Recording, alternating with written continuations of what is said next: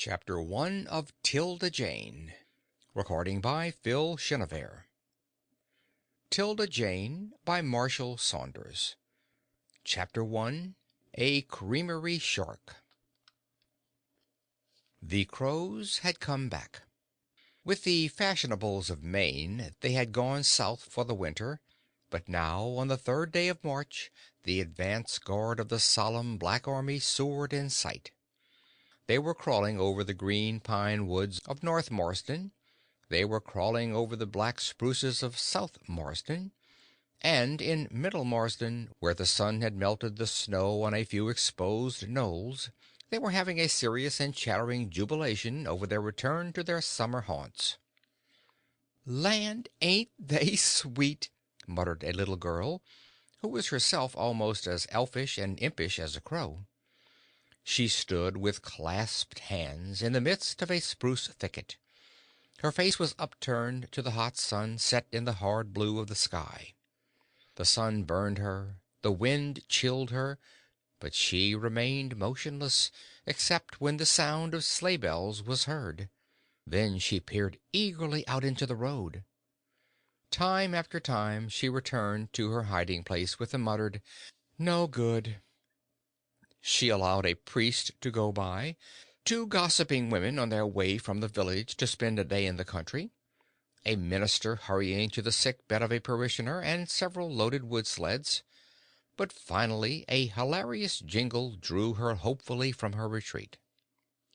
Her small black eyes screwed themselves into 2 glittering points as she examined the newcomer. "He'll do!" she ejaculated, then, with a half-caressing, half-threatening, "You'll get murdered if there's a word out of you," addressed to an apparent roll of cloth tucked among spruce branches a few feet from the ground, she stepped out by the snake fence. "Hello, mister!" The fat young man, bobbing over the thank-you-ma'ams of the snowy road, pulled himself up with a jerk in his small sleigh drawn by a long-legged mare. "Coronation! Where did that noise come from? Hello, Woodlark!" as he observed the little girl peeping at him through the fence. "Is there a hawk in your nest?" "Who be you?" she asked. "I've got an awful pretty name," he replied, flicking his whip over the snowbank beside him. "Too pretty to tell." "Who be you?" she asked pertinaciously. "Ever hear of a creamery shark?" "I didn't know a shark's favorite cream," she said soberly. "They dote on it." "Be you a creamery shark?" "No, course not. I'm chasing one. I'm a farmer." The small, keen-eyed girl looked him all over. He was the creamery shark himself, and he certainly had an oily, greasy appearance befitting his fondness for cream. However, she did not care what he was if he served her purpose. "Will you gimme a lift?" she asked. "A lift? Where?" "Anywhere out of this," and she pointed back to the smart white village up the river. "Now, what be you?" he said cunningly. "I be a runaway." "What you running from?" "I'm a running from an orphan 'sylum." "Good for you. Where are you going?" "I'm going to Australia." "Better for you. What are you going there for?" "'Cause," she said firmly, "they know how to treat orphans there. They don't shut 'em up together like a lot of sick pigs. They scatter 'em in families. The government pays their keep till they get old enough to fend for themselves. Then they gets a sum of money and they works. I heard a lady board reading it in a newspaper." "A lady board?" "Yes, lady boards has to run 'sylums."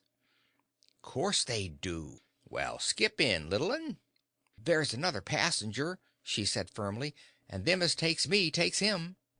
"Have you got your granddaddy along?" "No, siree, but I've got something most as good as a granddaddy, and I'll thank you to keep a straight tongue when you speak of him." The young man put the offending tongue in his cheek and chuckled enjoyably as the small elfish figure disappeared in the wood. Presently she returned with a good-sized bundle in her arms that she thrust through the fence.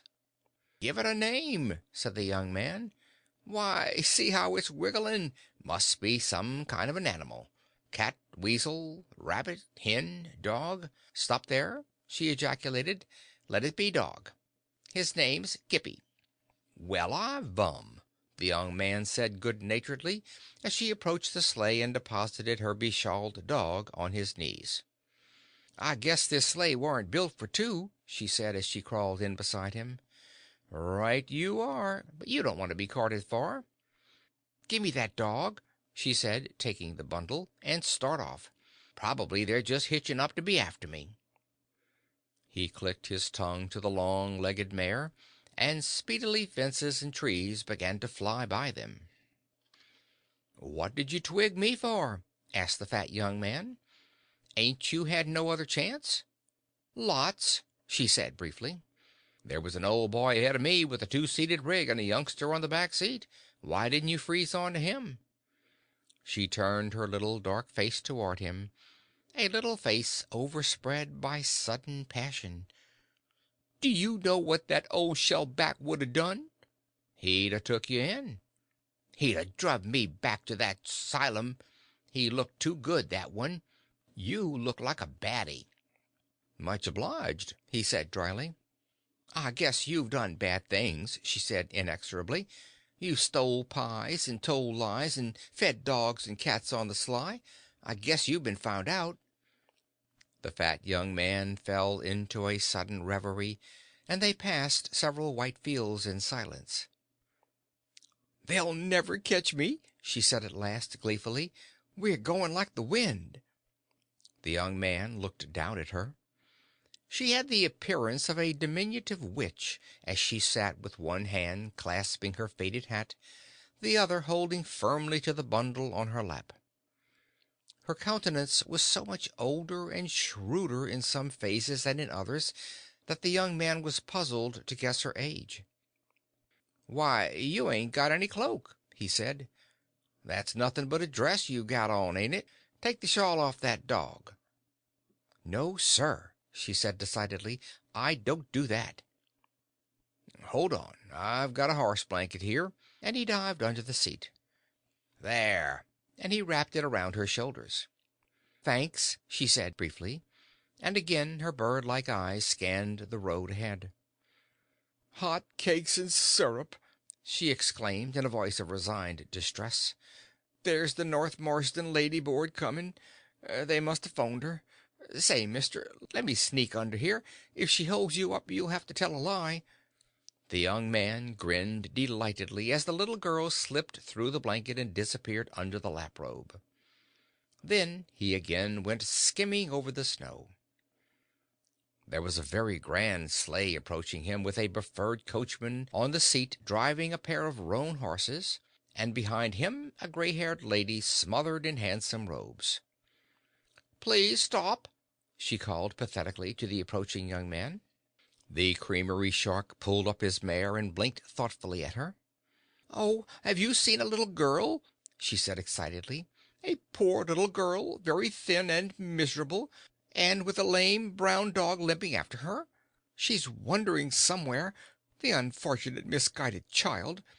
We have had such trouble with her at the Middle Marsden Asylum, the orphan asylum, you know. We have fed her and clothed her, and now she's run away.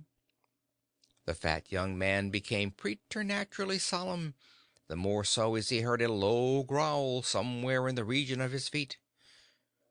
Did she have black hair as lanky as an Injun's? He asked. Yes, yes. And a kind of sickly green dress? Oh, yes, and a dark complexion.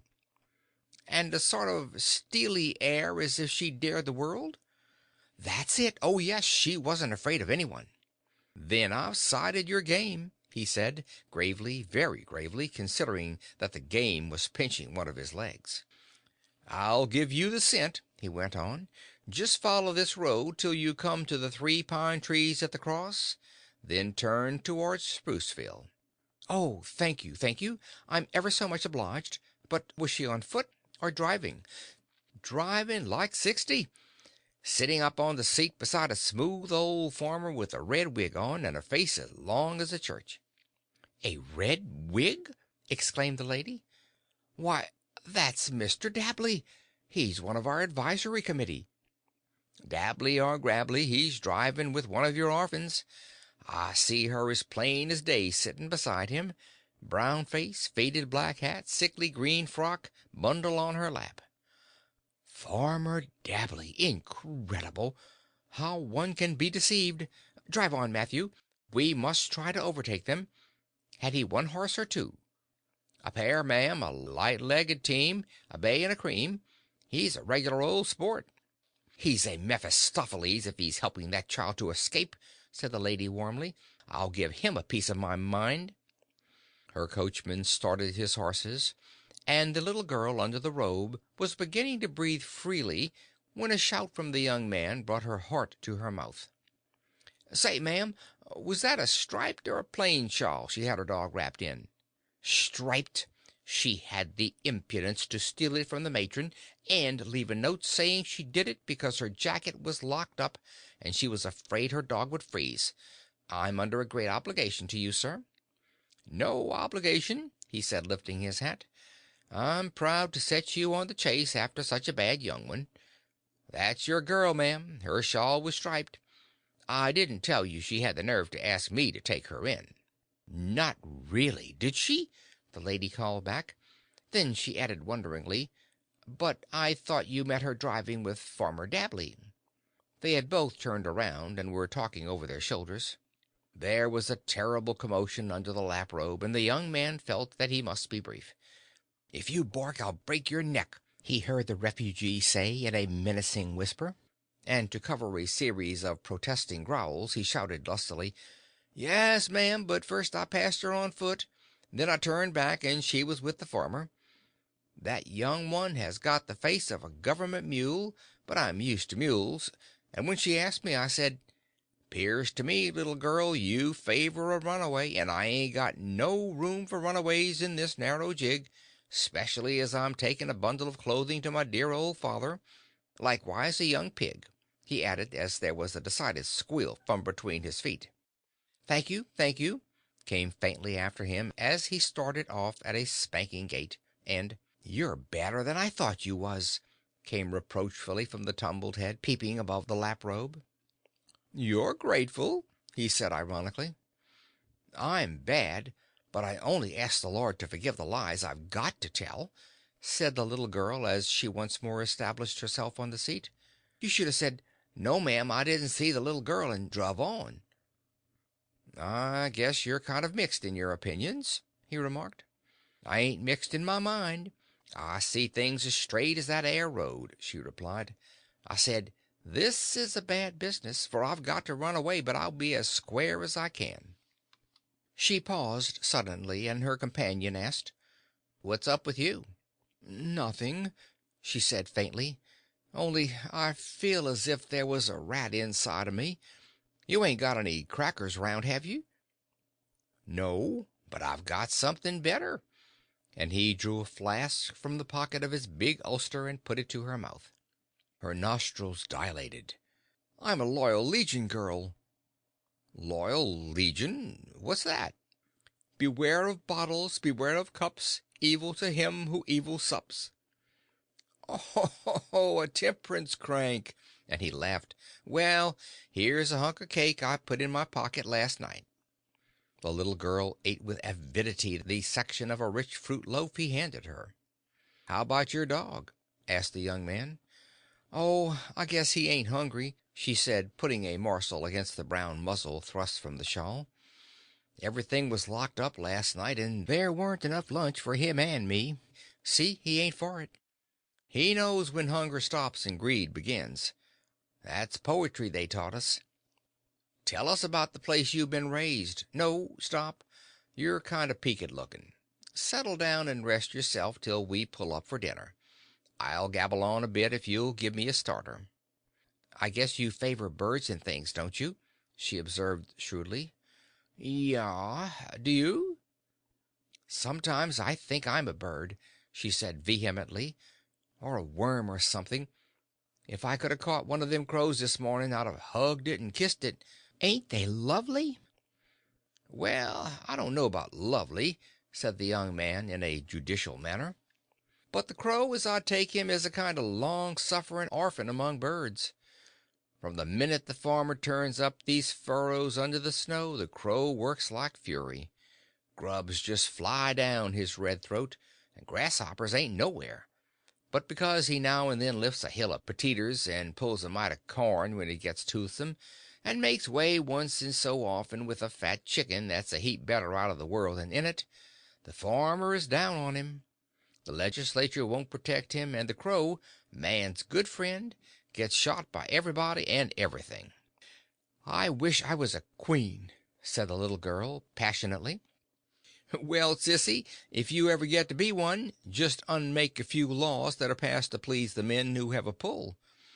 Here in Maine you might take the bounty off bobcats, and let 'em have their few sheep, and you might stand between the mink and the spawning trout, and if you put a check on the robins who make war on the cherries and strawberries, I guess it would be more sensible than chasing up the crows." "I'm remarking that you don't beat your horse," said his companion abruptly. "That mare," said the young man reflectively, "is as smart as I be, and sometimes I think a thought smarter." "You wouldn't beat that little dog," she said, holding up her bundle. "Bet your striped shawl I wouldn't." "I like you," she said emphatically. "I guess you ain't as bad as you look." The young man frowned slightly and fell into another reverie. End of chapter 1.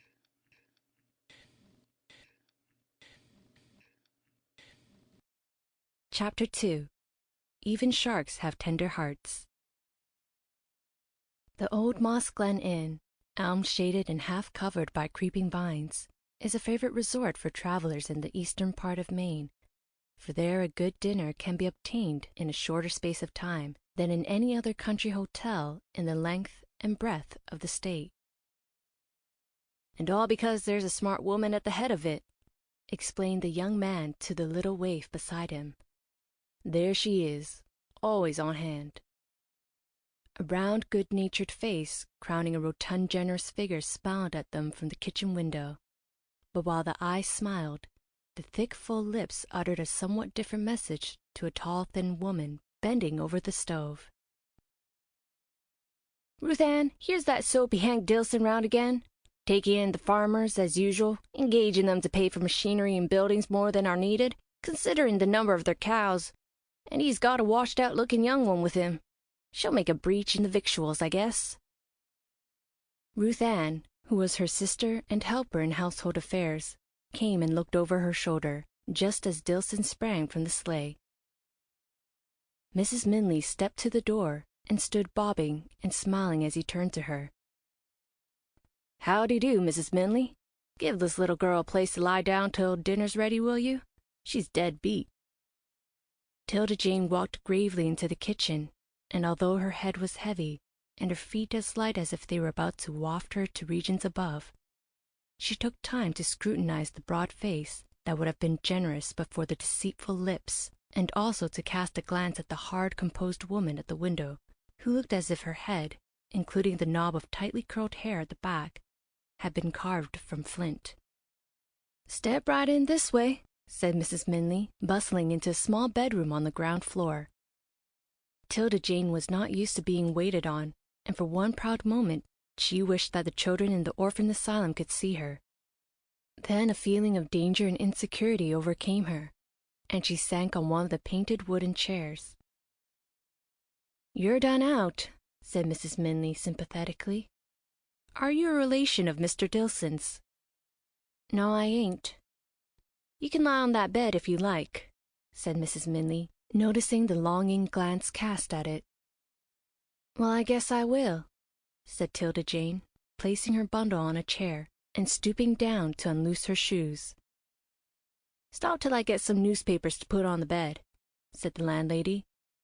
"What's in that package? It's moving." And she stared at the shawl. "It's a dog." "Mercy me! I don't allow no dogs in my house."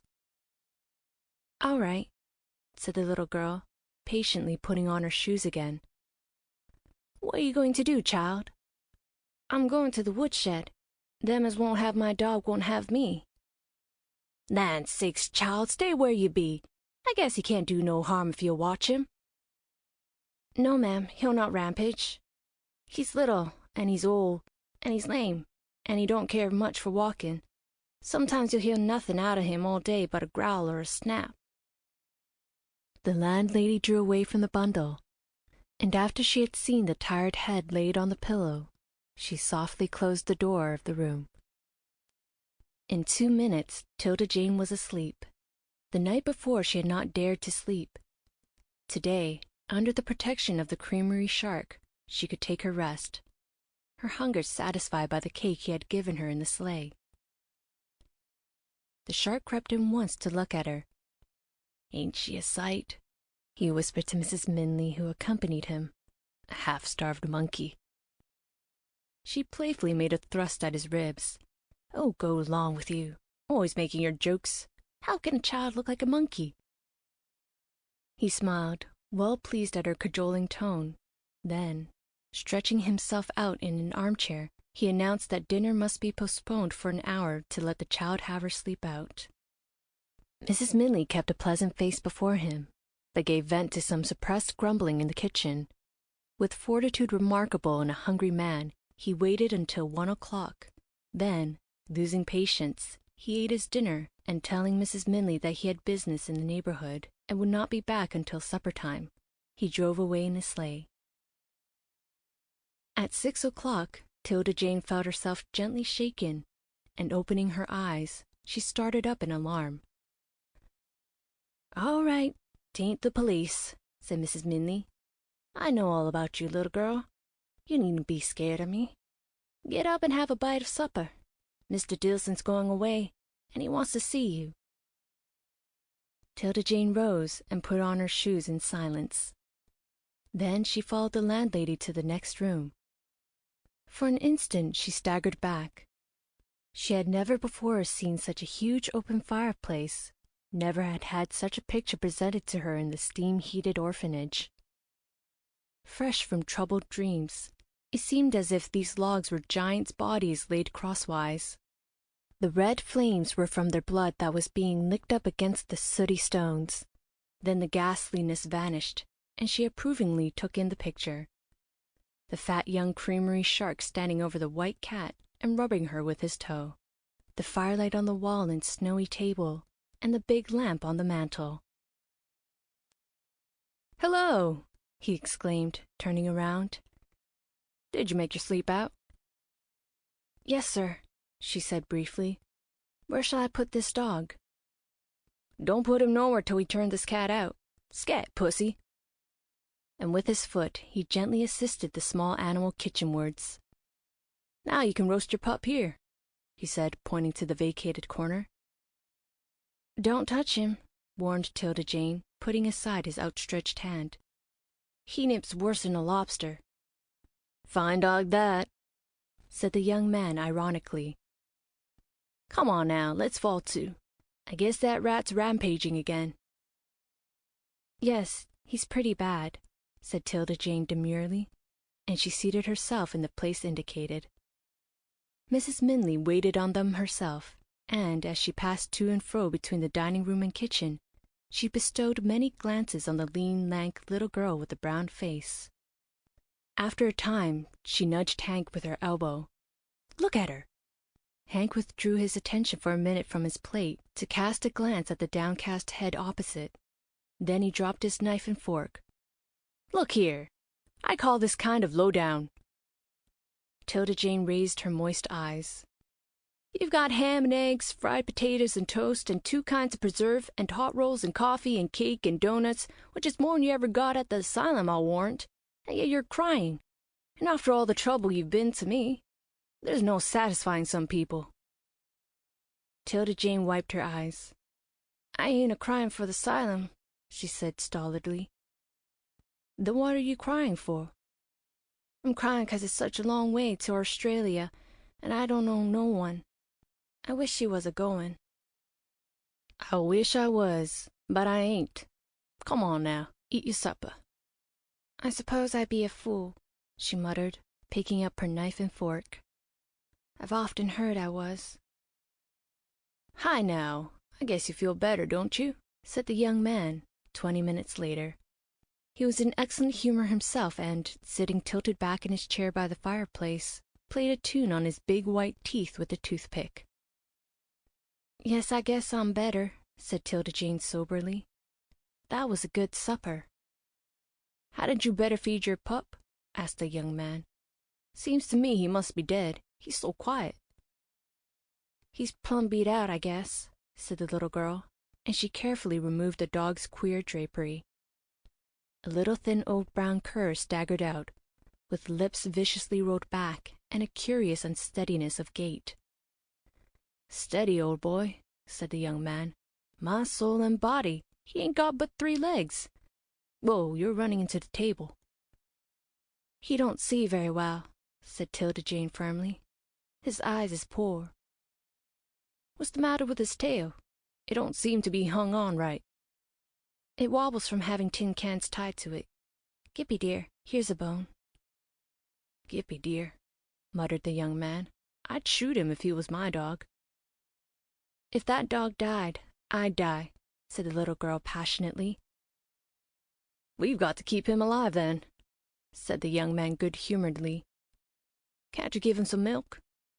She poured out a saucerful and set it before him. The partially blind dog snapped at the saucer, snapped at her fingers until he smelled them and discovered whose they were. Then he finally condescended to lick out the saucer. "And you like that thing?" said the young man curiously. "Like him? I love him," said 'Tilda Jane, affectionately stroking the brown, ugly back. "And when did he give away that leg?" She shook her head. "It's long to tell. I guess you'd ask me to shut up before I got through." End of Chapter 2. Recording by Sam from www.thisvoiceofmine.com.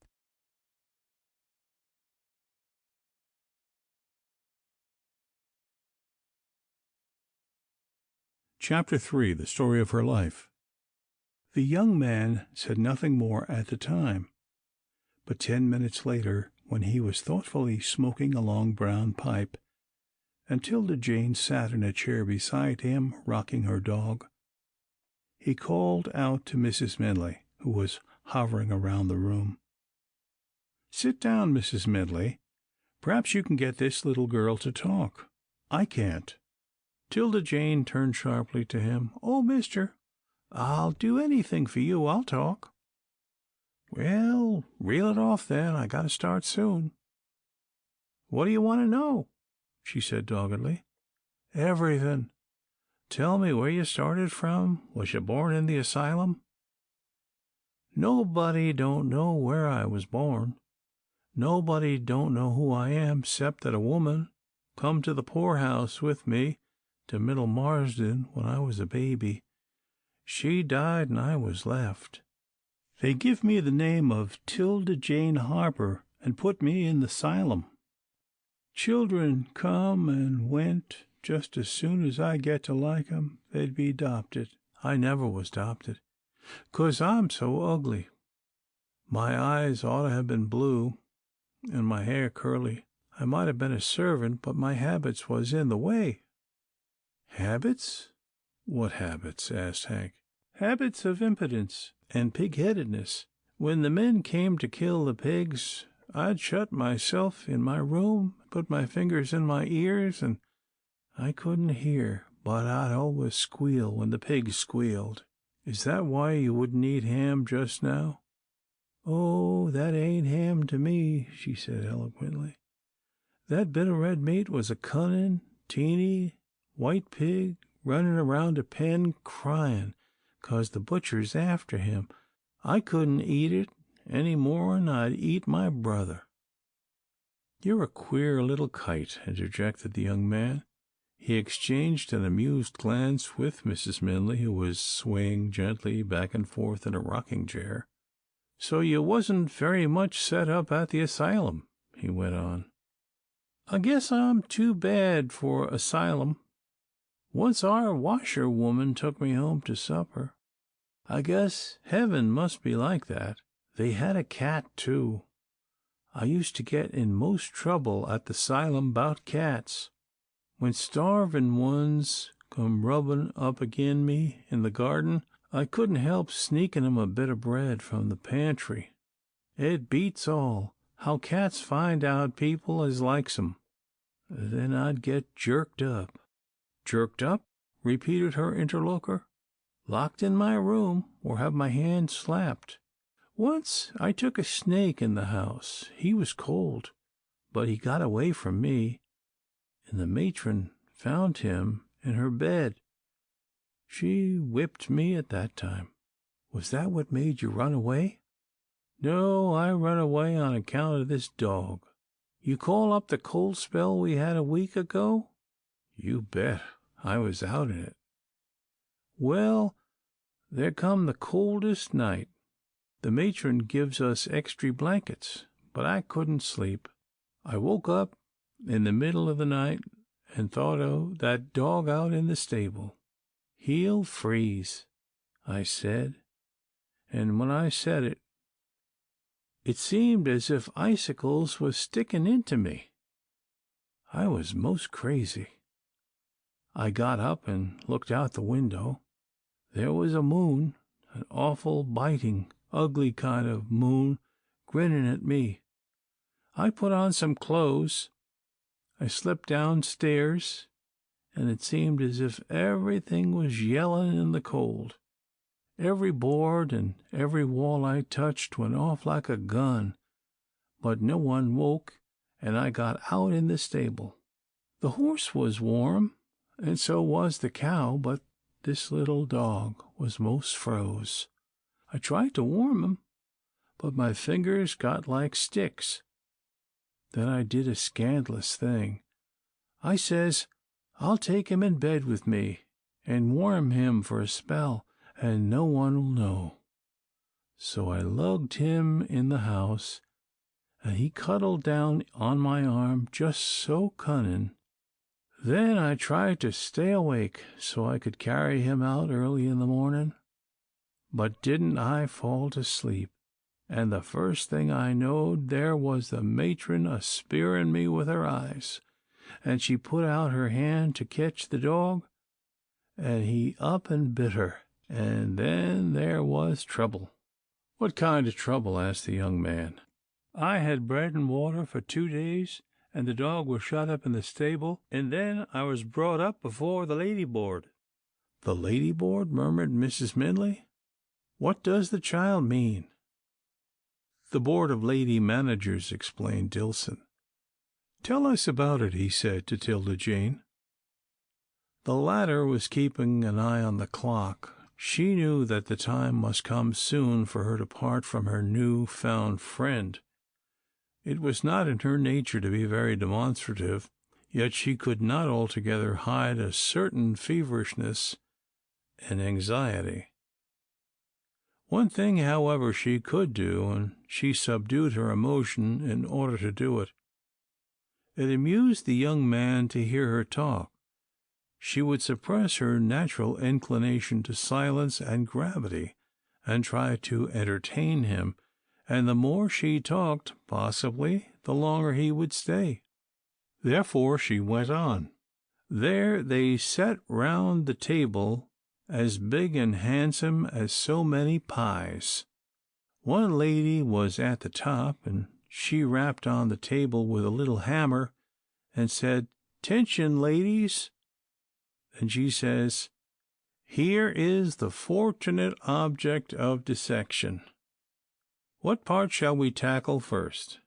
Name your wishes, ladies." Then she stopped, another lady begun. "Ma'am, presiding, state the case."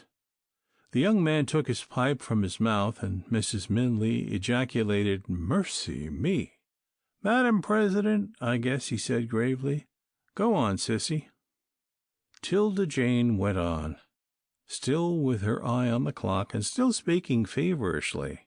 "The ma'am presiding staked me out," says she. "Here's a little girl. She come to us like a lily of the field. No dress on, no bonnet, no nothin'. We fed and clothed the lily, and guv her good advice, and she's lifted up her heel agin us.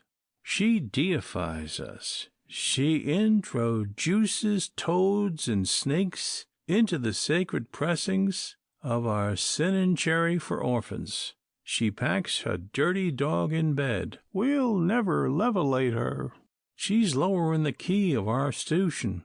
She knows not the place of reptiles and quadruples. Ladies, shall we keep this little disturbing element in our 'stution? If they hand fend against thee, cut it off. If thy foot straggle, treat it likewise. Then she set down, and another lady got up.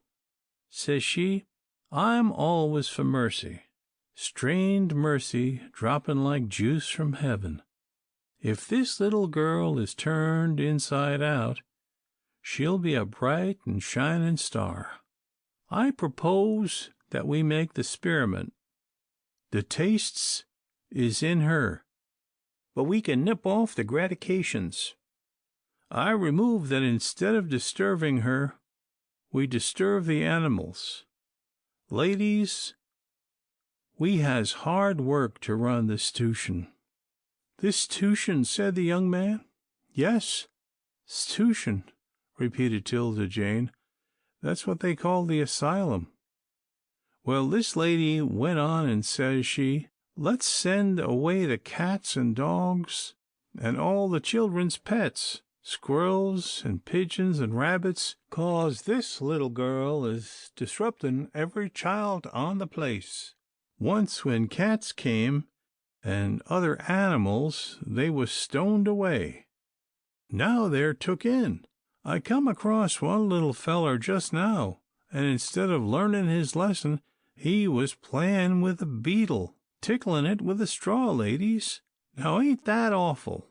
We've got 'sponsibilities toward these foundlings. I feels like a mother. If we send some foolish out in the world, we'll be blamed. Our faithful matron says it's impossible to catch rats and mice. This little girl gets at the traps and lets 'em go. She's a born rule smasher. Then she closed her mouth and sat down, and the big lady sitting at the head of the table pounded her hammer 'cause they all fell to jabbering. Says she, will some lady make a commotion? Then one lady got up and she says, I remove that all animals be discharged from this 'stution. What about the chickens? Called out another lady. You must declude them. This will go on record. The other lady said, "'Scuse me, I forgot the chickens. I'll mend my disillusion. I remove that all quadruples be discharged from this 'stution." That suited some and didn't suit t'others, and there was a kind of chatter valley. One lady said she's mend the amendment, and then the man presiding got kind of mixy-maxy and said they better start all over again, 'cause she'd lose her way 'mong so many amendments. After a long time they got their ideas sot, and they said that I was to stay, but the animals was to go. I didn't snuffle nor nothin', but I just said, are you planning to kill that there dog? The man presiding gave a squeal and said, no, that would be cruel. They would give the dog to some little feller who would be good to him. I said little fellers tie tin cans to dogs' tails, and they got mad with me and said I was trespicious. Then I said, all right, 'cause what could I do agin a whole lot of lady boards? But I made up my mind I'd have to work my way out of it, 'cause it would kill that little dog to be took from me. So I run away. Her story was done, and her lips in dogged resolution. She stared inquiringly at the young man. He was not going to withdraw his protection from her. She saw that. But what would he direct her to do next? He was thoughtfully tapping his pipe against the fireplace. Now he was putting it in his pocket, and now he was going to speak. Little girl, you've started for Australia. And as I don't believe in checking a rarin', tearin' ambition, I won't try to block you exactly, but only to sidetrack. You can't go to Australia bang off. It's too far. And you haven't got the funds. Now I'll make a proposition. I've got an old father, most as cranky as that there dog. I guess if you're so long sufferin' with the animal, you'll be long sufferin' with the human. He needs some tidy body to keep his house trigged up and to wait on him, 'cause he's lame.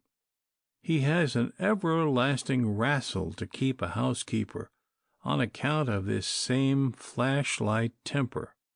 But I guess, from what I've seen of you, that you could fix him, and you'd have a home which you seem to hanker for, and you could have some money and start for Australia when you put enough flesh on those bones to keep you from blowing away into the sea and getting lost. Starting out would be convenient, for my father lives near the big Canadian railway that is a round-the-world route. You can step aboard the cars, go to the Pacific, board a steamer, and go on your way to Australia. What do you say? Is it a bargain?" 'Tilda Jane sat like a statue. The firelight danced behind her little grave profile that remained unchanged, save for the big tears rolling slowly and deliberately down each thin cheek and dropping on the faded dress. Only the tears and the frantically clasped hands betrayed emotion. "I guess it's a go," said the young man kindly. "Here's my father's address." And getting up, he handed a card to her. "Hobart Dillson, Ciscasset, Maine. I've got to make tracks now. But Mrs. Minley here will put you on the train that comes by here in the morning, and all you have to do is sit still in it till you hear the conductor holler, 'Ciscasset.' Then you hustle out and ask someone where Hobart Dillson lives. When you get there, don't shake if he throws a crutch at you. Just tell him you've come to stay and I'm going to pay extra for it. That'll cool him, 'cause he had to pay a housekeeper out of his own allowance up to this. The old boy and I don't rub along together very sweet, but he knows the size of a dollar every time." 'Tilda Jane choked back the suffocating lump in her throat and gravely rose to her feet. "Sir, I'm as much obleeged to you as—" Here she broke down. "As you ought to be. Don't mention it. I'm happy to make your acquaintance. So long." And he politely held out 2 fingers. A vague terror seized the little girl.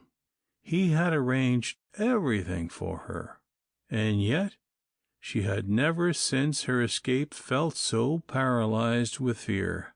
Her beseeching eyes sought Mrs. Minley's face. The landlady was smiling graciously at her, but the little girl's heart sunk. Quite unknown to herself, she was a sharp reader of character. She was losing her best friend in the fat young man. "Take me with you," she gasped, suddenly clinging to his hand. "Can't do that, sissy. I'm going back into the settlements. Bad roads, scattered houses. You'd freeze stiff.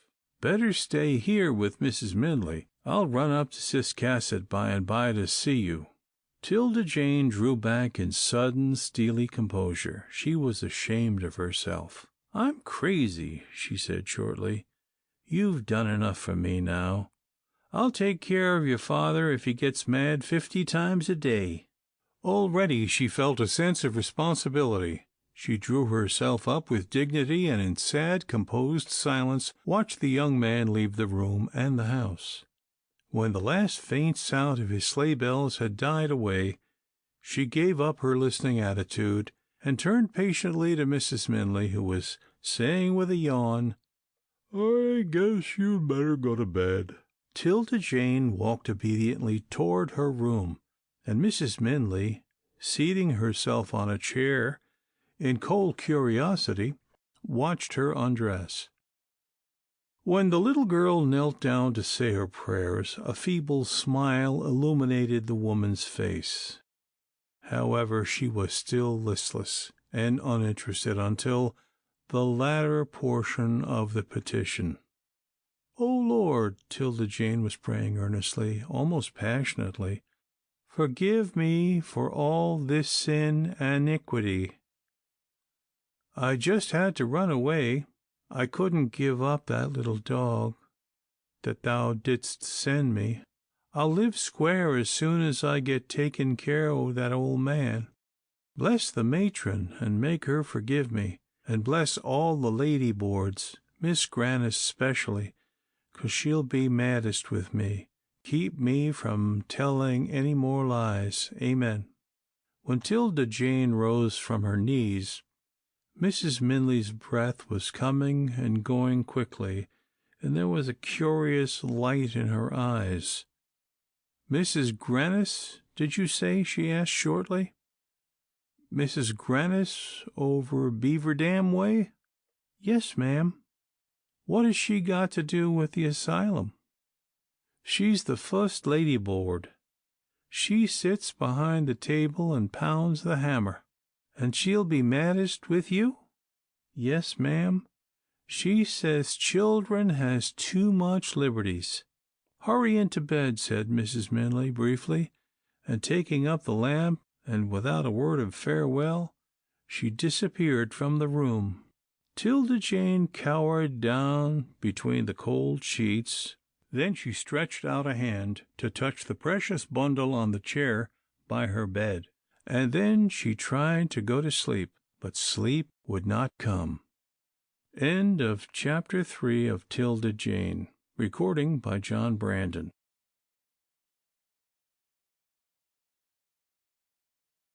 Chapter 4 Unstable as Water.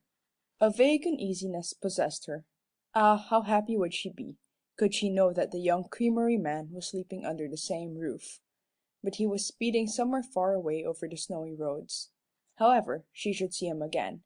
He had said so, and, with the hopefulness of youth, she sighed a happy sigh, and, closing her eyes tightly, listened to the various sounds about the quiet house.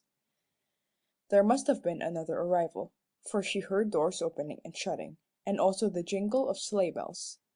They were strangely confused in her mind with the ringing of the rising bell at the orphan asylum, and she was just sinking into a dreamy condition, a forerunner of sleep, when she heard a hard voice in her ear. "Get up and dress, little girl." She raised herself quietly from the pillow. There stood over her the tall, gaunt woman whom she had heard Mrs. Minley address as Ruth Ann. To her perturbed mind there rose a vision of a graven image from the Bible, as she stared at the woman's stony countenance. She was standing shading a candle with her hand, and her deep eyes were fixed in unmistakable compassion on the little girl. "Jump up," she repeated, "and dress like 60. You've got yourself into a peck of trouble." 'Tilda Jane had not thought of questioning the wisdom of this command. Something about the hard-faced woman inspired her with confidence, and without a word she stepped out of bed and began rapidly putting on her clothes. "I'll talk while you dress," said the woman in a hard, intense voice, and putting down the candle. "But, Lord, how can I say it all?" There was a kind of desperation in her tone, although no trace of emotion appeared on her face.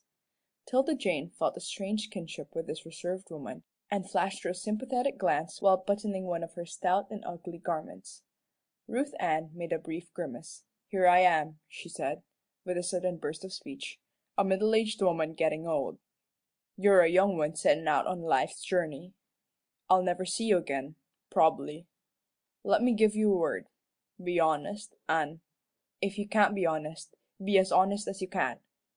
You'll have no luck otherwise. You may think you're havin' luck in bein' sly, but it's a kind o' luck that turns to loss in the long run. There's that sister o' mine. She reminds me o' Reuben in the Bible. Unstable as water thou shalt not excel. She's that deceitful that I should think she'd choke with it so she couldn't breathe." 'Tilda Jane made no remark, but as she threw her dress over her head, her two black eyes scintillated wonderingly in the woman's direction. "Unstable," said Ruth Ann bitterly. "I'd 'a' loved her if she'd been honest, but it's always the same, fair to the face, foul behind the back. I've slaved for her and waited on her, and heard her praised for work I've done, and seen young men ogle her, and she ogle back, and I've never had an offer, and never will, and sometimes I think I hate her." 'Tilda Jane paused for an instant in her rapid dressing. This sisterly repulsion was something unknown to her childish experience. "Then when she gets sick o' stuffin' herself, I'm feared, and think she's going to die, but she'll 'tend my funeral, and cry and look so handsome that some old Jack will pop the question on the way home, 'Here, child, eat these while you dress,'" and she drew some doughnuts from her pocket. 'Tilda Jane pushed them from her, with an involuntary movement of dislike. "You've turned agin me for turning agin my sister," said the woman bitterly. "Wait till you're treated as I am. And let me tell you what she's done to you. You made mention o' Miss Grannis. Miss Grannis has got a mortgage on this house. Miss Grannis lends her money. Miss Grannis is the god my sister bows down to. Do you think she'd let you stand between her and Miss Grannis? No, the minute she heard you say Miss Grannis would be pleased to get you back, that minute she made up her mind to fool you and Hank Dillson, that she can't abide 'cause he ain't never asked her to stop bein' a widow. So she made me help her hitch up, and she softened the wings of the wind to tell her sweet Miss Grannis to come and get you, and just to fool her who is so cute at foolin' other folks. I made up my mind to get you off. Now do you take it in?" 'Tilda Jane did take in this alarming bit of news, and for one instant stood aghast. Then she resolutely fell to lacing her shoes. "You're gritty," said the woman admiringly. "Now I'll tell you what I've laid out. I'm going to guide you through the woods to the Moss Glen station. When we get most thar, I'll skedaddle home and to bed, 'cause I don't want sister to find me out. Here's an extry pair of stockings and shoes to put on before you board the train. You'll get yours full o' snow water. If all goes as I calculate, you'll have time to change 'em in the station. You don't want to git sick so you can't stand up to that old man. Here's a little tippet for your shoulders. Dillson told sister to give you a shawl, but she'll not do it, and he paid her, too. Now come, let's start." 'Tilda Jane brushed her hand over her eyes, resolutely picked up her dog, and followed her guide out to the kitchen. Ruth Ann caught up a shawl, threw it over her head, and opened the door. "My, it's black. I guess we'll have to take a lantern." She turned back, fumbled in a corner of the kitchen, struck a light, then rejoined 'Tilda Jane. For some minutes they plodded on in silence. Then Ruth Ann said, anxiously, "I don't know what I'll do if it don't snow. She'll track us, sure. Me, big feet, and you, smaller ones. Glory, it's snowing now." A sudden wind had sprung up in the black, quiet night, and whirled a few flakes of snow in their faces. Then the snow began to fall from above, gently and quietly, flake by flake. 'Tilda Jane struggled along the heavy road in the wake of the tall woman ahead. The small dog seemed to have grown larger, and lay a heavy burden in her arms. Yet she uttered no word of complaint. Her mind was in a whirl, and she gave no thought to physical fatigue. What was she doing? Had she, a little girl, any right to give so much trouble to grown people? Her actions were exactly in opposition to every precept that had been instilled into her mind. Children should be seen and not heard. Children should wait on grown people. Children must not lie under any circumstances. They must be obedient, truthful, honest, and uncomplaining. Perhaps she ought to go back to the orphan asylum. She could stand punishment herself. But her dog? They would make her give him up. Some boy would get him. Boys were all mischievous at times. Could she endure the thought of that little feeble frame subjected to torture?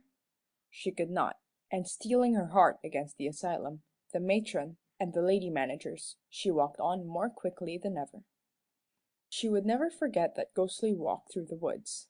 The narrow way wound always between high, snow-laden sentinels of trees. The sickly, slanting gleam of the lantern lighted only a few steps ahead, Mystery and solemnity were all about her. The pure and exquisite snow, on which they were putting their black shod feet, was to her the trailing robe of an angel who had gone before. The large flat snowflakes showered on her erring head were missives from the skies. "Go back, little girl, go back." "Lord, I can't go back," she repeated stubbornly, "but I'll repent some more, by and by. Please take away the sick feeling in the middle of my stomach. I can't enjoy anything." The sick feeling continued, and she gave Ruth Ann only a feeble "yes," when she suddenly turned and threw the light of the lantern on her with a brisk, "Don't you want to know what lie I'm going to tell about your leavin'?" "I'm not going to tell any lie," Ruth Ann continued triumphantly. "If you've got grace enough to hold your tongue, other folks'll do all your lying for you. Sister'll come home, Miss Grannis with her, prob'ly. They'll go ravagin' in the spare room. They'll come ravagin' out. Ruth Ann, that young one's run off, and I'll be busy with my pots and pans, and all I'll have to say is, 'Do tell!' or 'Why, how you talk!' and sister'll rave and tear, and run round like a crazy thing, and look at Miss Grannis out of the corner of her eye."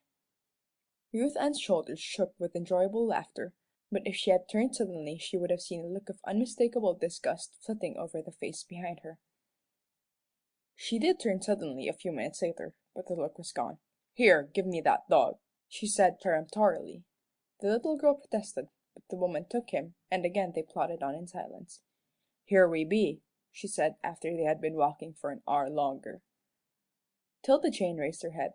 The narrow road had abruptly expanded into a circular clearing, and in the midst of the clearing stood a small wooden building. Ruth Ann walked up to it, handed 'Tilda Jane the dog and the lantern, and put her hands on one of the diminutive windows. It opened easily, and she ejaculated with satisfaction, "Just what I thought. Come, crawl in here. The station agent's been here all the evenin', and the fire ain't quite out. You'll be as snug as a bug in a rug. He'll be back at daylight again, and soon after your train'll come along for Ciscasset. Don't you breathe a word to him 'bout me. Say Miss Minley brought you here, if he asks anything. Here's enough money to buy your ticket. I ain't got much. Sister keeps me short, and she took away with her what Hank Dillson gave her for you. Mind and keep that card with his father's name pinned inside your dress. Here's a lunch," and she produced a parcel from her pocket.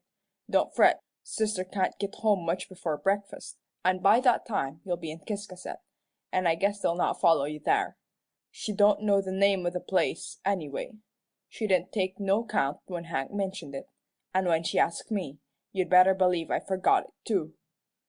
'Tilda Jane scrambled through the window, and, upon arriving inside, turned around and gravely shook hands with her guide.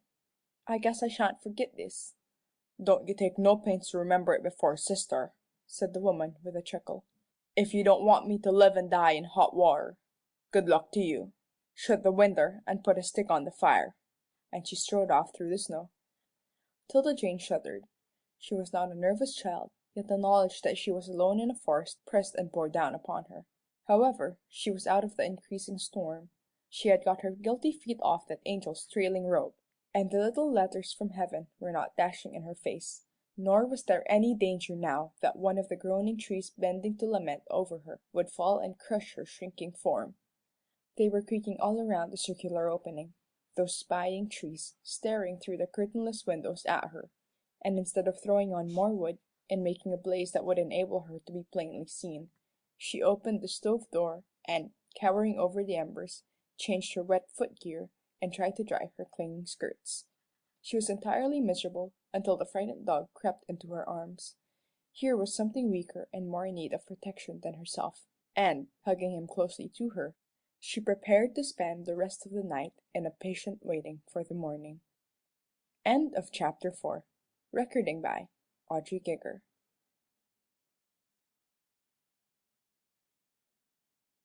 Chapter 5. Another Adventure.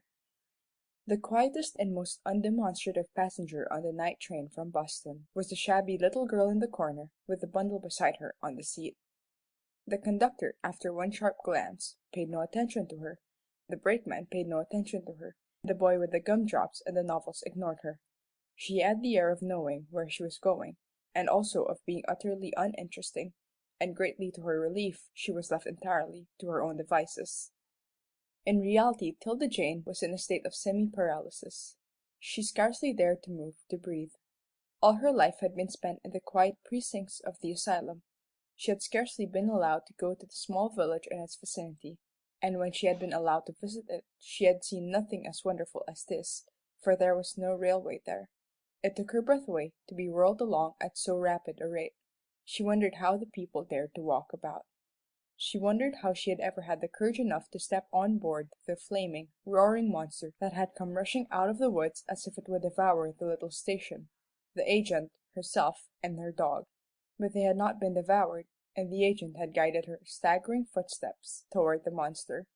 If he had not done so, she would in her bewilderment have been left a prey for the pitiless Mrs. Minley. For 2 hours she sat with swimming brain. Then it occurred to her that she must in some way acquaint this wonderful and frightful means of locomotion with her desire to alight at her destination. She closely watched the people entering and leaving the car, and discovered that immediately following the entrance of a man who bawled some unintelligible exclamation, something took place that reminded her of a game played at the asylum. Certain people went out, and certain others came in and took their places. She must catch this noisy man and speak to him. She patiently waited for him to pass through the car, whence he swept by her, and then some time elapsed before she saw him again. The train had been waiting for 15 minutes at a station.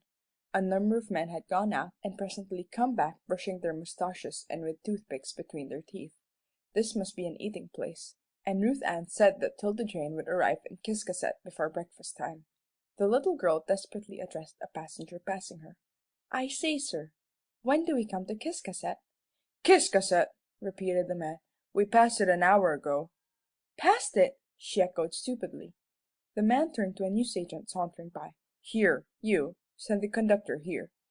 The conductor did not appear, but a brakeman came. "Got carried beyond your station, little girl. You're in Canada now, but it's all right. We'll ship you off at the next stop. Number 8 will take you back. All right." 'Tilda Jane fell back on her seat with a strange sinking of heart. She remembered now that Hank Dillson had said the conductor would holler Ciscasset, but, if he had done so, she had not distinguished the words in the strange sounds issuing from his mouth. It seemed as if only a few bewildered minutes had passed when someone ejaculated, "Macadam Junction!" and the friendly brakeman was beside her. She felt herself lifted from her seat, bundle and all, and swung to a platform, where she stood among a group of people. She did not know where to go or what to do, and remained as one in a dream until someone touched her shoulder. "You the little girl carried beyond her station?" "Yes, sir," she gasped, and looked up into the pleasant face of a young man bending over her. "All right.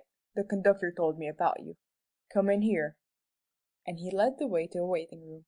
"Had your breakfast?" "No, sir, but I've got it here," and she pulled Ruth Ann's parcel out of her pocket. The young man smiled and motioned it back.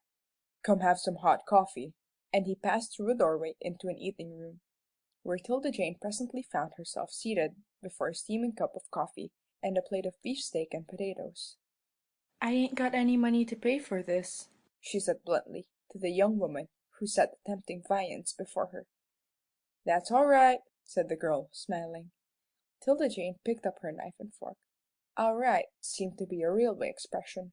It was immensely comforting to her, and she soberly partook of the hot breakfast, drank all her coffee, and emptied the scraps from her plate into her handkerchief.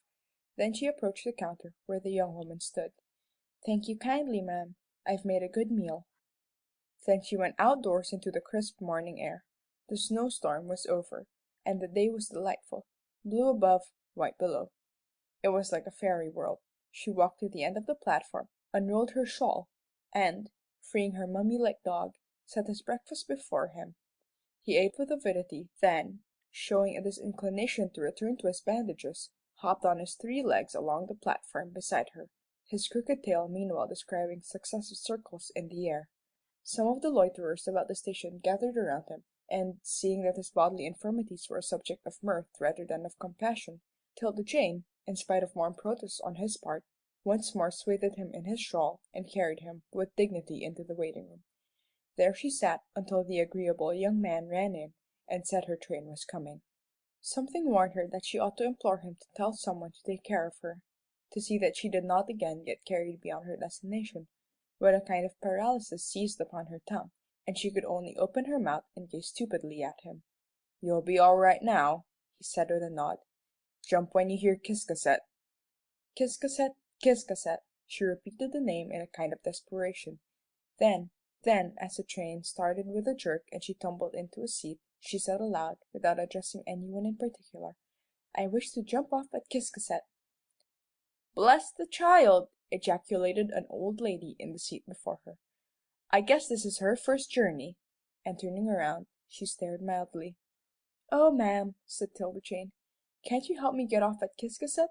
The train goes so fast, and I'm so little." "Bless the child!" said the old lady again. "Of course I will. Conductor, this little girl wishes to get off at Ciscasset." "All right," said that official, hurrying by.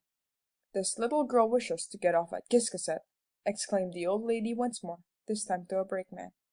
He nodded and passed on, and presently the conductor returned and said smartly, "Tickets." "I ain't got any," replied 'Tilda Jane. "Then you must buy one," said the old lady. "Have you got any money, my dear?" 'Tilda Jane had never thought of asking the conductor if he had not been informed of her mishap. She never dreamed that the pleasant-faced young man had forgotten to ask that she be carried back to the station for which she had bought her ticket. Therefore she drew her handkerchief from her pocket, untied a knot in its corner, and slowly produced 50 cents. "Is that all the money you've got?" asked the conductor briskly. "Yes, sir." "Where do you come from?" 'Tilda Jane preserved a discreet silence. "Put it up," he said, waving his hand toward the handkerchief, and immediately going away. "Oh, what a nice, kind man," said the old lady. "He's going to let you ride free." 'Tilda Jane breathed more freely, and returned her handkerchief to its place. The conductor, meanwhile, had gone to a Pullman car in the rear, where a man in plain clothes was lying back on a seat, apparently engaged in an aimless, leisurely scrutiny of the occupants of the car. "Jack," said the conductor, "there's a slip of a girl in the day car. Poor clothes, shawl bundle, no money, won't tell me where she comes from, making a great fuss about going to Ciscasset. Looks like an immigrant." "All right," said Jack laconically. Then he gave an imperceptible nod toward the trio of well-dressed young men engaged in card playing. "Want to see me nab that New York jeweler's clerk?" "Yup," said the conductor. "Got any telegrams in your pocket?" "Two. Lend me one, and sit down here a minute." Jack got up, the conductor took the vacated seat, and waited 1, 2, 3 minutes, and then Jack reappeared from between the curtains of the drawing room at the rear of the car.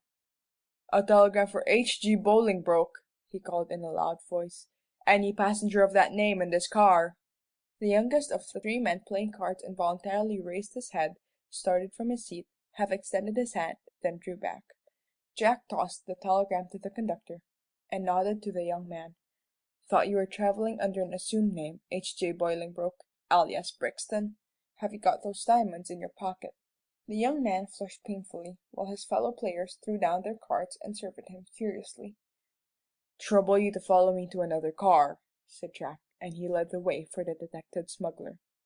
'Tilda Jane saw the two men pass, and innocently stared at them, little dreaming that her turn was to come next. After a while, Jack reappeared and sat in a seat behind 'Tilda Jane. After noticing the ineffectual attempts made by the old lady to draw the little girl into conversation, he leaned over and poured some candy into her lap from a bag he held in his hand. "Have some, sissy?" She gratefully flashed him a glance over her shoulder. "Thank you, sir." "Going far?" he asked agreeably. "To Ciscasset," she said feverishly. "Will you tell me when we come to it?" "Certainly. Going to visit friends?" "No, sir." "Oh, going home?" "No, sir." "Your home isn't quite so near as Ciscasset?" "No, sir." "Did you bring that small dog across the ocean with you?" he asked, his keen eye noticing a stirring inside the bundle. "No, sir."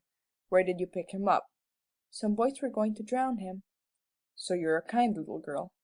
"I ain't so good as I ought to be," she said warmly, "but I'm going to try to be better. Oh, sir, are we at Ciscasset yet?" "No, this is Vanceboro, a border station between Canada and the States. I guess you'd better come this way for Ciscasset, little girl." "Why, this train goes directly to Ciscasset," interposed the old lady. "Yes, ma'am, but this little girl is a stopover. She'll probably go on the next train." The old lady grew suspicious. You let that child alone, sir. Where's the conductor? Conductor, I say, come here. Can't someone get the conductor? Don't go with him one step, little girl." 'Tilda Jane, grown very pale, gazed apprehensively at the man, and did not offer to leave her seat. He threw back his coat and displayed a badge. "Madam, I'm a government inspector." "A government inspector! What's that?" the old lady spluttered, eyeing him over her glasses. "Well, madam, there ain't much time for explanation, but I can tell you this much, namely, that we have to detain and examine all persons without means of livelihood who attempt to enter the United States from foreign countries." She still gazed at him suspiciously. "I never heard of such a thing. I guess this is a free country." "Yes, ma'am, and the government wants to keep it free. If you get a lot of pauper foreigners here, it'll not be free long." "This little girl is American, ain't you, sissy?" "I'm an orphan," said 'Tilda Jane guardedly. Whatever happened, she was determined not to admit too much. At this moment the conductor appeared, and the old lady hailed him indignantly. "What does this mean, sir? This little girl offered to pay her passage. I saw her with my own eyes. Now you're going to put her off the train." "It's all right, ma'am," he said soothingly. "She'll likely be allowed to go on to-morrow."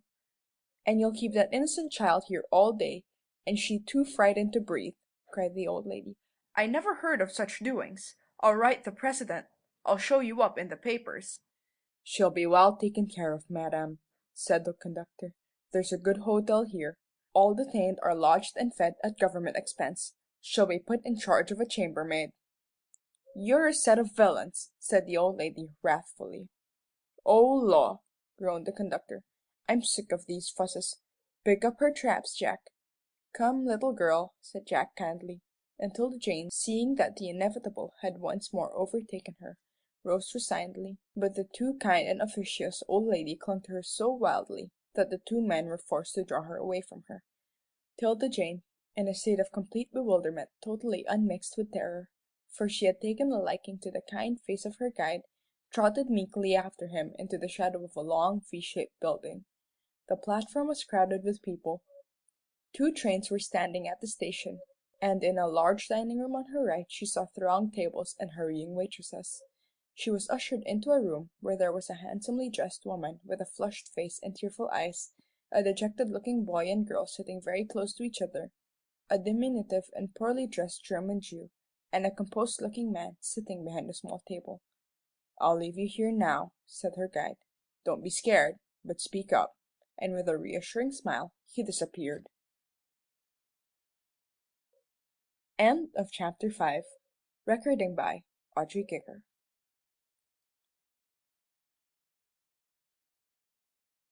Chapter 6. 'Tilda Jane sat down on a bench in the corner and took the dog on her lap. The fashionably dressed woman was speaking and gesticulating earnestly in front of the man whose face was only a trifle less calm and stony than that of Ruth Ann. "I never heard of such a thing in my life. To take my sealskin coat from me in the dead of winter. Now, if it was summer, it wouldn't be so bad. My nice coat that cost me $475. The man listened stolidly. "And you tell me your government orders you to take ladies' jackets from them? It seems incredible." 'Tilda Jane curiously scanned the garment under discussion. It certainly was very handsome. "It is incredible, madam. The government does not wish to deprive ladies of their sealskin coats. It merely requires its custom officials, of whom I am one, to enforce the law, which has been made to prevent the importation of sealskin coats free of duty." "Have you taken many jackets?" sneered the woman. The official gazed at her in frigid silence. "I'll go back to Toronto, where I live," she said indignantly. "I was going to buy my daughter's trousseau in New York, but I'll spend every cent at home. That's the way we will make New York suffer on account of your government being so hateful." And she flounced from the room. The man behind the table cast a leisurely glance over the remaining occupants of the room. Then he addressed the dejected boy and girl. "Hello, you. What's your name?" "Thaddeus and Mary Lee," said the boy mournfully. "Brother and sister?" "Man and wife," responded the boy lugubriously. The assistant inspector elevated his eyebrows. "What ages?" 19 and 17, sighed the lad. "Where are you going?" "To Boston." "What for?" "To look for work." "Got any money?" $2.70. "That all?" "Yes, sir." "What place do you come from?" "Chickamauga, Quebec." "You'll take the 8:15 a.m. train back tomorrow," said the man briefly. "Now, Deutscher," and he nodded to the German Jew.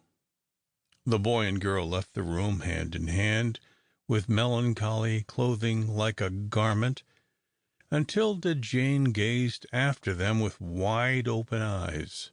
Her attention was soon distracted, for the little Jew, the instant he was indicated, sprang from his seat, extended both hands, and nimbly skipping over the floor between his numerous bundles, overwhelmed the inspector with a flood of German. The inspector leaned back in his chair, and at last put up a hand with a commanding "Halt!" The old man paused, open-mouthed, and the inspector went on in German. "You left your home, you crossed the sea, you wish to go to Portland, to relatives. So far, so good. But where are your papers?" The old man broke into a second burst of eloquence. "Your certificate," reiterated the inspector. "You're writing from the captain of the ship." The old man shook his head sadly. He had no papers. 'Tilda Jane did not understand a word of what he was saying, but his gestures were expressive, and she anxiously watched his interlocutor. "Where did you land?" asked the inspector. "In Halifax, Nova Scotia." "From what ship?" "Das Wilken." "Captain's name?" "Strasburger." "Your name?" "Franz Veer." "I'll telegraph him, that's all." "And can I not go to my friends now at once? They are waiting. They are expecting. We have so much to say." "No," said the inspector, and as the German burst into groans and lamentations, he waved him from the room. When the door closed, and 'Tilda Jane felt that the cold and scrutinizing eyes of the inspector were fixed on her, she was stricken with sudden dumbness. How these people had talked! She could not in a month utter as much as they had said in a few minutes. The result of their loquacity had been a seeming paralysis of her organs of speech. "What's your name, little girl?" said the official with slight geniality. Her lips parted, but no sound came from them. "Sprechen Sie Deutsch?" he asked agreeably. She shook her head, not from any knowledge of his meaning, but to signify her disinclination for speech. "Parlez-vous français?" he went on patiently. Her head again negatived this question, and he inquired in Spanish if she knew that tongue. The shaking of the head became mechanical, and as the inspector knew 17 languages, he addressed her successively in each one of them. After she had shaken her head at them all, he surveyed her a few seconds in meditative silence. Then he began to talk on his fingers. She was probably deaf and dumb. 'Tilda Jane joyfully uncurled her hands from the bundle on her lap. This was a safe medium of conversation, for talking on the fingers had been a favorite amusement of the orphans during silence hours, and she would not be tempted to say too much and betray the fact that she was a runaway. Accordingly, she spelled out the information. "I am an orphan." "Where do you come from?" he asked her. "A long ways off," her fingertips informed him. "Name of place?" "I can't tell you," she responded. "Where are you going?" he inquired. "To—" She hesitated about the spelling of Ciscasset, but got something near enough to it for him to understand. "Any relatives there?" he spelled on his fingers. "No." "Going to visit?" "No." "Have you any money?" he next asked her, and she politely and speedily informed him that she had 50 cents. "You must tell me where you come from," came next from him in peremptory finger taps. "No, sir," she replied with spirited movements. "Then you'll stay here until you do," he responded, and with a yawn he rose, turned his back to her, and looked out the window. 'Tilda Jane took up her dog and slipped out of the room. She was not frightened or sorry for the deception she had just practiced. It did not seem to her that it was deception. For the time being she was deaf and dumb, and far from being alarmed by her helpless condition, she possessed the strong conviction that she would be well taken care of. She had also ceased to worry about the board of lady managers, and in her present comfortable, callous state of mind, she reflected that she might stay here a year, and they would never think of looking for her in a railway station. She was lost to them, and she gaily hummed a tune as she strolled to and fro on the big wooden platform, watching the shunting engines, the busy custom-house officers, and the station-yard employees, who were cleaning, rubbing, scouring, and preparing cars for further journeys. At 12 o'clock, just as she was beginning to stifle yawns and gaze wistfully at the windows of the dining-room, a young girl in a white apron came and stood in the doorway, and shading her eyes from the sun shining in such dazzling brightness on the snow, beckoned vigorously to 'Tilda Jane. The little girl needed no second invitation, and with her dog limping behind her, trotted nimbly toward her new friend. "Poor little soul, she's deef and dumb," said the dining-room girl compassionately, as she passed a group of men in the hall. "Ain't it a pity?" 'Tilda Jane did not speak or smile, nor did her conscience, often so troublesomely sensitive, now give one reproving twinge, since, talking to the inspector, she felt as if deaf and dumb.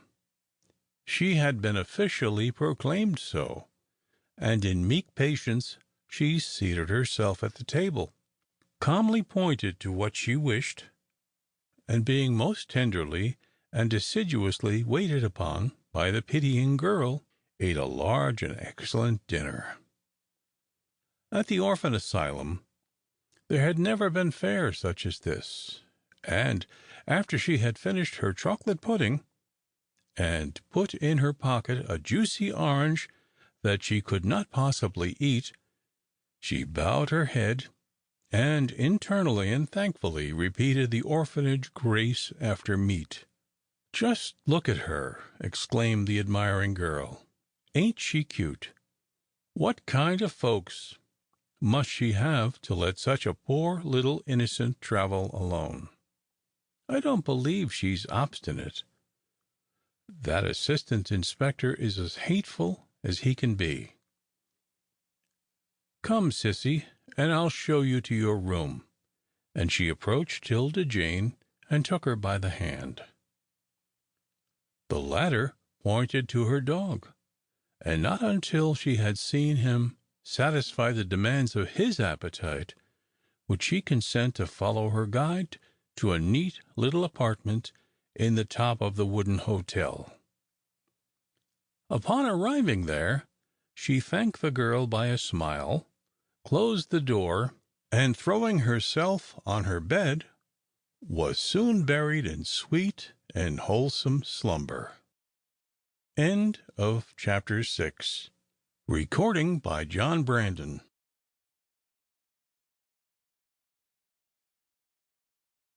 Chapter 7. Clearing up a mistake. That evening, when some of the custom house officials and some of the guests of the hotel were sitting tipped back in chairs in the smoking room, the assistant inspector said to the inspector, who had just come in, "I couldn't make anything of your deaf and dumb kid, Jack." "What deaf and dumb kid?" asked Jack, seating himself and drawing out his cigar case. "That young one with the bundle. She ain't deaf and dumb. Her tongue's hung as limber as yours." "Well, I swan," said the assistant inspector, blankly, as he spoke. He brought his chair down on its four legs and gazed around the room with an expression of such utter helplessness that the other men broke into a roar of laughter. "Don't cry, Blakeman," said Jack soothingly. "It's only once in a coon's age you're fooled."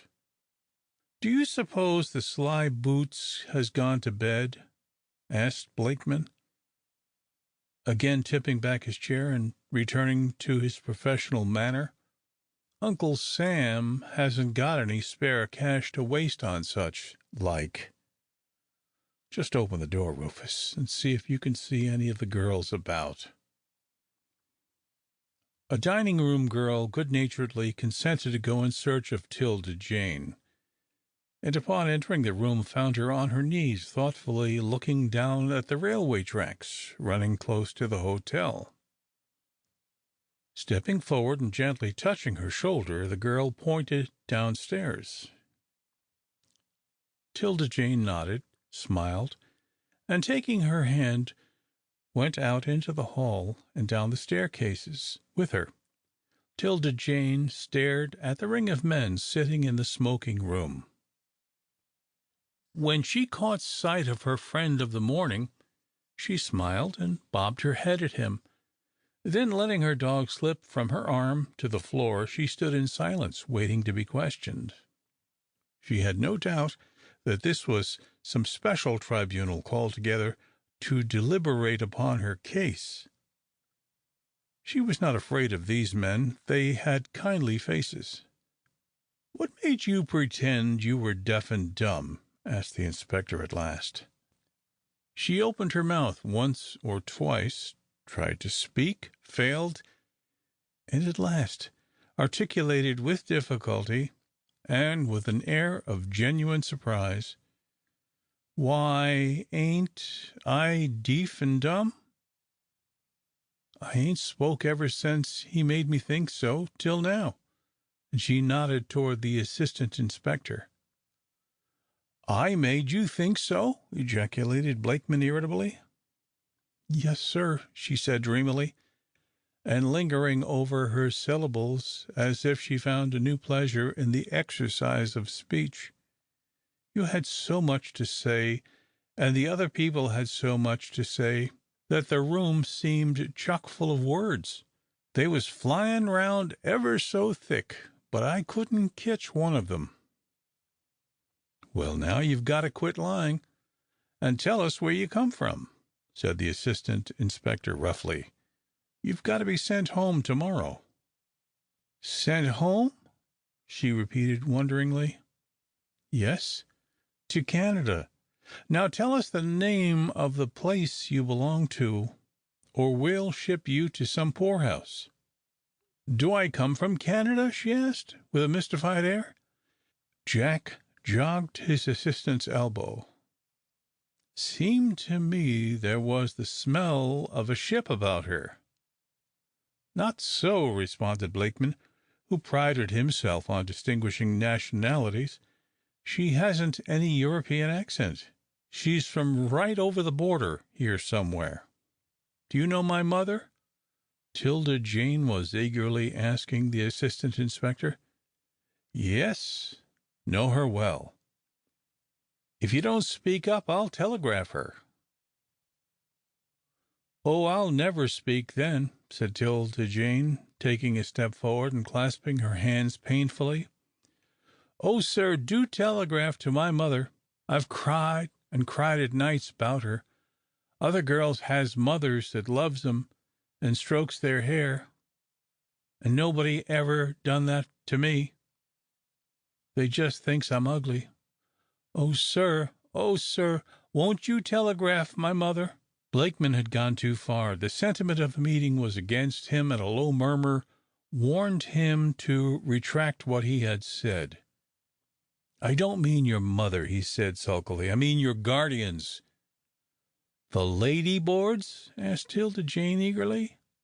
He did not know what lady boards meant, but his silence seemed to give assent to her question, and losing the bright flush that had come to her face, she relapsed into painful and profound silence. He would never know how he had hurt her. Oh, what hopes he had raised, and in an instant dashed to the ground, and checking the convulsion in her throat, she stealthily wiped away the 2 tears of distress coursing down her thin cheeks. "Don't cry," said Jack kindly.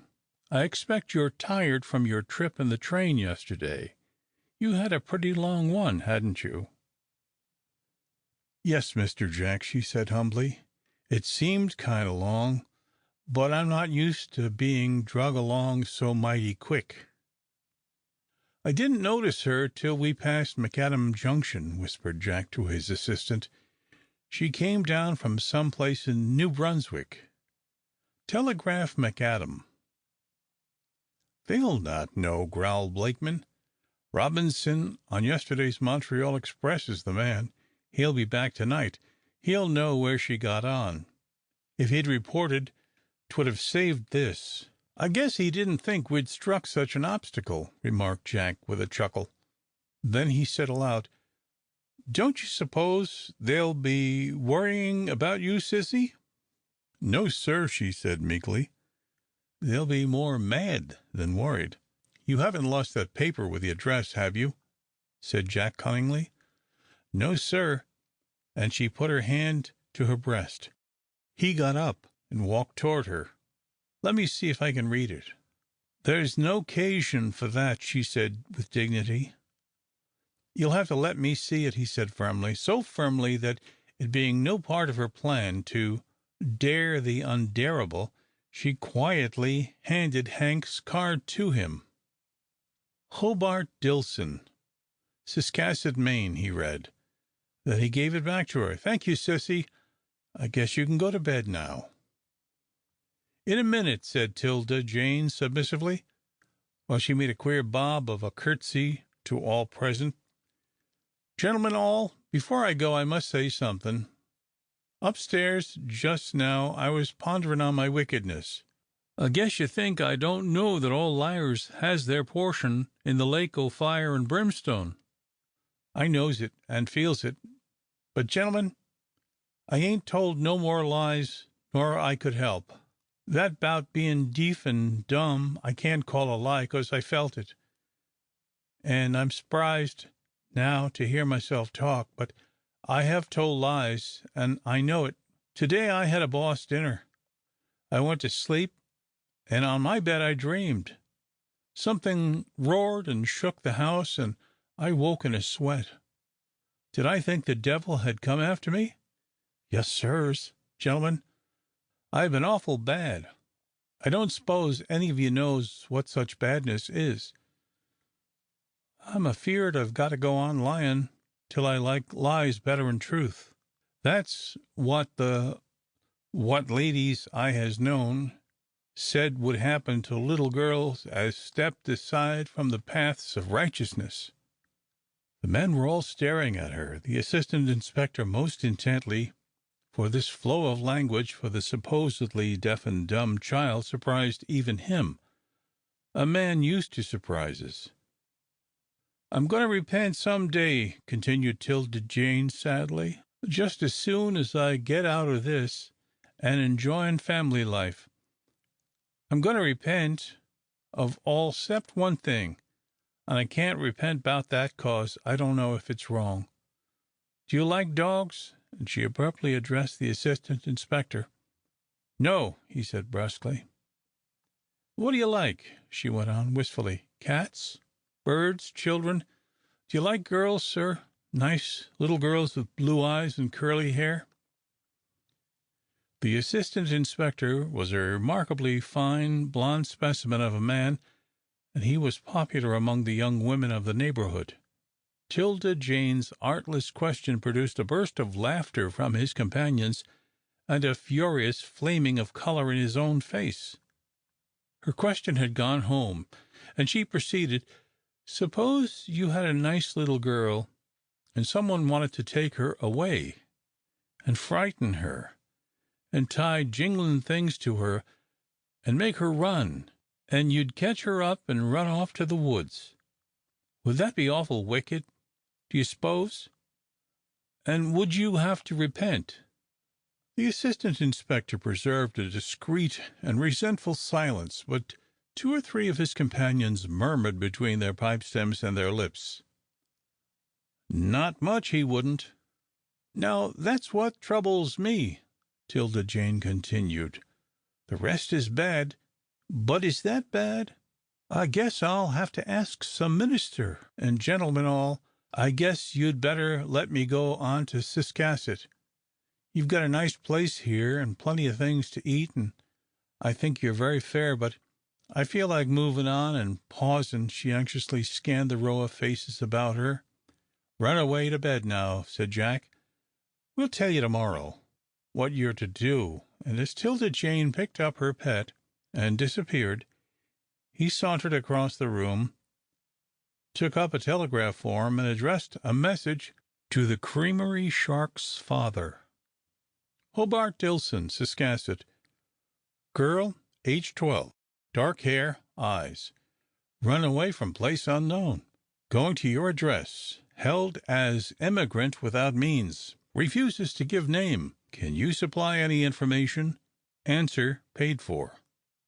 End of chapter 7. Recording by John Brandon.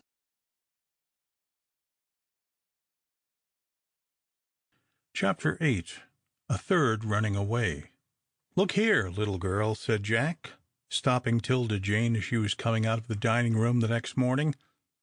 "I've had a telegram from your friend in Ciscasset." "And what does he say?" she asked breathlessly. "I'll read it," and he drew a paper from his pocket. "Never heard of girl. Don't want her. Hobart Dillson."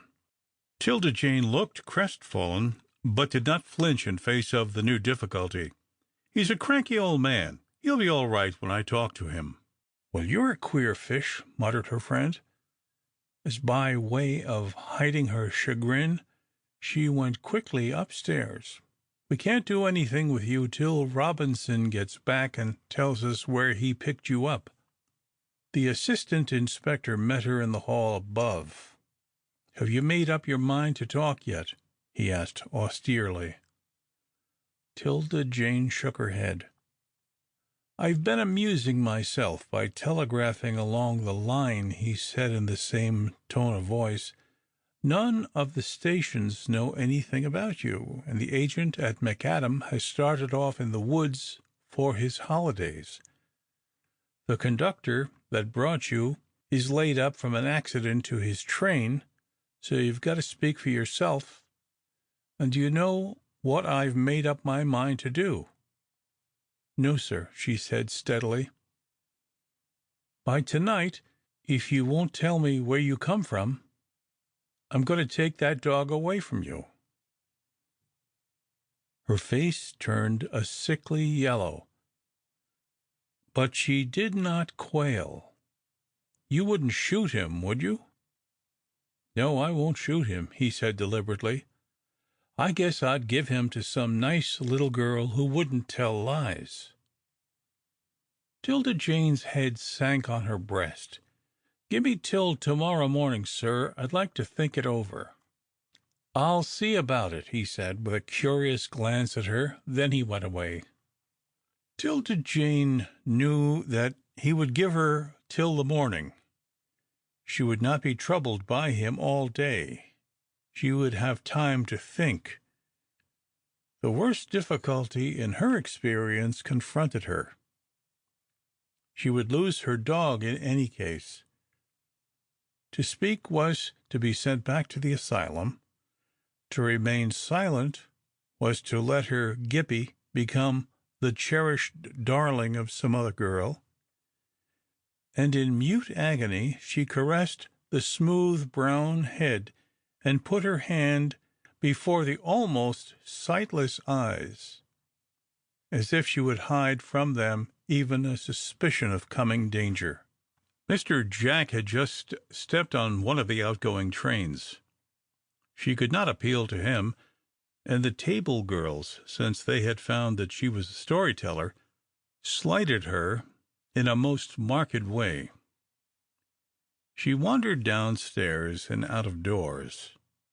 All day she loitered about the station platform, watching the trains come in, deliberate freight trains with their loads of merchandise, all to be examined by the busy customs officials, and rushing express trains with their hundreds of hungry passengers who swept in crowds into the spacious dining room. She saw her companions in captivity borne away. The fashionable lady got on a train that was entering Canada, and the dismal boy and girl followed her.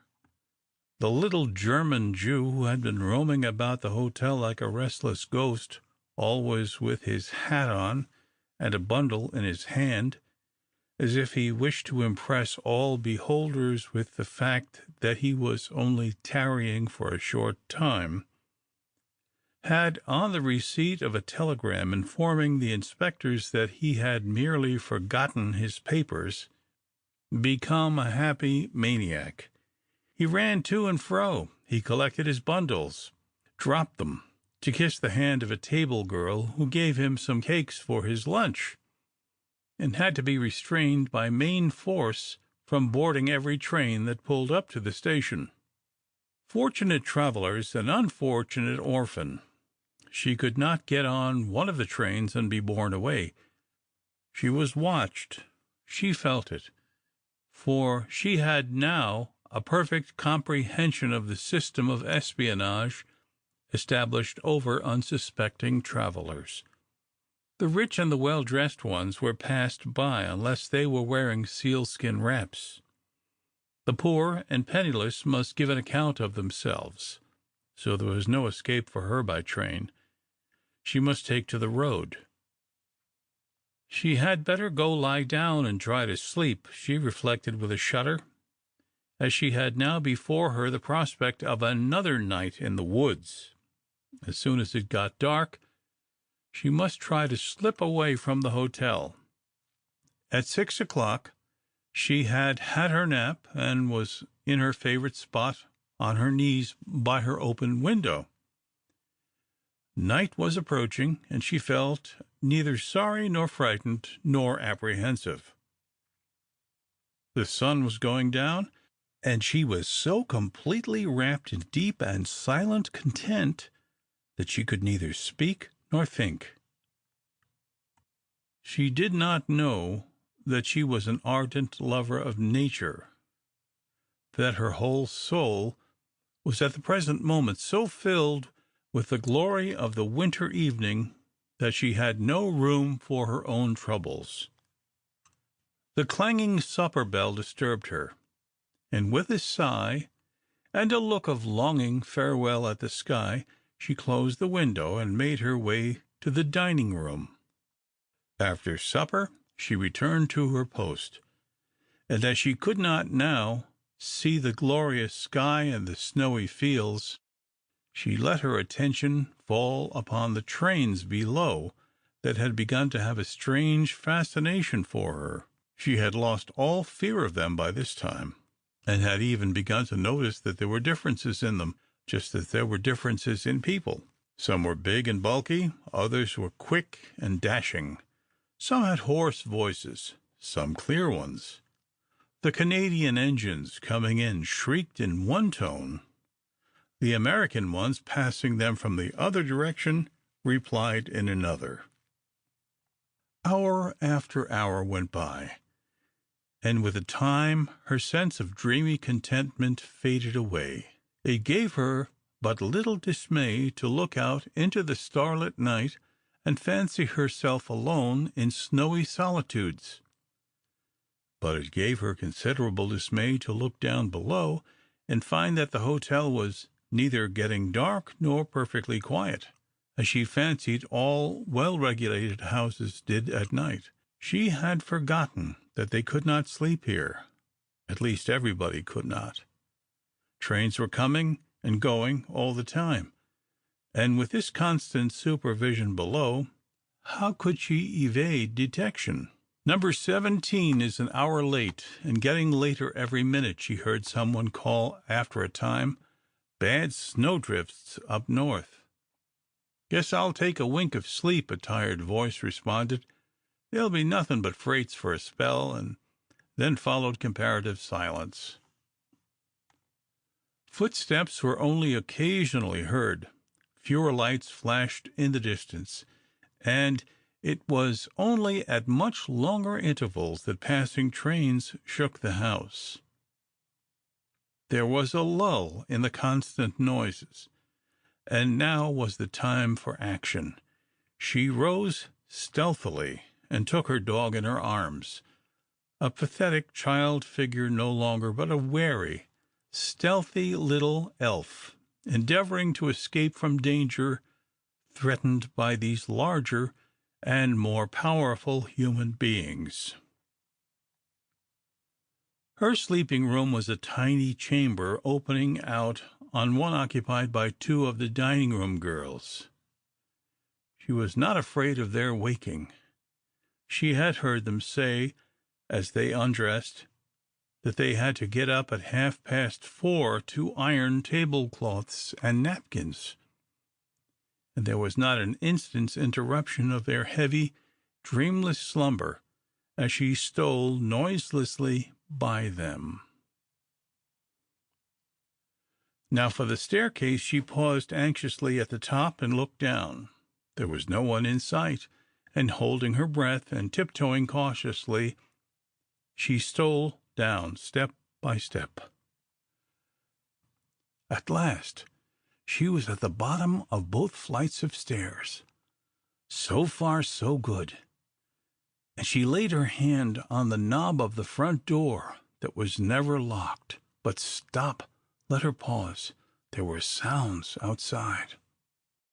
Someone out there hesitated, halted, and remarked to some other person behind, "Will you come in and have a bite of something to eat?"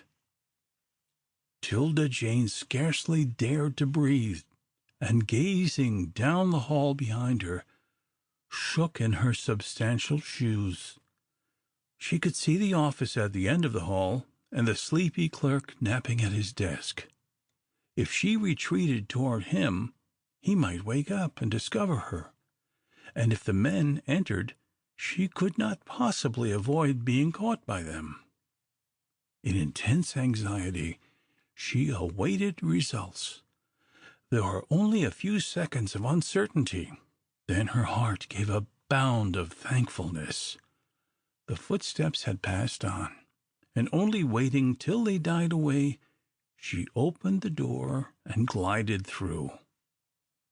Now she was on a brightly lighted platform at the mercy of any passer-by, or any wakeful person who might be at one of the hotel windows. She made one swift rush across it, one leap over the railway tracks, and with a stifled exclamation of thankfulness, found herself on the village road. Like a dark, diminutive ghost, she sped up the hill past the silent houses. Now she was comparatively safe, yet which way should she go? She was completely puzzled. Yet she had a vague idea that there were great forests surrounding Vanceboro, for she had heard the men at the hotel talk of fishing and shooting. Trembling in every limb from excitement, and pressing her precious bundle closely to her, she took a road to the left. She must not go to the right, for across the river was Canada, and if she got into that foreign country again, she would have fresh difficulties in returning to her own native one. She would press on through the village, take to the woods, and trust to luck to find some house where she could ask the way to Ciscasset. There was a moon tonight, an old pale moon, and it cast a tremulous light over the soft white fields sloping down to the St. Croix River, the sleeping village, and the brightly lighted station yard in the hollow. She turned around, took one farewell glance at the habitations of men, and plunged into the winding road leading into the heart of the forest. Hour after hour she plodded on. This reminded her of her walk with Ruth Ann 2 evenings before. Only here there was more light, the snow was deeper, and the trees were not as high as those on the way to the Moss Glen station. She hoped with a shiver that she should meet no wild beasts. Hark! What was that crashing through the alder bushes? She stopped short, clasped her dog to her breast, and looked about for some means of defense. Nothing offered but a dry tree branch, and she was just bending over to seize it when there rushed by her so quickly that she had no time to be afraid an object that caused a faint smile of pleasure to come to her pale lips. This was a large deerhound running along with his nose to the snow, and he paid no more attention to her than if she had been one of the stumps by the side of the road. "Here, doggy, doggy," she called wistfully, but he did not return, and startled by the sound of her voice in the intense stillness, she hastily resumed her way. How solemn the moon was, staring down at her with that section of a face on which she fancied she saw an ear, the corner of a mouth, and one terrible glistening eye. "Little girl, where are you going? Are you doing right? Are you not a naughty little girl?" "I can't think about it now," she said desperately. "When I get settled down, I'll square things up. Anyway, I'm not afraid for the fun of it. Law me, ain't this road long? Here, Gippy, I guess you might walk a few steps. Keep in my tracks, and I'll not let anything hurt you. If a bear comes, he'll eat me first. It'll do you good to stretch your legs a mite." Away back to the hotel, Mr. Jack was just getting home. "We can let our deaf and dumb kid go in the morning," he said to his assistant, who got on the train as he left it. "The waitress at McAdam was just inquiring about her. Says she's U.S. all right. Came from Moss Glen Station. Didn't know Ciscasset when she got to it, and was carried on. Agent forgot to speak to Robinson about her, and the waitress wanted to know if she got through all right." "U.S.," grumbled the assistant inspector, pausing with his foot on the steps of the baggage car. "Why didn't she say so?" "Was frightened. I guess she'd run away. A case of innocence abroad." "Well, we can't hold her if she isn't an immigrant," said Blakeman, with relief. "Let her go. They've got a poorhouse in Ciscasset, I suppose." "She'll go in no poorhouse," said Mr. Jack with a chuckle. "She's too smart." If he could have seen at that moment the weary little figure toiling along the forest road, he would have uttered the appreciative adjective with even more energy. Tired, hungry, occasionally stooping to lift a handful of snow to her lips, 'Tilda Jane plodded on, Her thin figure was bent from fatigue. She had again picked up the wailing dog, and had slung him on her back in the shawl. Yet there was not the slightest indication of faltering in her aspect. There were no clearings in the woods, no promise of settlement. Yet her face was ever toward the promised land of Ciscasset, and her back to the place of captivity in Vanceboro. End of chapter 8. Recording by John Brandon.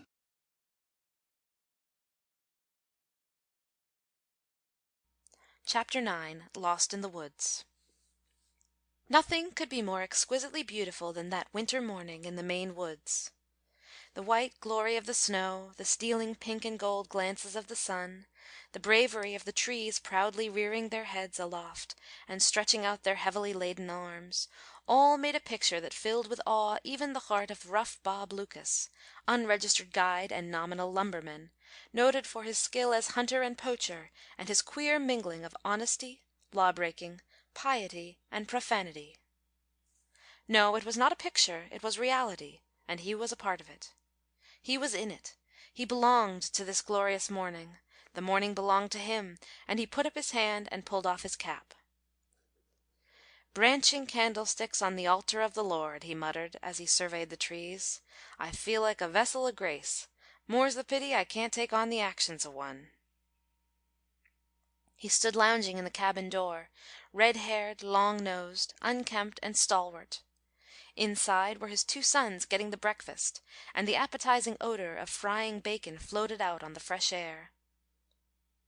"Hi, Poacher, what's up with you?" he suddenly exclaimed, and his gaze went to a deerhound of unusually sturdy build, who was plowing through the snow toward the cabin. The dog wagged his tail, advanced, and lifting toward him a countenance so bright with intelligence that it might almost be called human, opened his mouth and dropped something at his master's feet. "Hello, boys," said the man, stepping inside the cabin. "What in the name o' creation's this? I call it a morsel o' woman's togs. Don't your mother wear aprons like it, or somethin'?" The 2 strapping lads in high boots and woolen shirts turned their red faces from the fireplace. "Yes, sirree," said the taller of them, fingering the scrap of cotton. "They call it something like jingo."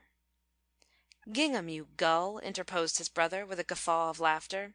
"I've seen it in the stores. Where'd you get it, Pop?" "Poacher fetched it.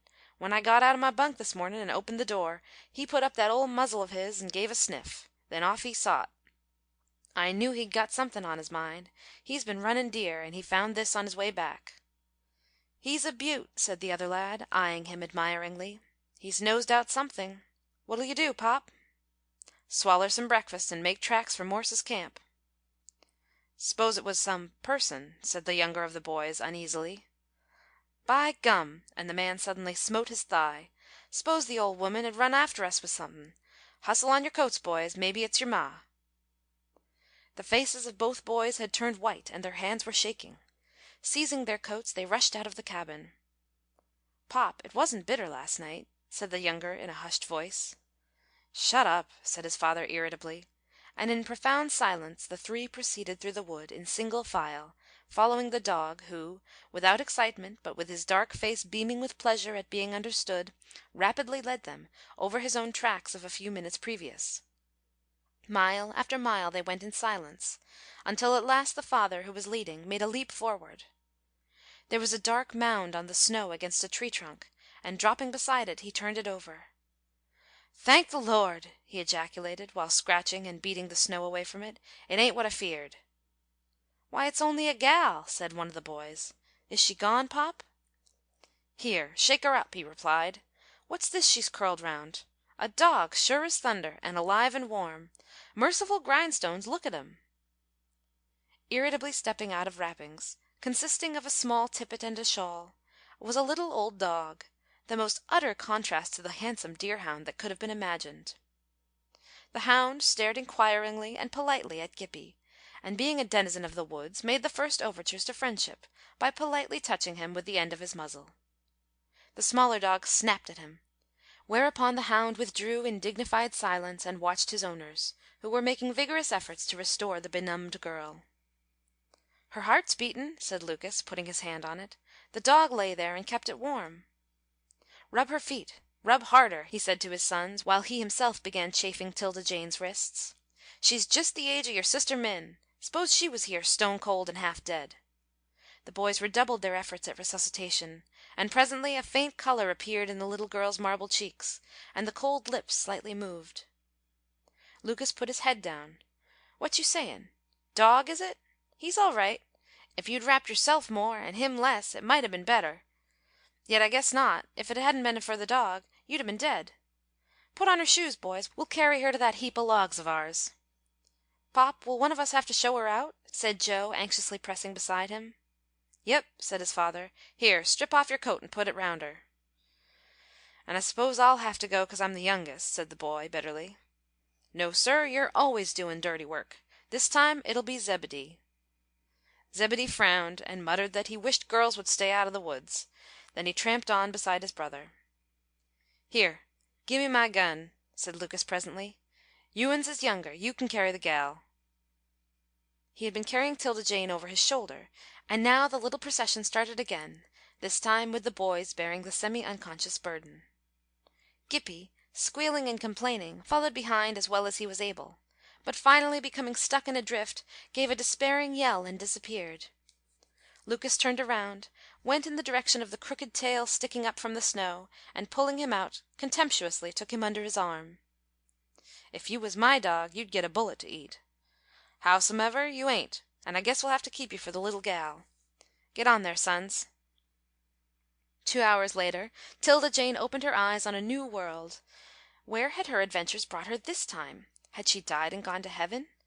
No, this must be earth, for she had just heard a string of very bad words uttered by some one near her. But she could not think about anything. A feeling of delicious languor overpowered her, and slowly opening and shutting her eyes, she little by little allowed her surroundings to impress themselves upon her. She was very warm and comfortable. She was sitting on the floor, propped against the wall by means of an overturned chair and blankets. A fire in an open fireplace blazed beside her. Gippie was making his toilet before this fire, and she was very happy. "Here, sup this," someone said, and languidly lifting her eyelids, she saw a big red-haired man bending over her. He was holding a cup to her lips. Coffee sweetened with molasses, just what they used to have at the asylum, and with a faint smile and a feeble "Thank you, sir," she slowly swallowed it. "I was scared to give you any before," he said gruffly. "Thought you might choke. Here, give me some grub, sons." 'Tilda Jane felt a morsel of something put in her mouth. It was followed by another morsel of something hot and savory, and speedily she felt new life in her veins. She could sit up now and look about her. "Guess you can feed yourself," said the man, going back to the table. "Fall to now. You most got to the end of your tether." 'Tilda Jane took the two-pronged fork he put in her hand, and began to eat with slow avidity, not disregarding the requests for tidbits from her dog, who occasionally paused for that purpose in his endeavors to lick himself dry. At intervals she cast a glance at the center of the cabin, where a man and two boys were seated at a rough table. These must be her rescuers. She had fallen down in the snow the night before. Not even her fear of death had been able to keep her on her feet. She stopped eating. "Who be you?" "We be lumbermen, when the fit takes us," said the man shortly. "Well," said 'Tilda Jane, "I guess—" Then she stopped, overpowered by intense feeling. "I guess," she went on finally, "that there wouldn't 'a' been much of me this morning if it hadn't been for you comin'." "'Twasn't us," said the man agreeably. "'Twas Poacher there." And he indicated the dog under the table, who at the mention of his name rose and walked politely toward the girl. He looked at her, and she looked at him. Then he took a step nearer and laid his muzzle on her shoulder. With exquisite subtlety he comprehended all that she wished to say in relation to himself, and all that she felt in relation to the dog race in general. She laid her cheek against his velvet ear, then her arm stole around his neck. The dog stood in courteous silence, until, feeling embarrassed under her attention, he looked somewhat foolishly at his master, and appealingly licked 'Tilda Jane's cheek.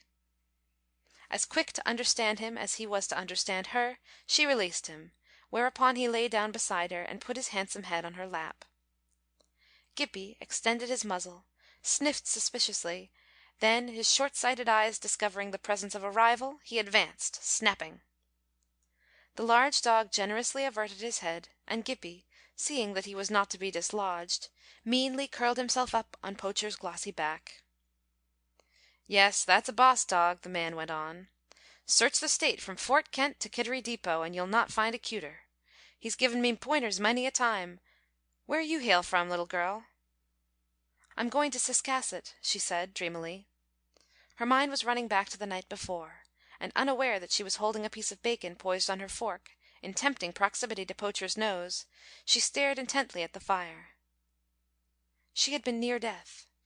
Had she been near the heaven that the matron and the lady boards pictured, or would it have been the other place, on account of her disobedience? The soul that sinneth, it shall die. For whosoever shall keep the whole law, and yet offend in one point, he is guilty of all. Keep thyself pure. For without are dogs, and sorcerers, and murderers, and idolaters, and whosoever loveth and maketh a lie. That meant without the city, the beautiful city of gold where her mother probably was, and many of her unknown relatives, and where all good matrons, orphans, and lady boards went. I guess I'd been without, with no comfort but the dogs, she thought bitterly, and pushing away her plate, she said aloud, "I thank ye kindly, but I can't swallow another morsel." A roar of laughter saluted her ears. Gippie's inquiring muzzle had scented out the bacon and had seized it, whereupon Poacher, knowing that it was not intended for him, had gently but firmly taken it from him, and was walking about the cabin holding it aloft, while Gippie snarled at his heels. 'Tilda Jane paid no attention to them. The greater matter of her soul's destiny was under consideration. "Are you an extry good man?" she abruptly asked her host. He stopped laughing, and a shadow came over his face. Then his glance went to his boys. "What you say, sons?" The boys stared at each other, avoided his eye, and said uneasily, "Course you be, Pop. Don't make game." "Make game," repeated the man strangely. "Make game." Then he laughed shortly, and made another onslaught on the bacon and bread. "'Cause I'm looking for an extry good person," went on 'Tilda Jane brusquely. "Some one that won't blab, and that I can tell a story to." "Well, there ain't no extry good persons in the woods," said her host. "We be only ordinary. You better wait till you get out. What was you doing so far from houses last night, little gal, 'stead of being tucked snug in bed?" "I might as well tell the truth," she said helplessly. "I'm tired o' lies. I was runnin' away from somethin', but whether my runnin' was good or bad is what I can't make out." "While you're puzzlin', you eat some more breakfast," said the man, getting up and putting another supply of bacon on her plate. "You've got to call up strength to get out. S'pose you don't know you're some miles from sofas and pianos and easy chairs." "I didn't know where I was going," she said apologetically, "or what I was coming to. I just traveled on and on. Then I begun to get queery, and I left the road. Thinks I, there'll be all kind animiles in the woods. Maybe I'll meet a nice black bear, and he'll say, 'Little girl, you're lost, and I'll lead you to my den. We'll be happy to have you and your little dog, and I'll not let no one eat 'em. And I'll give a big party, and invite all the foxes, and deer, and bears, and squirrels, 'cause you're fond of wild beasts, little girl.' And it seemed I'd come to the bear's den, and there was a soft bed, and I just lay down, and was goin' to sleep, when I thought, maybe if I sleep, some little bird'll tell 'em I'm a baddie, and he'll eat me up, and I felt just awful. Then I forgot everything till I woke up here. I guess I'm obliged to you." The lumberman was about to reply to her when one of the boys ejaculated, "Hist, Pop! Look at Poacher!" End of chapter 9.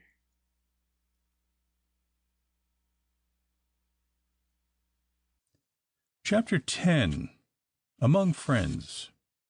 The animal had gone to the door and stood in a listening attitude. "Someone's comin'," said the boy. "Is everything snug?" The three cast hurried glances around the room. Then, shaking off a somewhat uneasy expression, the man stepped to the one and only window of the cabin. "Game warden Perch," he said dryly, "and registered guide Hersey comin' spyin' round. Bad luck to 'em." And he sulkily went back to the table.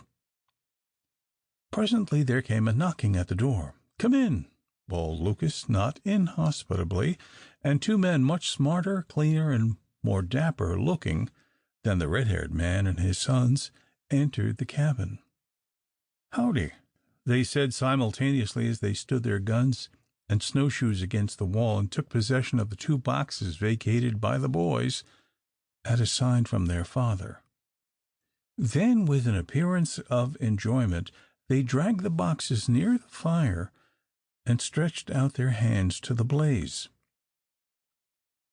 'Tilda Jane saw that they were staring in unmitigated astonishment at her, and with a feeling that she herself was out of the world, and in a place where passers-by were few and infrequent. She examined them in equal interest.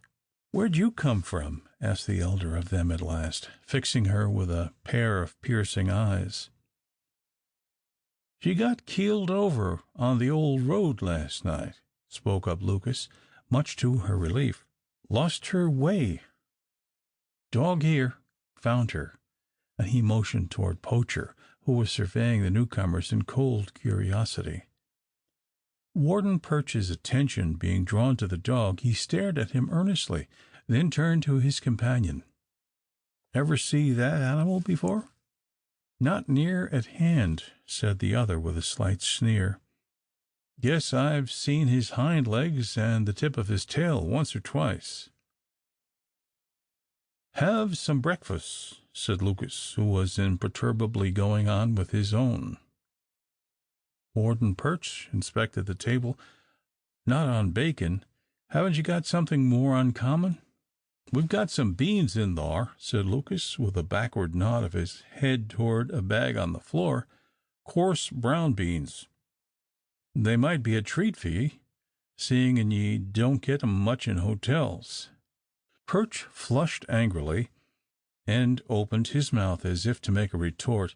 Then he drew a blank book from his pocket, and to calm himself ran his eye over the report he was making for the game commissioner of the state. "Left Nexter 10:55 a.m. March 1st for Bluefield. March 2nd at Bearville 11:30 a.m. Jim Green's camp Lake Clear at 4:35 p.m. March 3rd left camp at 7 a.m. Bill Emerson's camp 9:47 a.m. Reached Moose Yard on backside Fernbrook Ridge 1:47 p.m. 3 moose in yard. Henry," he said, lifting his head and abruptly addressing his companion, "some of those poachers have mighty cute tricks." Henry nodded assent. "Those fellows at Hackmactack Station tried hard to fool us last week. Cut the legs off the deer, then got a couple of bear's feet, and had the bone of a bear's leg slipped up under the skin on the leg of the deer. Then they put them up so slyly in 3 layers of bagging, with nothing but bear's feet sticking out. But I caught on to those bear's legs and said the feet weren't big enough. So I had it opened and took the deer and the fellows to Mattawamkeag, and I guess they think $40 apiece was just about enough for a fine." Lucas and his sons burst out laughing, and 'Tilda Jane shrewdly suspected by their amused faces and knowing glances that they had heard the story before. There was no love lost between these newcomers and her preservers, and Lucas and his sons would be glad when their callers left the cabin. But what was all this talk about deer? Surely they did not kill the pretty creatures whom, without having seen, she loved. She cleared her throat, and in a weak little voice addressed the game warden. "Sir, I've got pictures in my geography of deer with branching horns. Does bad men kill them?" Warden Perch gave her another alert glance. Here was no confederate of poachers. "Yes," he said severely, "bad men do kill them, and dogs chase them. But mind this, young girl, poachers get nabbed in the long run. They slide for a time, but there's a trip up at the end, and they're dogs too. I've shot 3 hounds this week for dogging deer." "You've shot dogs?" repeated 'Tilda Jane in a horrified tone, and pressing Gippie closer to her. If I didn't shoot them, they'd kill the deer," said the man irritably. "Oh," murmured 'Tilda Jane. Here was one of the mysteries of nature that was quite beyond her comprehension. The dog hunted the deer, and the man hunted the dog. The deer apparently was the weaker one, and she must inquire into the matter. "What does bad men kill deer for?" she asked timidly. "Haven't you ever eaten any deer meat?" asked the warden. "I didn't know it was good to eat," she said sadly. "You haven't had any here in this cabin?" "I guess not, unless I might 'a' eat it when I was fainty." Lucas eyed her peculiarly, and the meaning of the warden's question and offensive manner burst upon her. "That's a good man," she said indignantly, starting from her half-reclining position and pointing to Lucas. "I guess men that takes little girls out of snowbanks don't kill deer." Warden Perch laughed and rose from his seat. He had very little sentiment with regard to the animal creation. "I calculate we'd better be moving," he said to the guide. "Don't suppose we'd see anything to keep us here, unless we'd hang on for the big snowstorm they say is coming, and that I expect you're waiting for," and he looked at Lucas. "Me and my sons," said the latter coolly, "is on our way to David Morse's lumber camp. Two of his hands had to come out 'count of sickness. We lay out to get thar this evening. Was late in starting last night and camped here. We'll have to get this little girl out. Thought you might undertake it, seeing as you've making for outside, I suppose." "Get your own find out," said the warden severely.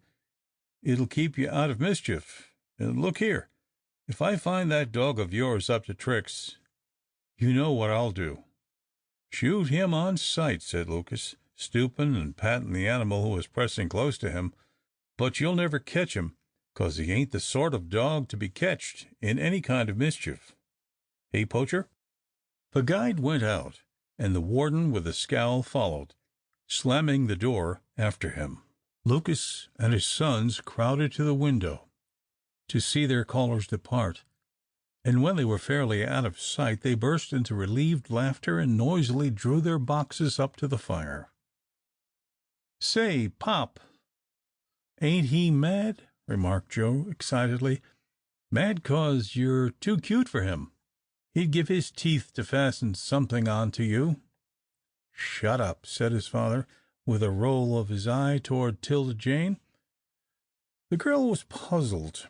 Lucas, who seemed a nice man, was treated as if he were not a friend to the deer, while the departed ones, whom she did not like at all, seemed to be their protectors. "Who are these men?" she asked curiously. "Wall, I'll tell you," said Lucas, taking two moose ear skins from his pocket and fitting them together to make a tobacco pouch. "Them two is fancy game men. The warden and the guide likes to lounge in easy chairs round hotels and tell of their doin's in the woods, how the poachers tremble and run when they see 'em a comin'. As a rule, they don't take to the woods till they're druv to it by some complaint. Then they're awful fierce and growl and show their teeth and run home. Nobody don't care nothin' for 'em." "Are there many men killing deer?" asked the little girl falteringly. "Many men?" groaned Lucas. "Law me, what a question. Last year, leetle gal, there was awful heavy snow, 8 foot deep in Franklin County, 7 foot in Somerset, Piscataquis, Penobscot, and Aroostook. What a year for big game. They couldn't git away. They was as helpless as sheep. Storm came on storm, till we was walking up among the tree branches and knocking off the snow with a stick. Snow-covered tracks and poachers took possession o' the earth. They lived high in the lumber camps, Pop, do you mind?" said Zebedee, smacking his lips. "When a fellow was starvin', the smell just come out to meet him." "You bet. Only you wasn't thar to smell it," said his father sharply. "You mind that. You young ones takes to the woods too natural." He surveyed them with mingled pride and dissatisfaction, then came back to his reminiscences. "I vum, that was a winter, but the deer would 'a' starved if they hadn't been shot, for the snow was so deep that they couldn't get to their food. That there perch made a great flurry about getting in and driving 6 deer to a swamp where they could get green stuff, but I don't believe a word of it. I believe he shot and ate them." "Do you mind the deer that was dogged into our yard, Pop?" exclaimed Joe. "I saw 'em as they crossed the river, dog not 15 foot behind." "And what became of that deer?" asked 'Tilda Jane unsteadily. Lucas winked at his sons and concluded the story himself. "He run across our yard and among the bark pilers at Meek and Sons tannery.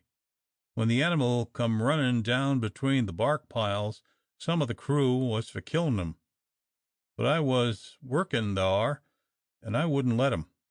He stayed round close to us all day, and when any dog come in sniffed at him, he'd run up close and tremble and ask us to see fair play." "You killed that deer!" exclaimed 'Tilda Jane, bursting into tears. "Oh, why does God let men be so wicked?" Sobs were almost tearing her little lean frame to pieces. She had not worked up gradually to a pitch of emotion, but had fallen immediately into it, and Lucas and his sons stared wonderingly at her. Poor little girl, she looked as if she had come through a sea of troubles, and pity stirred in the man's rough but not unkindly breast. "Shut up now. Shut up, missy," he said soothingly. "We did shoot that feller, but there warn't nowhere to keep him. But deer has been kep'. Soft now, and I'll tell ye of Seth Winthrop, who has a park and is a rich man. Last year, when you couldn't go scarce 5 mile without seeing tracks of blood in the snow, where someone had been slaughtering, a moose was chased near Winthrop's place. He was so dead beat that he just stood and trembled, and one of Winthrop's men put a halter on him and led him to the barnyard and give him fodder and drink, and that living young moose is in Winthrop's park today, and he weighs 400 pounds. 'Tilda Jane was still sobbing, and Joe nudged his father. "Tell her about the bear, Pop." "Now, here's something that'll make you laugh," said Lucas kindly. "It's about a bad bear that went and got drunk. I was on a fishing trip, and I had a jug of black strap with me." "Know what that is, little gal?" "No," gasped 'Tilda Jane, who, rather ashamed of her emotion, was trying to sober herself. "Wal, it's the State o' Maine name for rum and molasses mixed, and you take it with you in case you get sick. There was some other men with me, and they'd gone off in a boat on the lake. I had a gun, but 'pon my word, I didn't think of using it, 'count of gratitude to that bar for giving me such a treat, just as good as a circus. Wal, I must tell you how it happened. I didn't feel well that day, had a kind of pain, and I was lying on the bank in the sun, foolin' and wishin' I was all right. By and by, thinks I'll go to the camp and have a drink o' black strap. I was most thar when I met a wicked thief bar comin' out. Powers around, he was as tipsy as a tinker. He'd been at my black strap, and I wish you could have seen him. He didn't know where he was at, or where he wanted to be at, and he was jolly and friendly, and seesawed round me, and rolled and swaggered till I thought I'd die laughin'. My pain went like last year's snow, and I walked after that bar till he was out of sight, just like a drunken man he was. making for home, and in the midst of all this foolery, having an idea of where he ought to go. I'd have given a good deal to see Mrs. Barr's face when he arrove. And didn't those other fellers give it to me for not shooting him? I said I couldn't take a mean advantage of his situation. 'Tilda Jane's face was composed now, and with a faint smile she reverted to the subject of the deer. "Don't you feel bad when you're killing them, and they looks at you with their big eyes? Look here, leetle gal, don't you talk no more about them, or you'll have me as much hearted as you be," said Lucas, getting up and going to the window. "At present I ain't got no feelin' 'bout deer, except that what's in the woods is ours. You just stand up and try your feet. It's going to snow, and I'd like to get you out of here. Did you ever try to teeter along on snowshoes?" "No, sir," she said, getting up and walking across the room. Lucas was anxiously surveying the sky. "'Pears like it was going to snow any minute. The last thaw took the heft of it off the ground. You'd have never got in this fur if it hadn't, and we're bound to have another big fall. It ain't fur to the road, and I guess you and Zebedee better start. Let me see you walk, Sissy." 'Tilda Jane tottered back to her seat. "It's a smart trot home," observed Zebedee. "Do you think she could foot it?" "Pop, it's snowing now," said Joe, who had taken his father's place at the window. With almost incredible rapidity there had been a change in the weather. A small and sullen cloud had hidden the dreamy, thoughtful sun, and out of the cloud came wheeling, choking gusts, bearing bewildered snowflakes up and down, hither and thither, before allowing them to alight turbulently upon the quiet earth. "That's quick," muttered Lucas philosophically. "We'll have to put off opinions till it's over," and he again sat down by the fire. The wind tore around the small cabin furiously, seeking an entrance but finding none. Outside, at least, he could have his will, and his vengeance fell upon the sturdy young firs and spruces, who at this fierce word of command threw off their burdens of snow and bent and swayed before his wrath as wildly as the most graceful hardwood saplings. The older trees bent more reluctantly. They had seen many winters, many storms, yet occasionally a groan burst from them as the raging breath of the wind monster blew around some decaying giant and hurling him to the ground. 'Tilda Jane pictured the scene without and cowered closer to the fire. Gippie was on her lap, Poacher beside her, and this man with his two boys, who at present personified her best friends in the world, were safe and warm in their shelter. Her dark face cleared, and in dreamy content she listened to the string of hunting stories reeled off by the two boys, who, without addressing her directly, were evidently stimulated by the knowledge that here was an interested, appreciative, and brand new listener. End of chapter 10. Recording by John Brandon.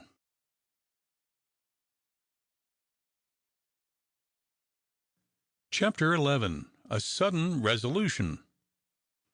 The storm did not abate. All day long it raged around the cabin, and the four prisoners talked, ate, and drank without grumbling at their captivity. When bedtime approached, Lucas addressed 'Tilda Jane in an apologetic manner. "You see, we ain't used to havin' leetle gals. and I'm afeard we can't make you very comfy, as my old woman says, but we'll do the best we can. This room's all we've got, but I'm going to try to make it two. See here." And rising, he went to one of the rough bunks built against the wall opposite the fire. "I'm going to drape ye off a place for yourself and dog." And hanging a blanket on a hook by the fireplace, he called loudly for a nail to drive in the logs across the corner. The two boys, who were playing cards at the table, jumped up, and presently 'Tilda Jane had a snug corner to herself. Lucas had dragged out one of the fragrant fur beds from one of the bunks. The rustling of the evergreen inside reminded her of her narrow straw bed at the orphanage, and drawing the blanket over her, she nestled down and patiently waited for her friends to seek their equally fragrant couches. She was very sleepy, but she must not drop off until she had said her prayers. It never occurred to her to repeat them to herself. She must get up and say them aloud, and upon her knees. After some time there was silence outside her screen, except for the heavy breathing of the sleepers, and the slow, deliberate crackling of the fire over the fresh wood heaped upon it by Lucas. She crept quietly from her bed and knelt down. "Dear Father in heaven, I thank thee for saving my life. I might have been dead at this minute if thou hadn't not sent that good dog to find me. Please make me a better girl for being saved. I'll take good care of that old man if thou wilt let me find him. Bless the red-haired man that owns this cabin. I guess he is a good man, Lord, but if he kills deer, wilt thou not lay on his heart a coal from thy altar? If he was a deer, he would not like to be killed. Bless him, dear Father in heaven, and his two boys, and bless me and Gippy, and Poacher, and keep us safe for evermore, and bless the lady boards, and the matron, and all the little orphans, and let them find good homes and get out of the asylum.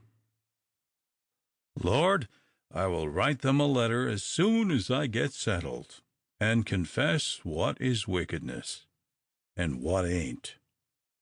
I don't want to be a bad little girl. I want to live straight and go to heaven when I die. But I'm sorry I had to begin in a asylum. It ain't a place for children what likes animals. For Jesus' sake, amen."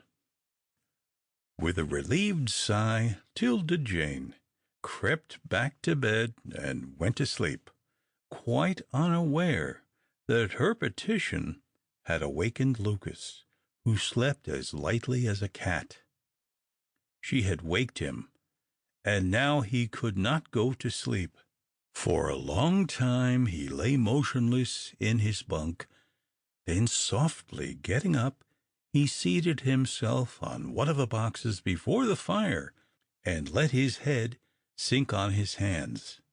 Years ago he had a deeply religious mother, one who would rise at dead of night and pray earnestly for her children. 'Tilda Jane's childish prayer had brought this mother back from her grave. What a good woman she had been! Dying wind, sobbing and sighing without, called to mind the camp meetings that he used to attend when he was a boy. Churches were few and far between, and it was the event of the year for the scattered religious people to gather together under the pines for out-of-door services. He could hear the women singing now. The weird sound of their voices floated down the chimney. Surely he was among them again, that good religious crowd. He shook himself, muttered, an impatient exclamation, and went back to bed. No, they were mostly dead. His mother was in heaven, and he was a hard, impenitent man. But his children, something ought to be done about them. This little girl had stirred these old memories. Zebedee and Joe must quit this life.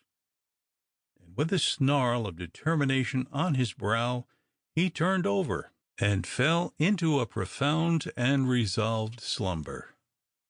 Early the next morning, Tilda Jane heard someone stirring quietly about the cabin. She peeped from behind the screen and found that it was the father of the boys. He was making coffee and taking dishes from a shelf to set them on the small table. He was also frying meat.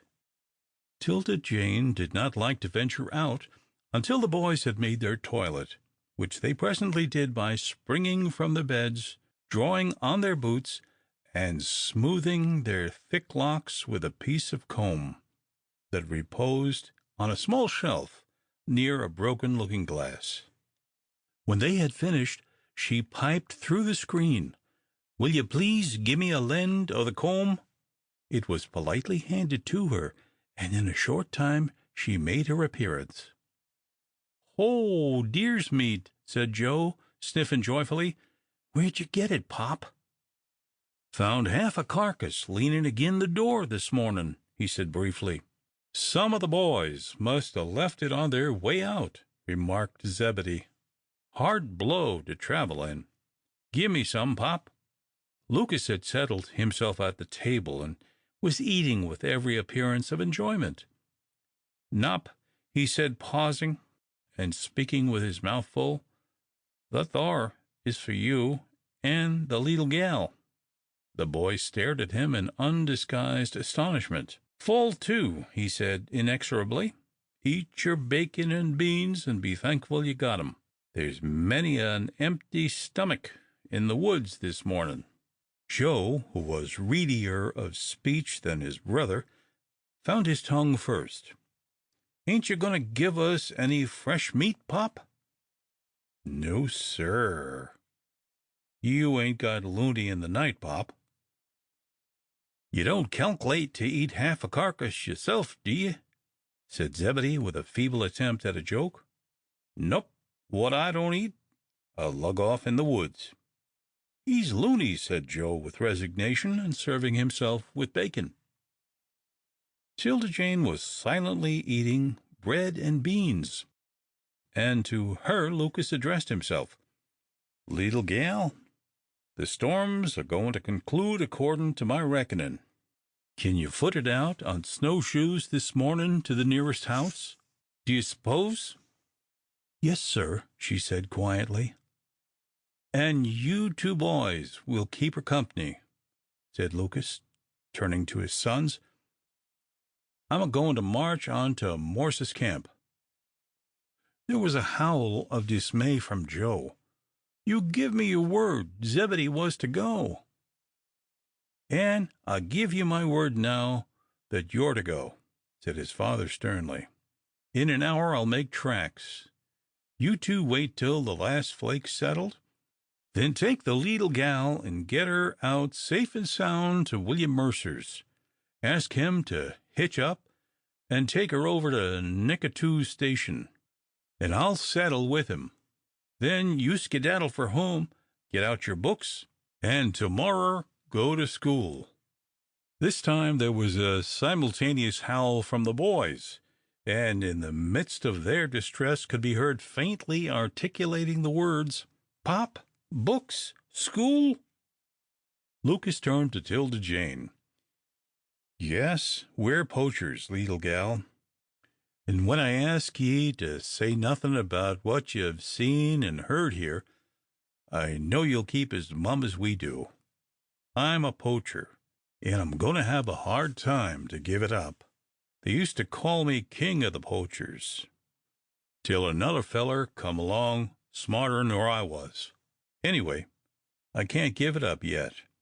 It's in my blood now, and men as old as I be don't repent easy. It's when you're young and squishy that you repents. But these two cubs of mine," and he eyed his boys with determination, "has got to give up evil ways right off. You've got to go to school, sons, and learn something, and quit poaching and having the law hanging over ye all the time." The boys looked ugly and rebellious, and perceiving it, he went on, "Come on, none of that. When you're respectable, hard-working men, you'll be ashamed of your father, and that'll be my punishment if I don't get out of this. And you needn't kick, 'cause I'll lick you all to splinters if I catches one of you in the woods this spring. You got to turn right around." "I'll turn right around and come back," said Zebedee, bitterly and furiously. Lucas got up, took him by the coat collar, and without a word led him outside the cabin. A few minutes later they returned, both flushed, Lucas grim and determined, and Zebedee sulky and conquered. "Air you also cravin' for an argument?" asked Lucas, ironically, of Joe. "I'm cravin' to lick you," said the boy, bursting out into a wild raving and swearing at him. "Swearing when there's ladies present?" said his father, seizing him by the shoulder and dragging him the way his brother had gone. Tilda Jane stopped eating and sat miserably with downcast eyes. She felt dimly that she had made trouble in this family and brought additional misfortune upon herself. For what kind of escorts would these whipped boys be? Lucas's tussle with Joe was a longer one than the former with Zebedee had been, and not until after some time did he return. Joe hung about outside for an hour. Then he came in, shaking and stamping the snow from him, and, as if nothing had happened, sat down and finished his breakfast. Lucas, meanwhile, had been making preparations for his long tramp.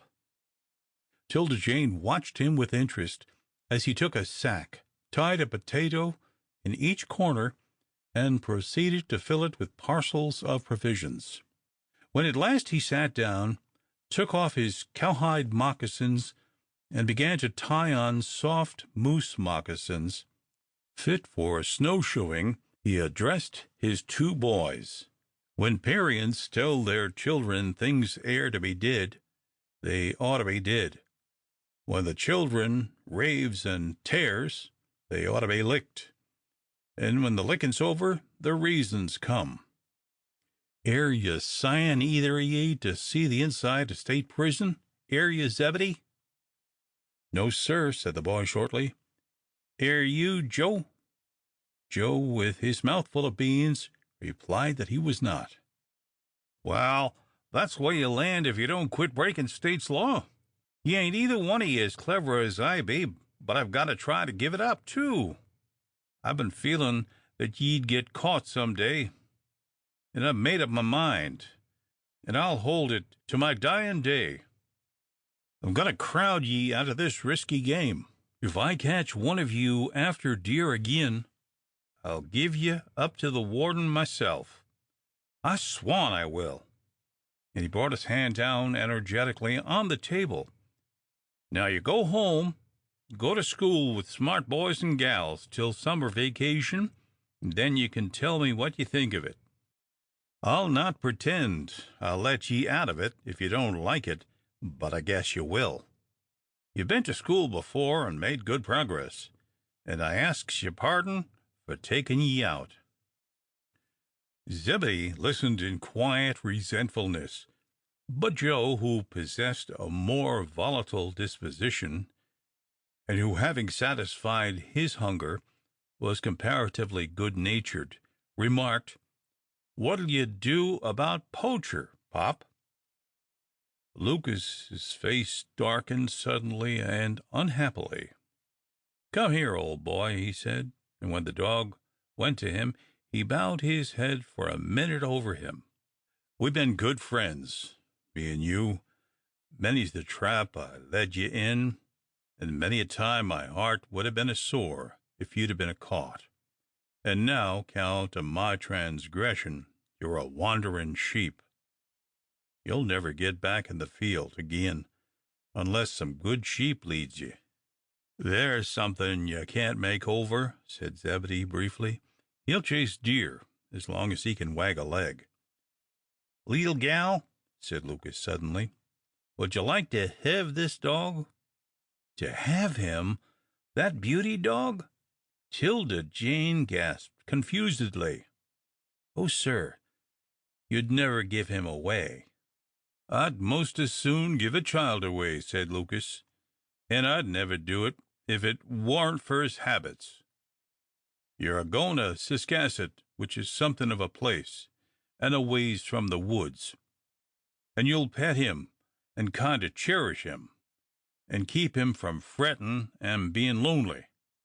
My old woman don't set much store by dogs, and when I'm workin' in the tannery he's off doggin' deer by himself. He's nearly got shot dead. See those ripples in his back? That's where he's been grazed. Poacher, old boy, you've got to go with this leetle gal if she'll hev you." 'Tilda Jane hesitated, stammered, looked into the dog's anxious face and the boy's protesting ones, and said at last, "But the old man where I'm going, maybe he'll breach at my having 2 dogs." "Prob'ly he will," said Lucas, "but you crowd right up to him. Folks is queer 'bout dogs. Them as don't like 'em don't want to give 'em standin' room on this airth.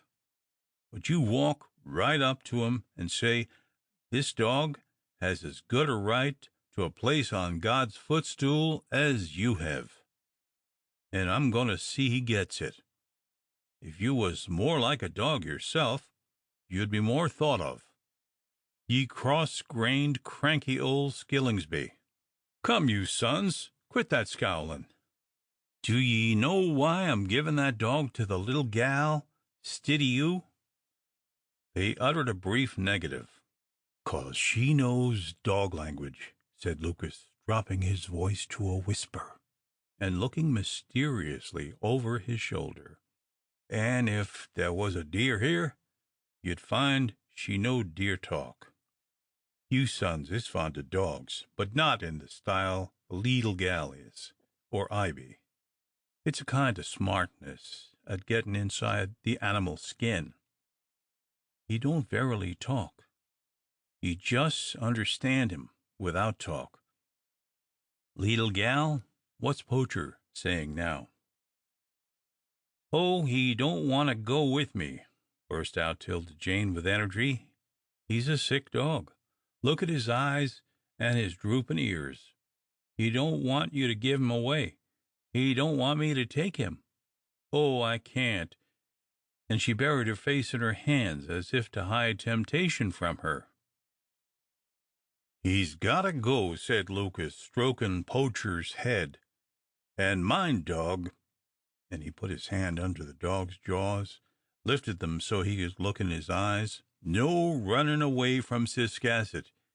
Ye stay with that leetle gal.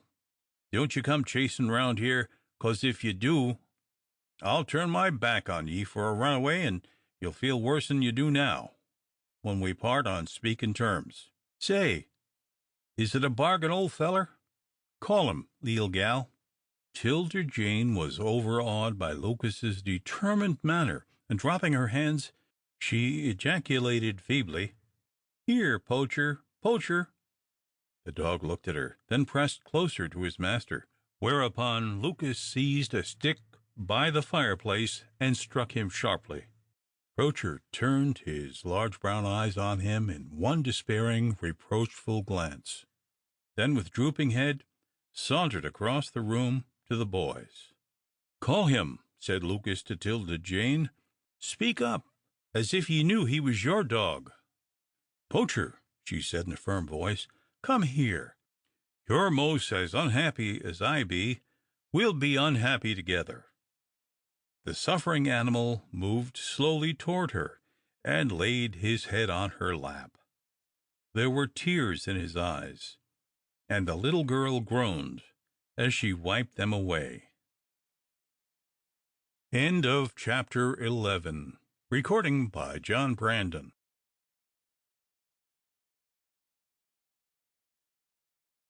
Chapter 12. Farewell to the Poachers.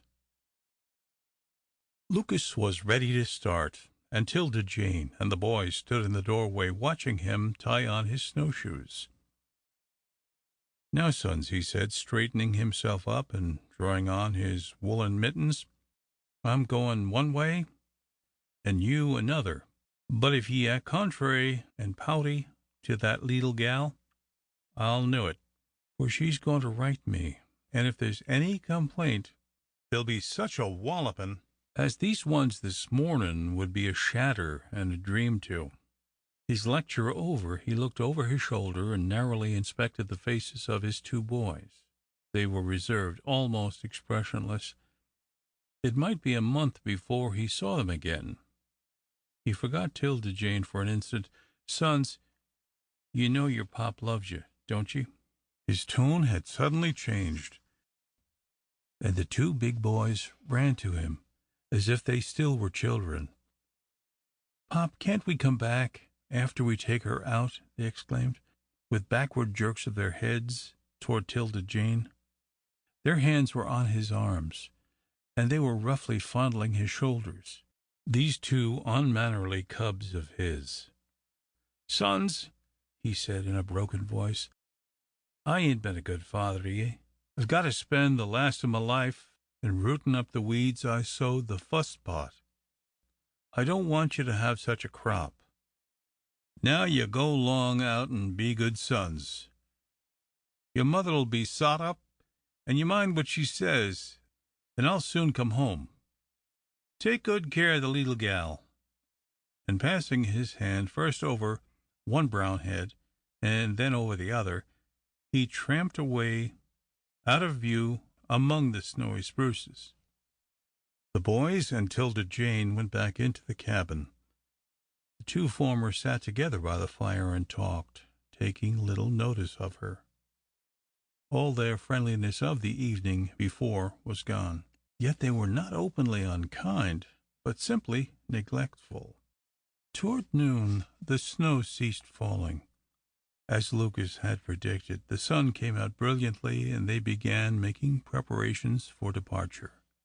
Zebedee was to wear an old pair of snowshoes that had been left in the cabin, and 'Tilda Jane was to put on his new ones. Her humility and unselfishness slightly thawed the boys' reserve, and when they at last started, her ridiculous attempts at snowshoeing threw them into fits of laughter. Zebedee carried the infirm Gippie, who otherwise would have sunk to his neck in the snow. Poacher soberly plunged his way along, while Joe assisted 'Tilda Jane in keeping her equilibrium. After an hour's travel, she had become quite expert in the art of taking wide steps, and no longer needed his helping hand. "Air we most there?" she asked. "In the span of another hour and a half," said Joe. The hour and a half went by. They tramped on under the serene blue of the sky, and in such a solemn stillness that it seemed as if never a bird nor beast could have inhabited this white wilderness. Only the voiceless, silent trees were there, clad all in white, like ghosts of departed living things.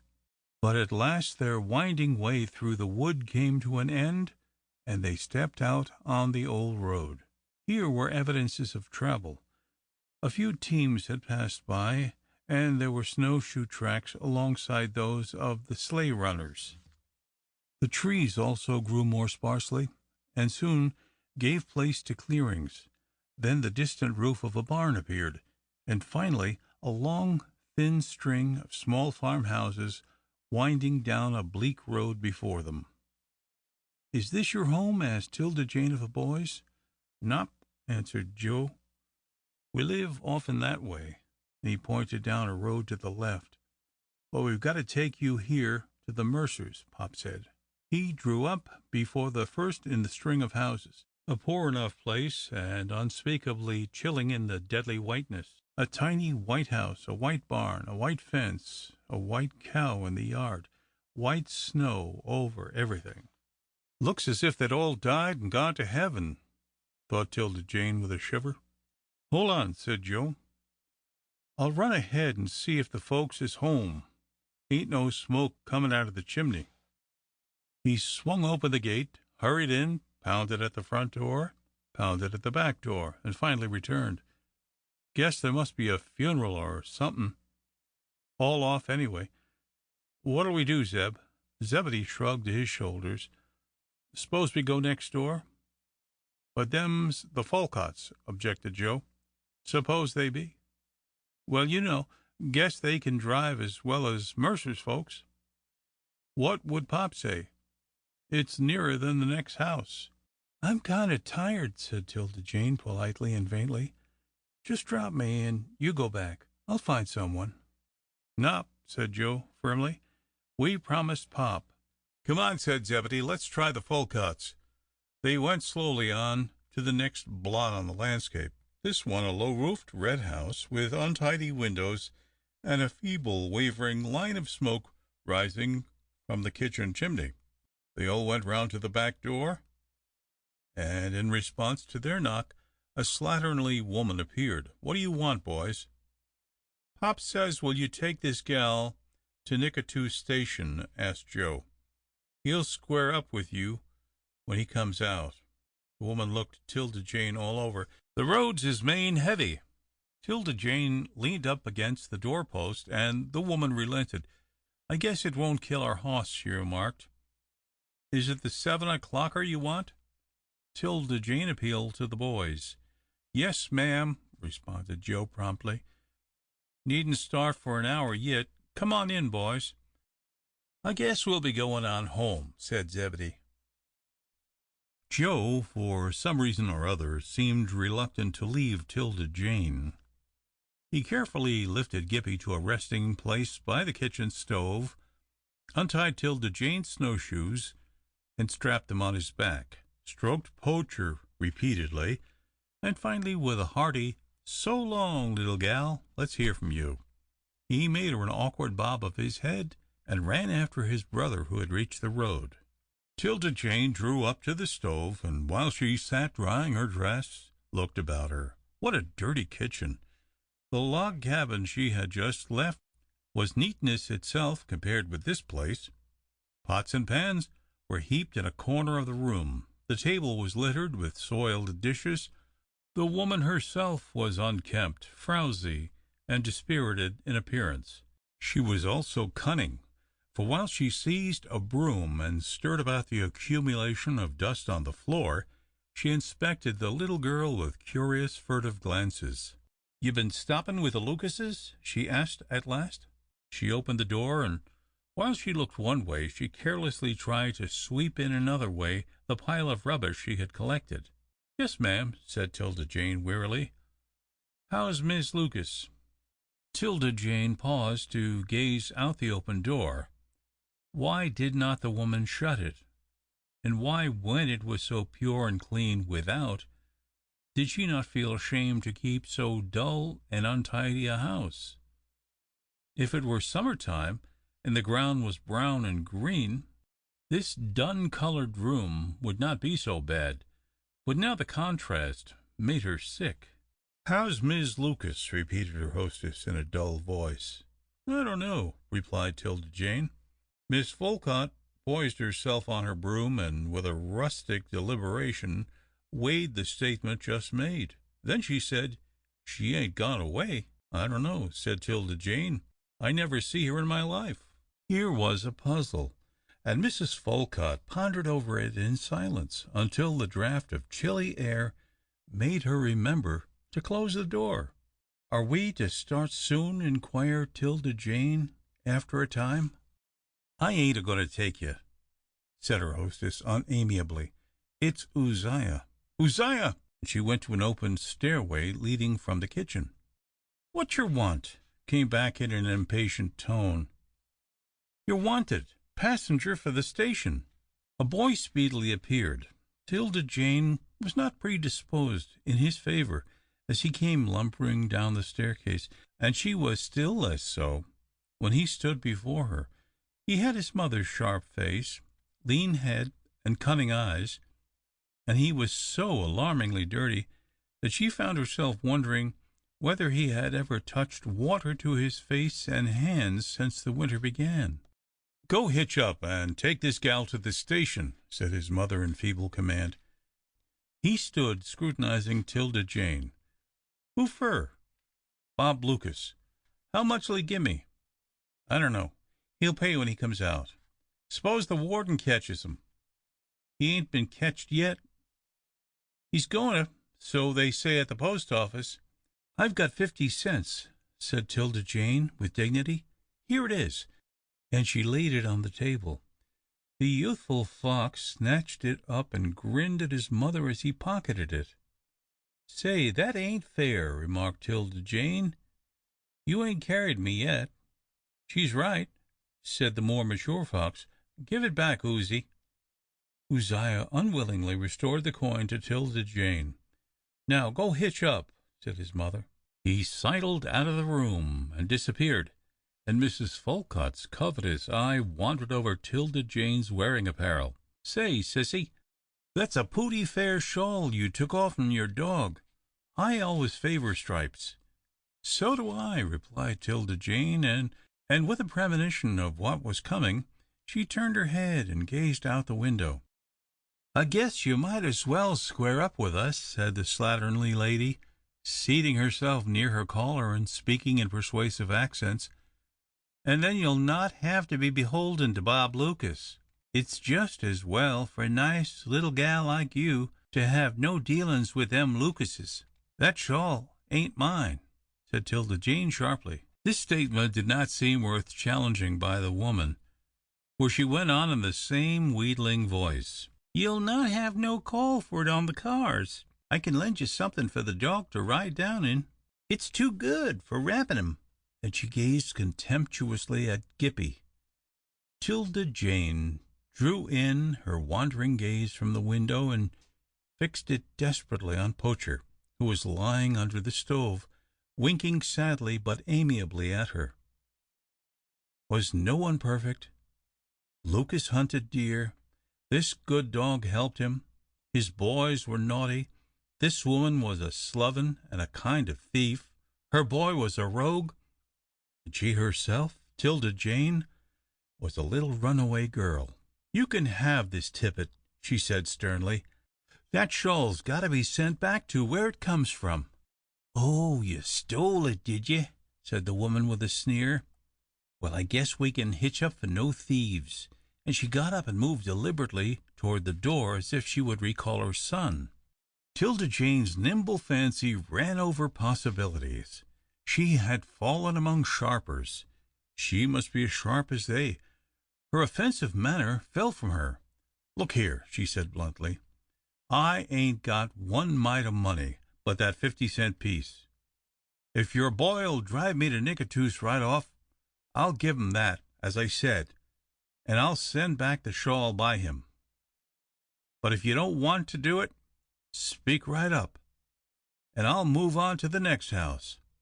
And she continued boldly, as she saw consent on the cunning face. "You've got to give me something to eat and drink with it, 'cause I've got 2 dogs to take care of, and I don't want to get to Ciscasset and tumble over from being fainty." Mrs. Folcutt's gray face became illumined by a silly smile.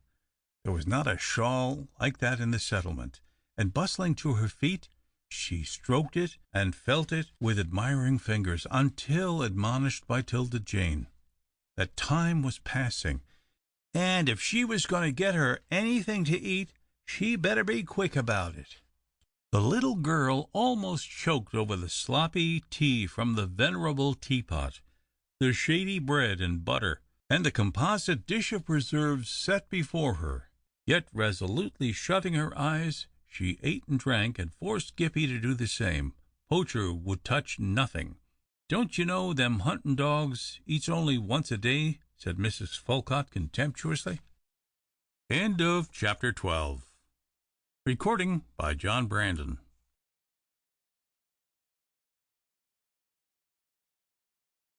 Chapter 13.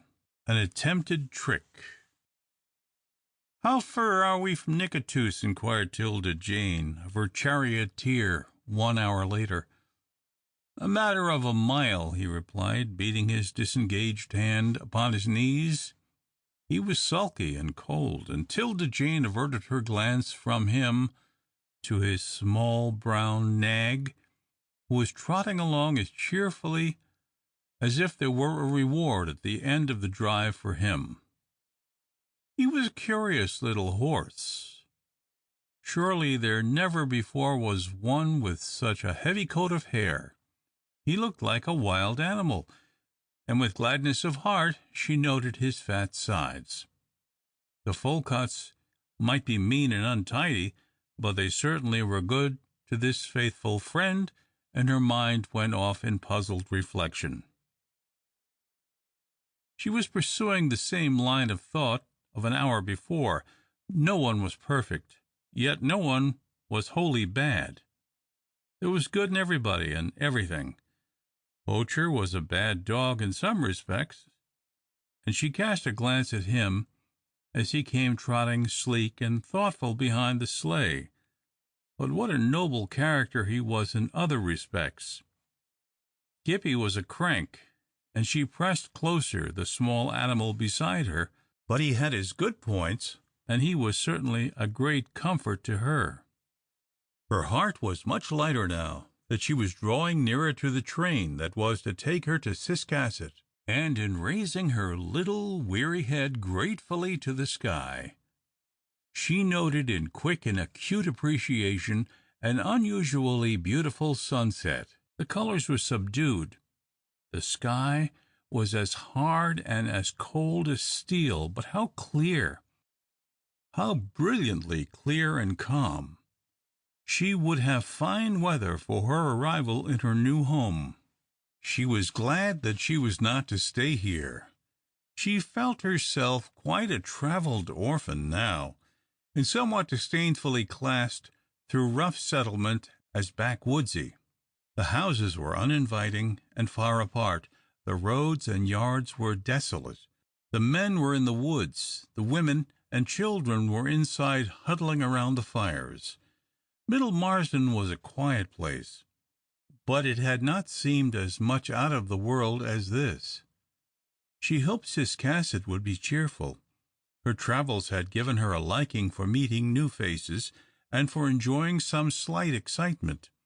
Not as much as she had had during the last few days. No, not as much as that. It was too trying for her, and she smiled faintly as she called up her last vision of her little careworn face in the cracked looking-glass in the log cabin. "What's the matter?" she asked abruptly. The sleigh had come to a sudden standstill, and the boy was holding the lines in dogged silence. "Why don't you drive on?" she asked. "Now you just looky here," he replied in a rough and bullying tone. "I ain't a-goin' one step furder. I most froze, and the station's right ahead. You follow your nose a spell, and you'll get thar. Give me the shawl and 50 cents and git out." For one moment 'Tilda Jane sat in blank amazement. Then she looked from his dirty, obstinate face to the plump pony. The latter showed no signs of fatigue. He could go for miles yet. If he had made a plea for the harness, she would not so much wondered, for it was patched and mended with rope in a dozen places. Then her blood slowly reached boiling point. She had stood a good deal from these Folcutts. The shawl was worth $5, that she knew, for she remembered hearing the matron tell how much it had cost her. She had overpaid them for this drive, and she was not prepared to flounder on through the snow and perhaps miss her train. Her mind, fertile in resources, speedily hit upon something. She must get this bully out of the sleigh, and she fixed him with a glance more determined than his own. He had on a rough, homespun suit of clothes, and a homemade cap to match it. This cap was pulled tightly over his ears, but it was not on tight enough to resist Tilda Jane's quick and angry fingers. Plucking it off, she threw it over a snake fence into a snowbank, saying at the same time, "If you're going to turn me out, I'll turn you out first." The boy was furious, but the cold wind smote his head, and postponing retaliation, he sprang first for his cap, shouting warningly, however, as he swung his leg over the fence, "I'll make you pay for this, you—" 'Tilda Jane neither heard nor cared for the offensive epithet applied to her. With feet firmly braced, both hands grasping the lines, Gippy beside her, and Poacher racing behind, she was sweeping down the road. She had never driven a horse before in her life, but she adored new experiences, and she had carefully watched every motion of the young lout beside her. He could scarcely believe his eyes. He gaped speechless for a few minutes, for the sound of the sleigh bells had made him turn sharply as he was picking up his cap. Then he restored the covering to his head, ran to the fence, and bawled helplessly, "Stop thar! Stop! Stop!" 'Tilda Jane was skimming gaily around a turn in the road toward the sunset. He thought he heard a jeering laugh from her, but he was mistaken. Having got what she wanted, she was going obliviously on her way. The boy had been an obstacle, and she had brushed him aside. With his slower brain, he was forced to pause and deliberate. Had she stolen their rig? Stupid as he was, the conviction forced itself upon him that she had not. She could not take the rig on the train anyway, and plucking up courage and shivering in the cold that had seized upon him during his deliberations, he meditatively and angrily began to plod over the route that he had recommended to her. 3/4 of an hour later he drew into the station yard. The train had come and gone, and his eager eyes went to the pony tied safe and sound under the shed, with not only the lap rope over his back, but also the striped shawl, the first and last time that he would have the pleasure of wearing it.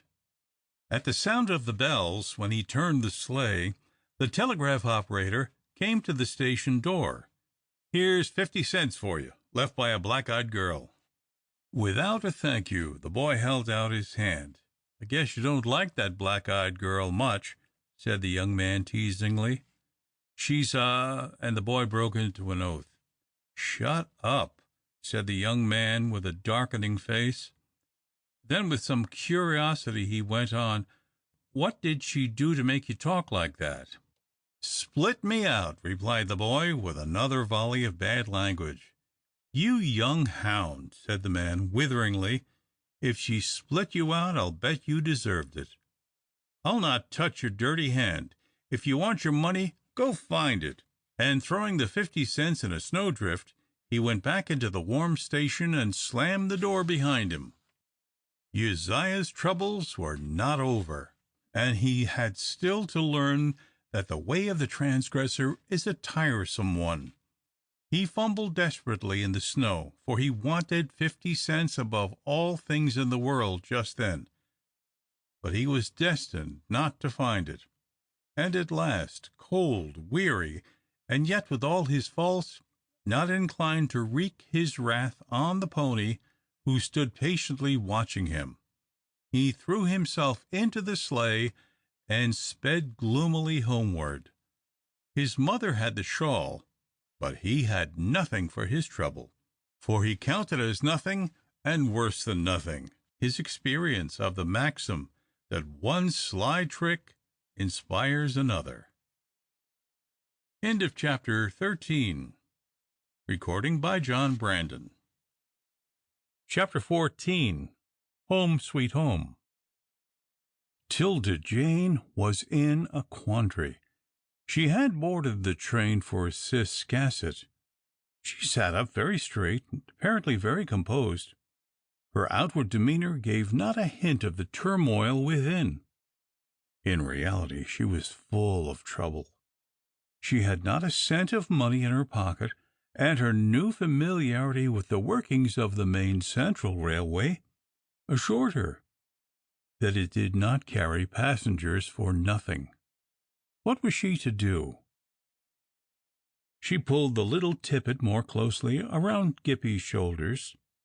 She had taken it from her own, for it was absolutely necessary for him to have another covering now that the shawl was gone.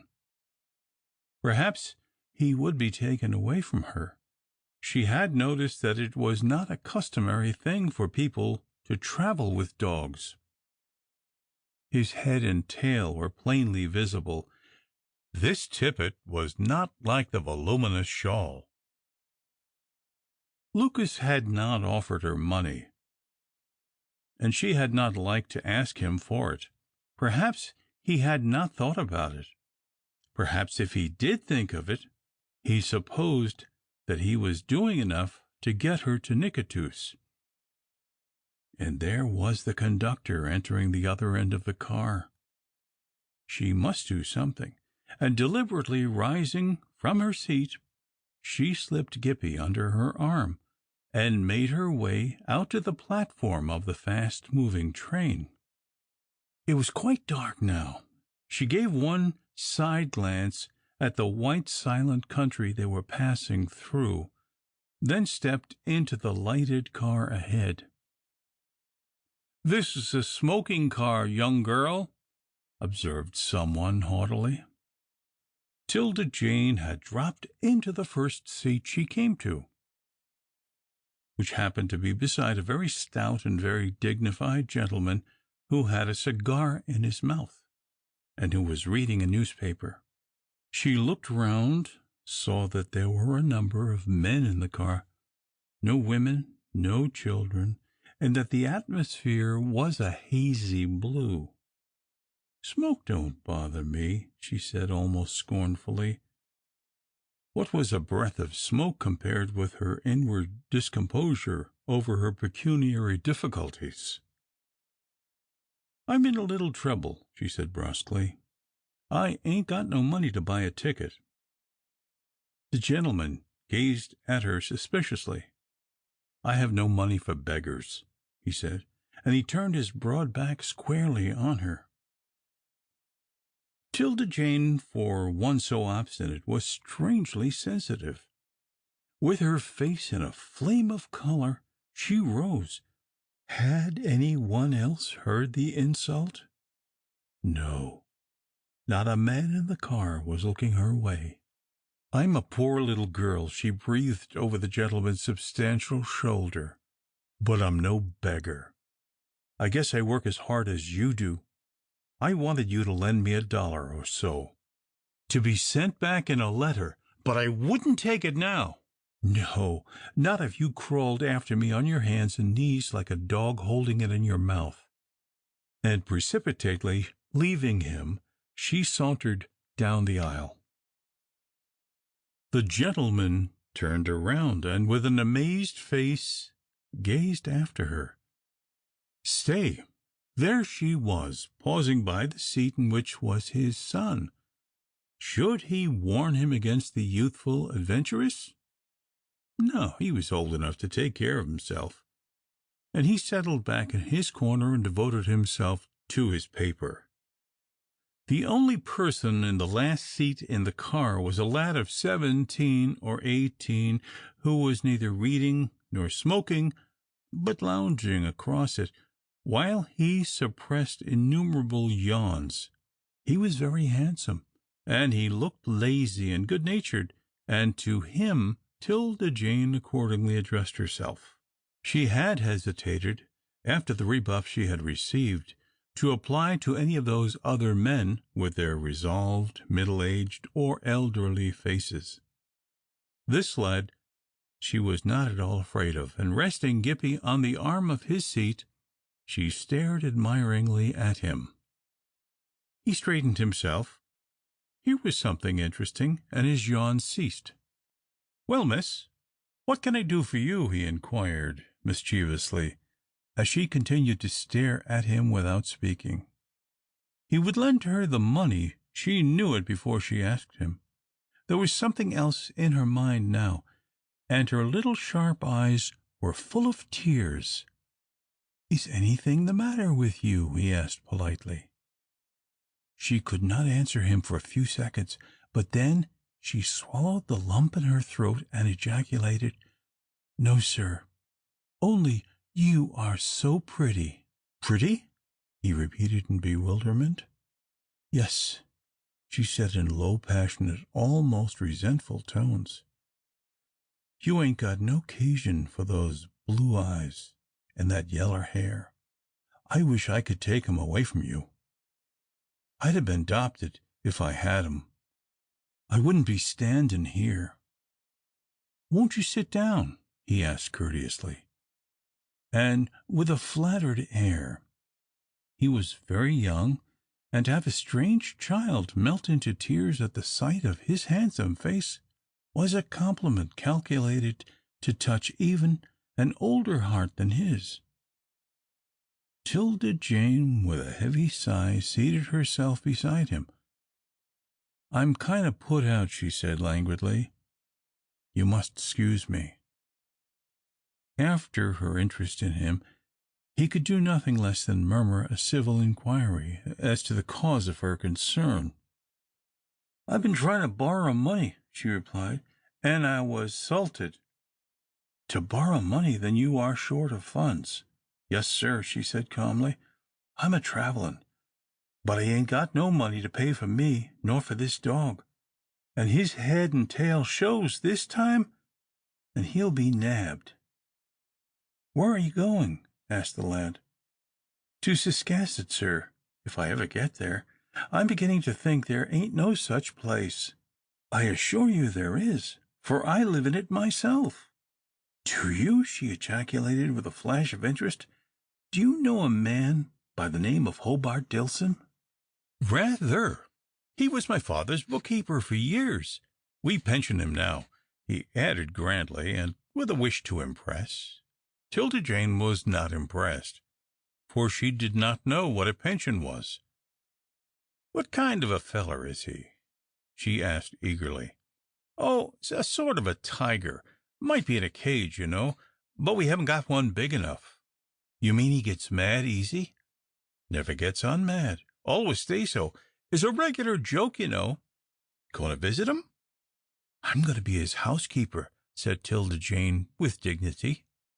The lad cast a rapid and amused glance over her small, resolved figure. Then, taking his handkerchief from his pocket, turned his face to the window and coughed vigorously. "I can fight, too," she added, after a pause, but slowly. "I shan't fight him." The lad did not turn around except to throw her one gleam from the corner of a laughing eye, until she ejaculated uneasily, "There comes the conductor. Are you going to lend me some money?" His face reappeared quite sober now. "Well, young lady, I am not a capitalist, but I think I can raise you a loan. How much do you want? That is, where did you come on?" "I come on at Nicatoos, and I've another dog in the baggage car." "Travelling with 2 dogs," he murmured, "and short of funds? You have courage." "I like some animals better 'n some people," observed 'Tilda Jane sententiously. "Your sentiment does you credit," he replied gravely, and as the conductor approached he held out his hand. "I pay for this little girl and her dog in the baggage car." "That's a fine hound you've got," the conductor observed civilly to 'Tilda Jane. "Yes, sir," she replied meekly. "I hope he ain't scared o' the train. He don't like it much, but some of the boys have been playing with him. Why," and he drew back in surprise, "you're the obstinate young one I pointed out to the inspector the other day. Here, you needn't pay," and he put in her hand the money her new friend had just given him. "There was a great racket about you. You needn't have run away from Vanceboro. If you'd spoken the truth, you'd have saved yourself and us a lot of trouble. However, I guess they'll be glad to hear you're all right." "I'll be 'bliged if you'll give my respects to Mr. Jack," she said steadily. "I'll do it," said the conductor, "and tell 'em you've picked up another dog." And with a wink at her companion, he passed on. "Accept my thanks," she said, after a time, handing the loose change in her lap to the lad. "Keep it," he replied generously. "I don't want it."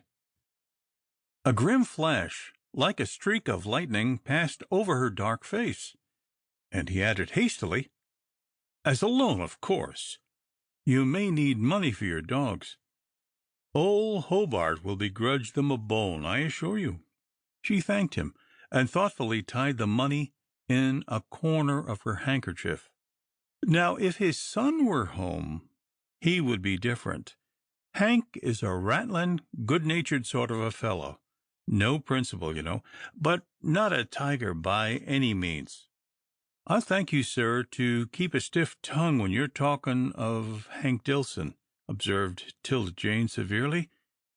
"He's done me favors, and you'd better keep your tongue off his father, too. If you're dying to pitch into someone, pitch into that selfish old tub reading that big paper up there. He turned his back on me when I hinted round him for a loan of $1 or so."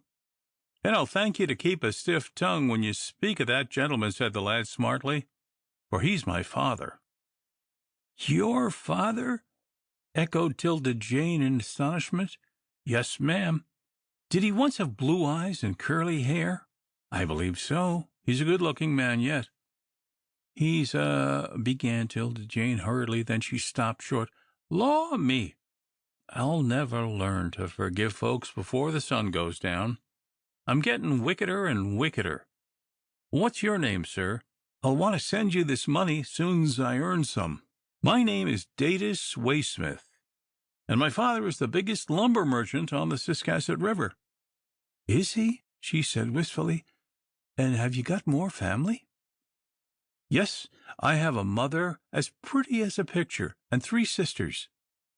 "And you have a nice room with a fire that ain't boxed up, and you sit around, and no other folks come in, and no bells ring for you to get up and do something?" "We have loads of rooms in our house," said the lad boastfully. "It's the biggest one in Ciscasset. You'll soon find out where we live. Here, we're most in. Iceboro next, then home," and he flattened his face against the glass. Outside in the dark night, bright lights appeared, danced over the snowy country, then disappeared. The train was running through the outskirts of a prosperous town. "Is Ciscasset a nice place?" asked 'Tilda Jane wistfully.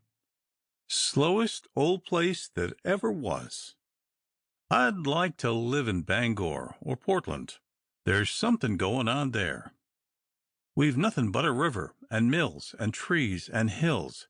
Not a decent theatre in the place." 'Tilda Jane did not know what a theatre was, and discreetly held her peace. "I say, here we are!" exclaimed the boy. "I hope Mamma will have a good supper." A shadow overspread 'Tilda Jane's face, and seeing it, the boy said impulsively, "Stop here a minute. I want to speak to Papa," and he rushed away. The little girl sat still. They were going more slowly now, and all the men in the car were standing up, putting on coats and warm caps. She had no wrap, but her dress was thick, and hugging Gippie closer, she felt that she should not suffer from the cold. The boy was making an animated appeal to his father, who was asking him short, quick questions. At last he gave him a brief "very well," and the boy ran back to 'Tilda Jane. "Papa says you can ride with us. I told him that you had no one to meet you, and it would be cold comfort wandering around alone to find your way. He used to think a lot of Dillson, but you'd better not talk to him." 'Tilda Jane trailed slowly after her guide through the crowd of people leaving the train, and passing through the lighted stone station to the yard outside. Here were drawn up a number of sleighs. The boy led her to the handsomest one. "Jump up on the box with Jenks," he said in a whisper. "Curl down under the rug, and I'll bring dog number 2. He'll run behind, won't he?" "I guess so," replied 'Tilda Jane with an equally mysterious whisper, and she slipped down under the soft bearskin robe. In 2 minutes the boy came back, leading Poacher by a small rope. "I'll just tie him behind," he said, "to make sure he's all right. And here's Papa." He stood aside while his dignified parent got into the sleigh. 'Tilda Jane, from her high seat, looked around once. The lumber merchant and his son were down in a black valley of soft, smothering furs. Poacher was running agreeably behind, and Gippie was snug and warm in her lap. No one spoke during the drive, and they glided swiftly through the snowy town. 'Tilda Jane had a confused vision of lighted shops with frosty windows, of houses with more sober illuminations. Then suddenly they were stealing along the brink of a long and narrow snow-filled hollow. This was the Ciscasset River, still held by the winter covering. She thought she heard a murmur of rotten ice behind her as the lumber merchant addressed his son, and she was enough of a child of the state to know that a reference to the breaking up of the ice in the river was intended. Presently they dashed up a long avenue of leafless hardwood trees to a big house on the hill. The hall door was thrown open, and within was a glimpse of paradise for the homeless orphan. Softly tinted lights in the background illuminated and made angelically beautiful the white dresses and glowing faces of a lady and 3 little girls who stood on the threshold with outstretched arms. The father and son, welcome to these embraces, had forgotten 'Tilda Jane, and as the sleigh slowly turned and went down the cold avenue, tears streamed silently down her cheeks. "Where am I to take you?" suddenly asked the solemn coachman beside her. "To Hobart Dillson's," she said in a choking voice. Nothing more was said. She saw nothing, heard nothing, felt nothing of her immediate surroundings. She had once been taken to a circus, and the picture now before her mind was that of a tiger pacing back and forth in his cage, growling in a low, monotonous tone, always growling, growling at a miserable child shrinking outside. "That there is Dillson's cottage, I think," said the coachman at last. 'Tilda Jane roused herself. Through her blurred vision, a small house wavered at the end of a snowy path.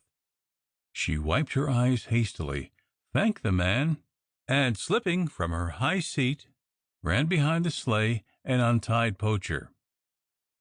The man turned his sleigh and glided slowly out of sight.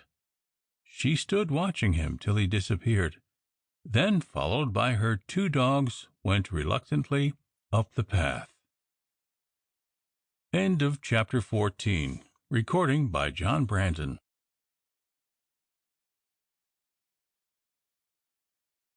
Chapter 15. The French Family. 'Tilda Jane stood entranced. This was not the Dillson cottage. The coachman had made a mistake. She stood staring in the window, for this was a sight that pleased her above all other sights. Here was another family, a happy family evidently, all gathered around a cheerful fire in a good-sized living-room. There were an old grandfather in the corner smoking a pipe, an old woman beside him with a white cap on her head, a middle-aged man cleaning a gun by the light of a lamp on the table, a middle-aged woman knitting a stocking, and a cluster of children of all ages about the grandfather, grandmother, father, and mother. Mingled with the crackling of the open fire was a very gay clatter of tongues, speaking in some foreign language, and one boy's voice soared above the rest in the words of a song that 'Tilda Jane was afterward to learn. Un Canadien errant, banni de ses foyers, parcourait en pleurant des pays étrangers. She gazed at them until the sense of increasing cold checked her rapture. and made her move regretfully toward the door and rap on it. It was immediately opened by a brown-eyed child, and held far back, as if she were expected to enter. "Can you tell me where Mr. Hobart Dillson lives?"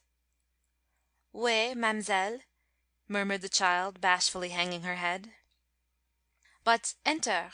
It is cold," called the mother, rising and coming forward, stocking in hand. 'Tilda Jane felt drawn toward this alluring family circle, and 1 minute later was sitting in a chair on its circumference. "But come in, doggie," said the mother gently to Poacher, who stood hesitating on the threshold.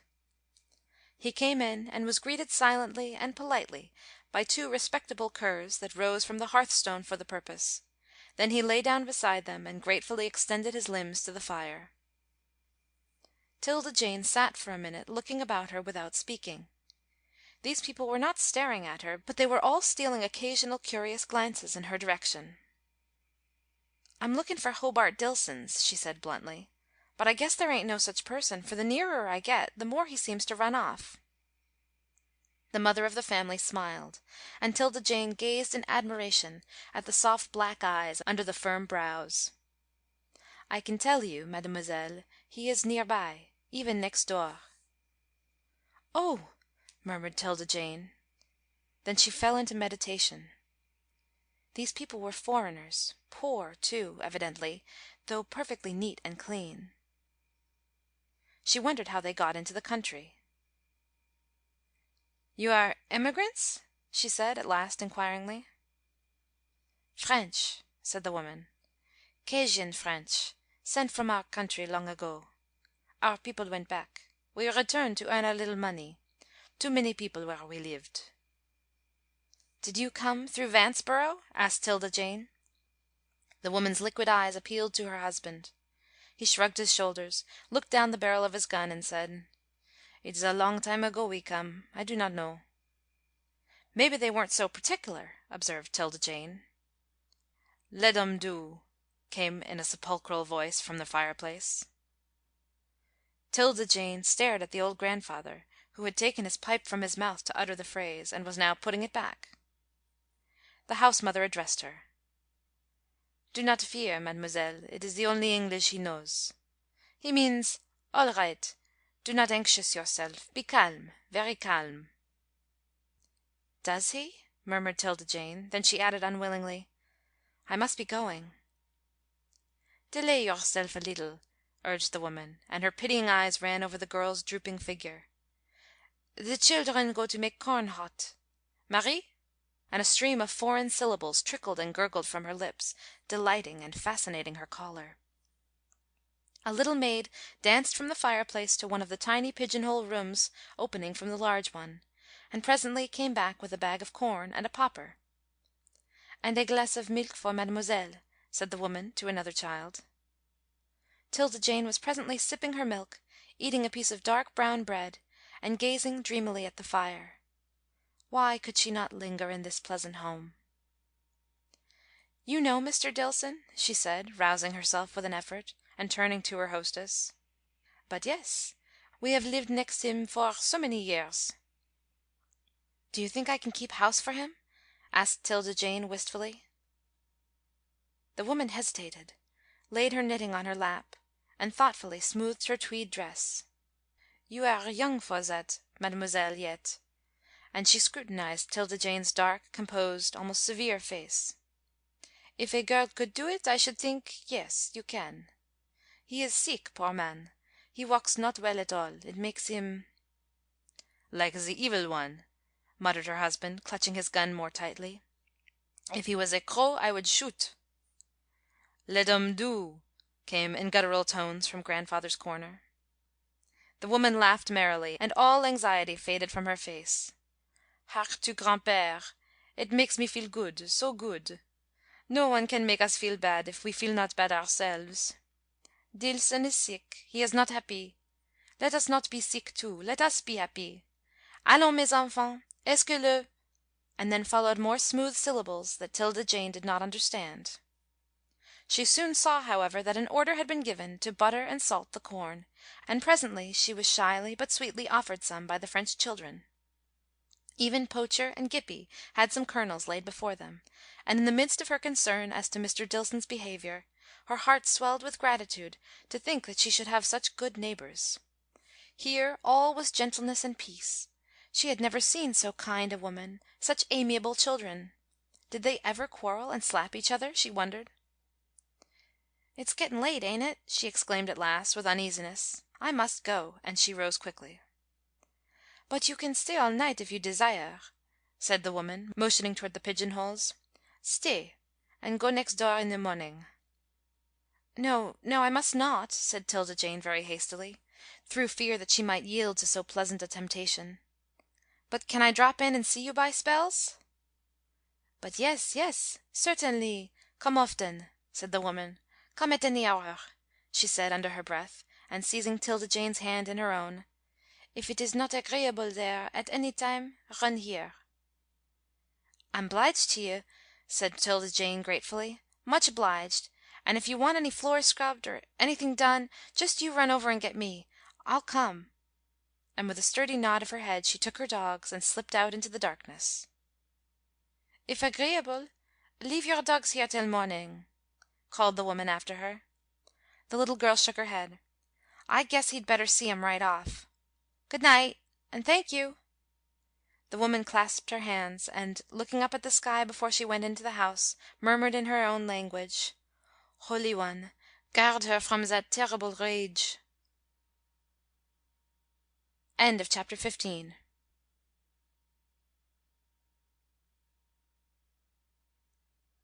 Chapter 16. The Tiger in his Lair. The next house to that of the French people was larger and more pretentious than theirs. It had more of a garden, there were 2 stories instead of 1, and the roof was surmounted by a tiny tower. The outside of the tiger's den was highly satisfactory, and 'Tilda Jane smiled in weary stoical humor. Now to find the particular corner in which the tiger himself abode. The house was dark, except for one feeble glimmer of light on the ground floor. She had rapped at the front door. She had rapped at the back door without getting any response, and now she returned for the latter to see if perchance it had been left unfastened. It had, and lifting the latch cautiously, she went in.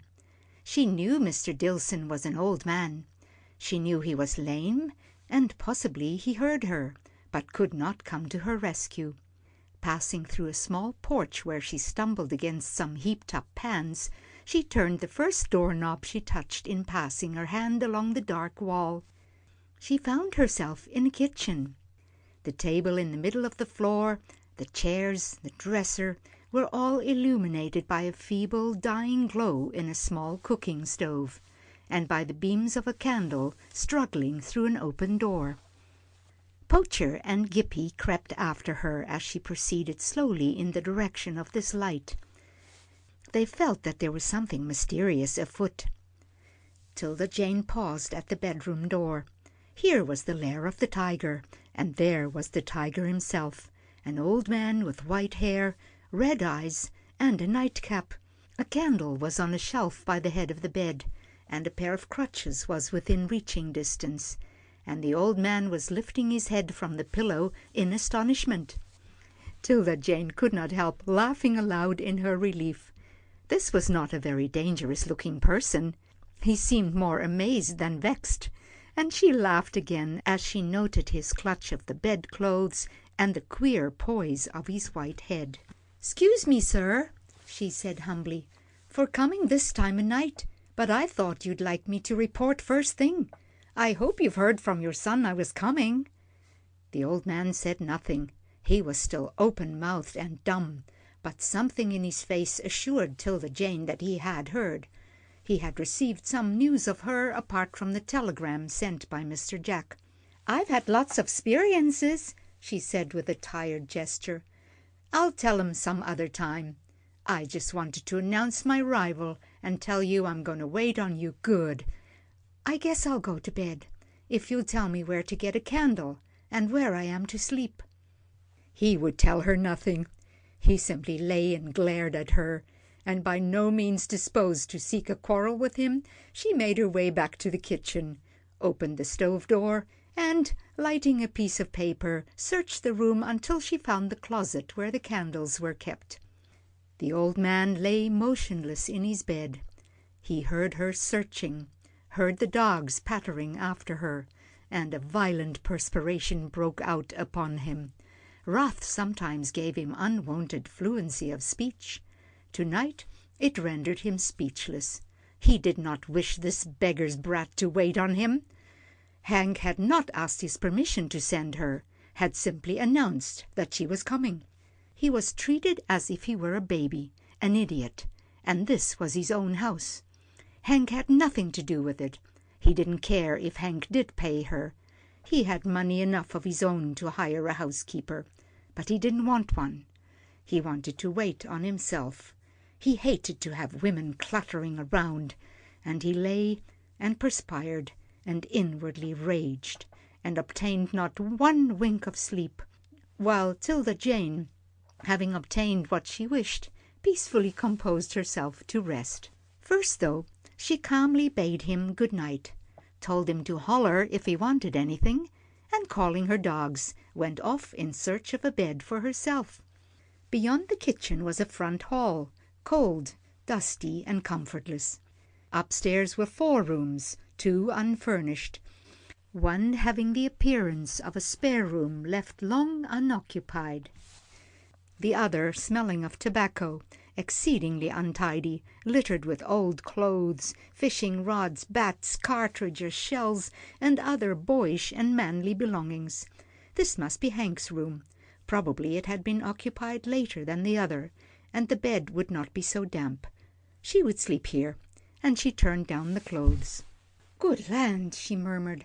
"I wonder how long since those blankets have been washed." And she turned them back again, and going to the other room, obtained 2 coverlets that she spread over herself after she lay down on the outside of the bed. The dogs had already curled themselves up on a heap of clothes on the floor, and in a few minutes the 3 worn-out travelers were fast asleep. When 'Tilda Jane lifted her head from her very shady pillow the next morning, her ears were saluted by the gentle patter of rain. The atmosphere was milder. A thaw had set in. She sprang up and went to the dogs, who were still snoring in their corner. "Wake up," she said, touching them with her foot. Gippy started, but something in the expression of Poacher's eloquent eyes told her that, although he had been apparently sound asleep, he knew perfectly well what was going on about him.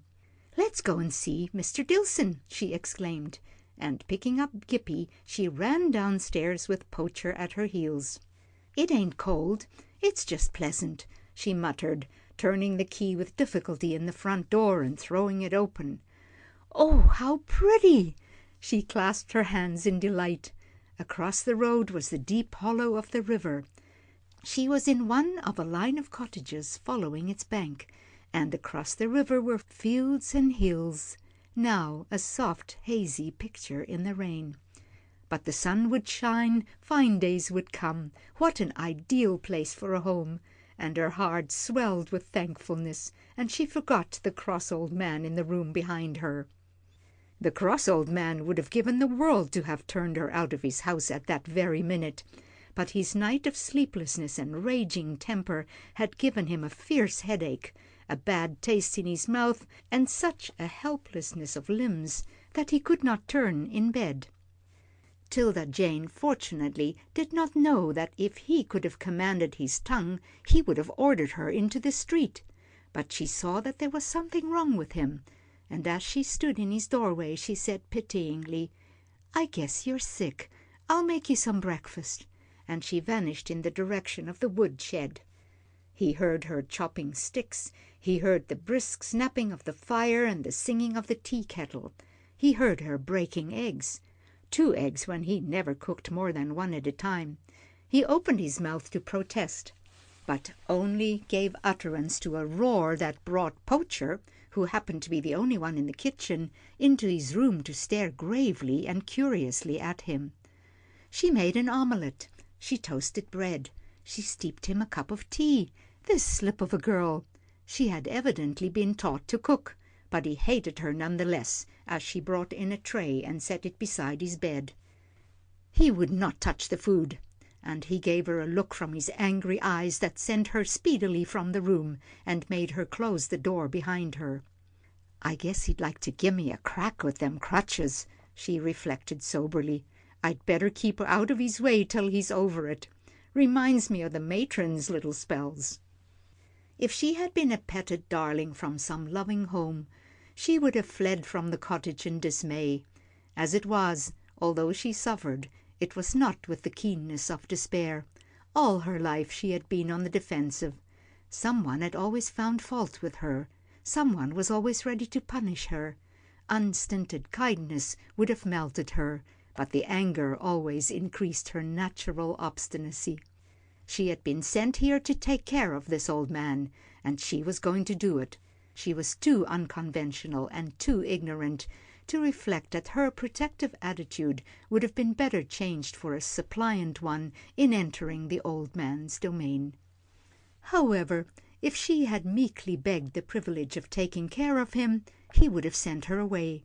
And as she was given neither to hair-splitting nor introspection, but rather to the practical concerns of life, she calmly proceeded with her task of tidying the house without reference to future possibilities.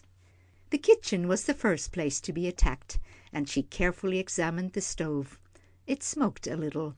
It needed cleaning, and girding on some old apron she found in the porch, she let the fire out, and then brushed and rubbed and poked at the stove until it was almost as clean outside as it was inside. Her next proceeding was to take everything off the walls and wipe them down with a cloth-bedraped broom. Then she moved all the dishes off the dresser, washed the chairs, and scrubbed the floor. Then, and not until then, did she reopen the door into the old man's room.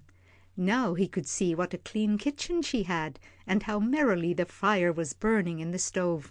It was also 12 o'clock, and she must look about for something more to eat. Mr. Dillson had not touched his breakfast, so she ate it herself, made him fresh toast, a cup of tea, and a tiny meat hash, then went upstairs to tidy her bedroom. The hash was well seasoned, and the odor of onions greeted the old man's nostrils tantalizingly. He was really hungry now. His wrath had burned down for the lack of fuel, and some power had come back to his limbs. He ate his dinner, got out of bed, dressed himself, and limped out to the kitchen. When he had dropped in his big rocking chair, he gazed around the room. The girl had done more in one morning than all the women he had ever employed had done in 3. Perhaps it would be economy to keep her. He was certainly growing more feeble, and a tear of self-pity stood in his eye. There she was now, coming from the Frenchwoman's house. She had been over there to borrow sheets, and a flash of impotent rage swept over him. He tried to have no dealings with those foreigners. He hated them, and they hated him. This girl must go. He could not stand her. The back of his rocking chair was padded, and before he realized what was happening, his state of fuming passed into one of sleepiness. He was off, soundly and unmistakingly announcing in plain terms, through throat and nose, to the world of the kitchen, that he was making up for lost time last night. When he opened his eyes, it was late afternoon, and Tilda Jane, sitting at a safe distance from him, was knitting an unfinished sock of his left by his dead wife some 10 years ago. He blinked at her in non-committal silence. She gave him one shrewd glance, with her toe pushed Gippy's recumbent body nearer her own chair, and went on with her work. If he wanted to hear her talk, he could ask questions. The afternoon wore away, and evening came. When it grew quite dark, Tilda Jane got up, lighted a lamp, put on the tea kettle, and with the slender materials at hand, prepared a meal that she set before the uncommunicative old man. He ate it, rolling his eyes around the clean kitchen meanwhile, but not saying a word. Tilda Jane kept at a safe distance from him until he had finished and had limped into bed. She then approached the table and ate a few morsels herself, muttering as she did so, I ain't hungry, but I must eat enough to help me square up that poor old crossie." She was, however, too tired to enjoy her supper, and soon leaving it, she washed her dishes and went upstairs. End of chapter 16.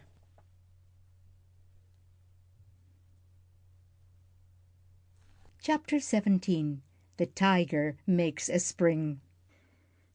The situation would have been absurd if it had not been painful.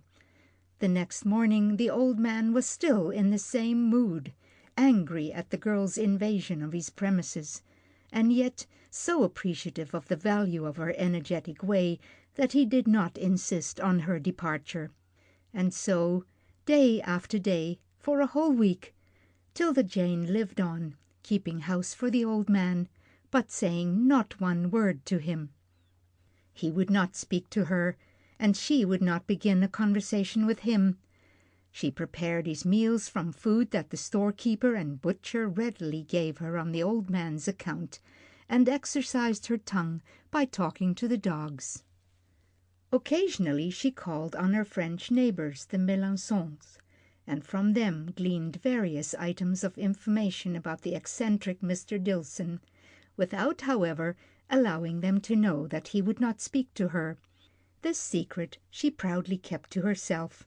She found out from them that the old man was ordinarily in better health than at present, that he was usually able to hobble about the house and wait on himself, for his temper had of late become so violent that no woman in Ciscasset would enter his house to work for him. Therefore 'Tilda Jane's arrival had been most opportune, for he would have been in danger of starving to death if left to himself. Feeling persuaded of this, and greatly pleased to think that she had been and was of service to the father of her benefactor Hank, her attitude towards the old man continued to be one of philosophical and good-natured obstinacy. She would not speak to him, but she was willing to wait on him in silence, looking forward to the time when he would find his tongue. Her only fear of his sullenness was on behalf of her dogs. He hated them. She knew it by the menacing tremble of his crutches whenever the animals came within his reach. Therefore, her constant endeavor was to keep them out of his way. She had made 2 soft, persuasive beds in the woodshed for them, but it was cold there, and she could not stay with them.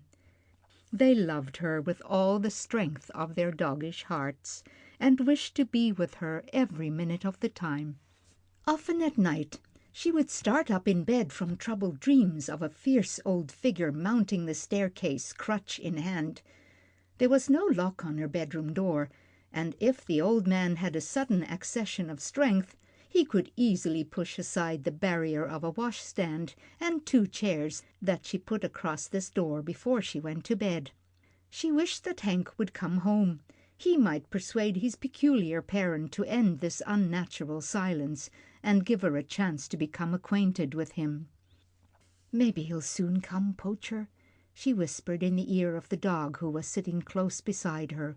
"We'll make up our minds for that, won't we?" The dog was sitting up very straight beside her and gazing benevolently down at Gippie, who lay on her lap. They were all out on the front doorstep, and 'Tilda Jane was knitting industriously. It was a day like May in the month of March. There was a soft, mild air, and a warm wind that made dripping eaves and melting snowbanks. Little streams of water were running from the garden to the road, and from the road to the hollow of the river, where large cakes of ice were slowly loosening themselves, breaking up and floating towards the sea.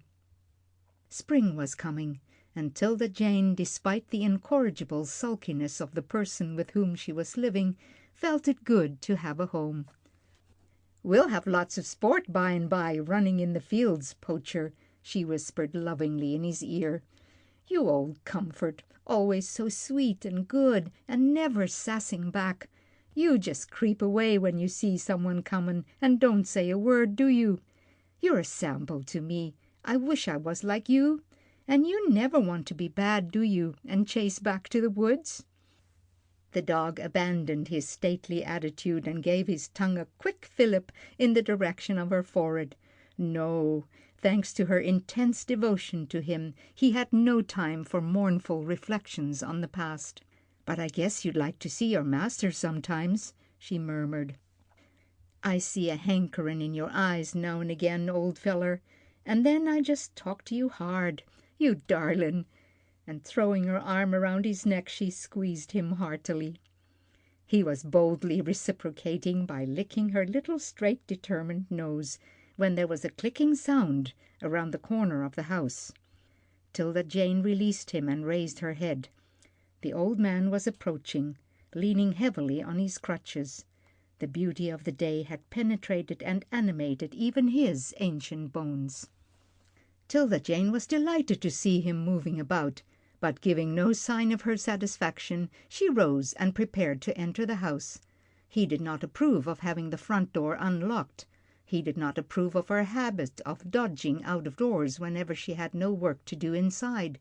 She felt this, although he had never said it, and pushing Gippy into the hall, she stepped down the walk to pick up her ball of yarn. The dog's enemy was some distance away, and seeing him leaning so heavily on his crutches, it did not occur to her that there could be any fear of danger. However, with all her acuteness, she did not measure the depth of his animosity, nor the agility with which it could inspire him.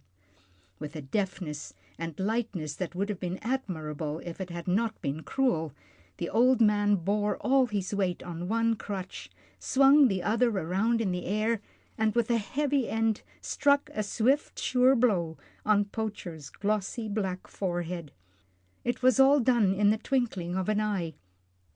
In the short space of time that the little girl's back was turned, she heard the crashing blow, flashed around and saw the black body of the dog extended on a white snowbank. His eyes were open. His expression was still the loving one with which he had been regarding her as she stooped to pick up the ball.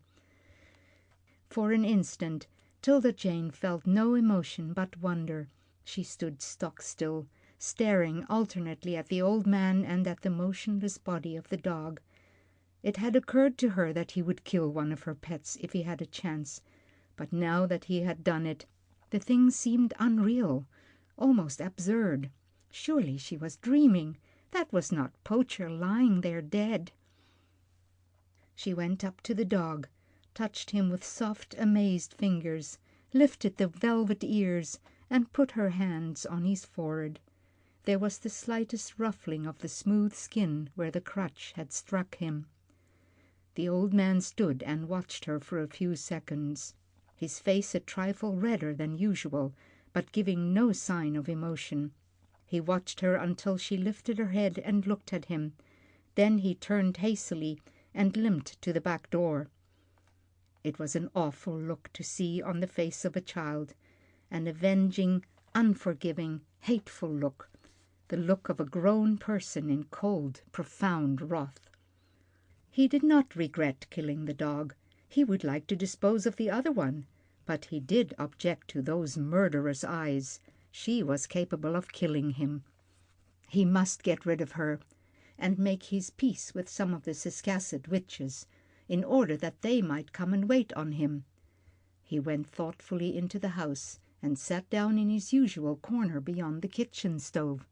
He wondered whether she would give him any supper. He could get it himself tonight if she did not. He was certainly better, and a glow of pleasure made his blood feel warm in his veins. Stay. There she was, coming slowly in. He thanked his lucky stars, looking very much the same as usual. He would not be slain in his bed that night, and she was getting fresh wood for the fire. Perhaps she would make hot cakes for supper. She was wonderfully smart for a girl. He had several times speculated as to her age. Sometimes, when talking to the dogs, she seemed no more than 11 or 12 years old. Ordinarily, she appeared to him about 15, but small for her age. Today, in her wrath, she might be taken for 17. How subdued she seemed as she moved about the kitchen.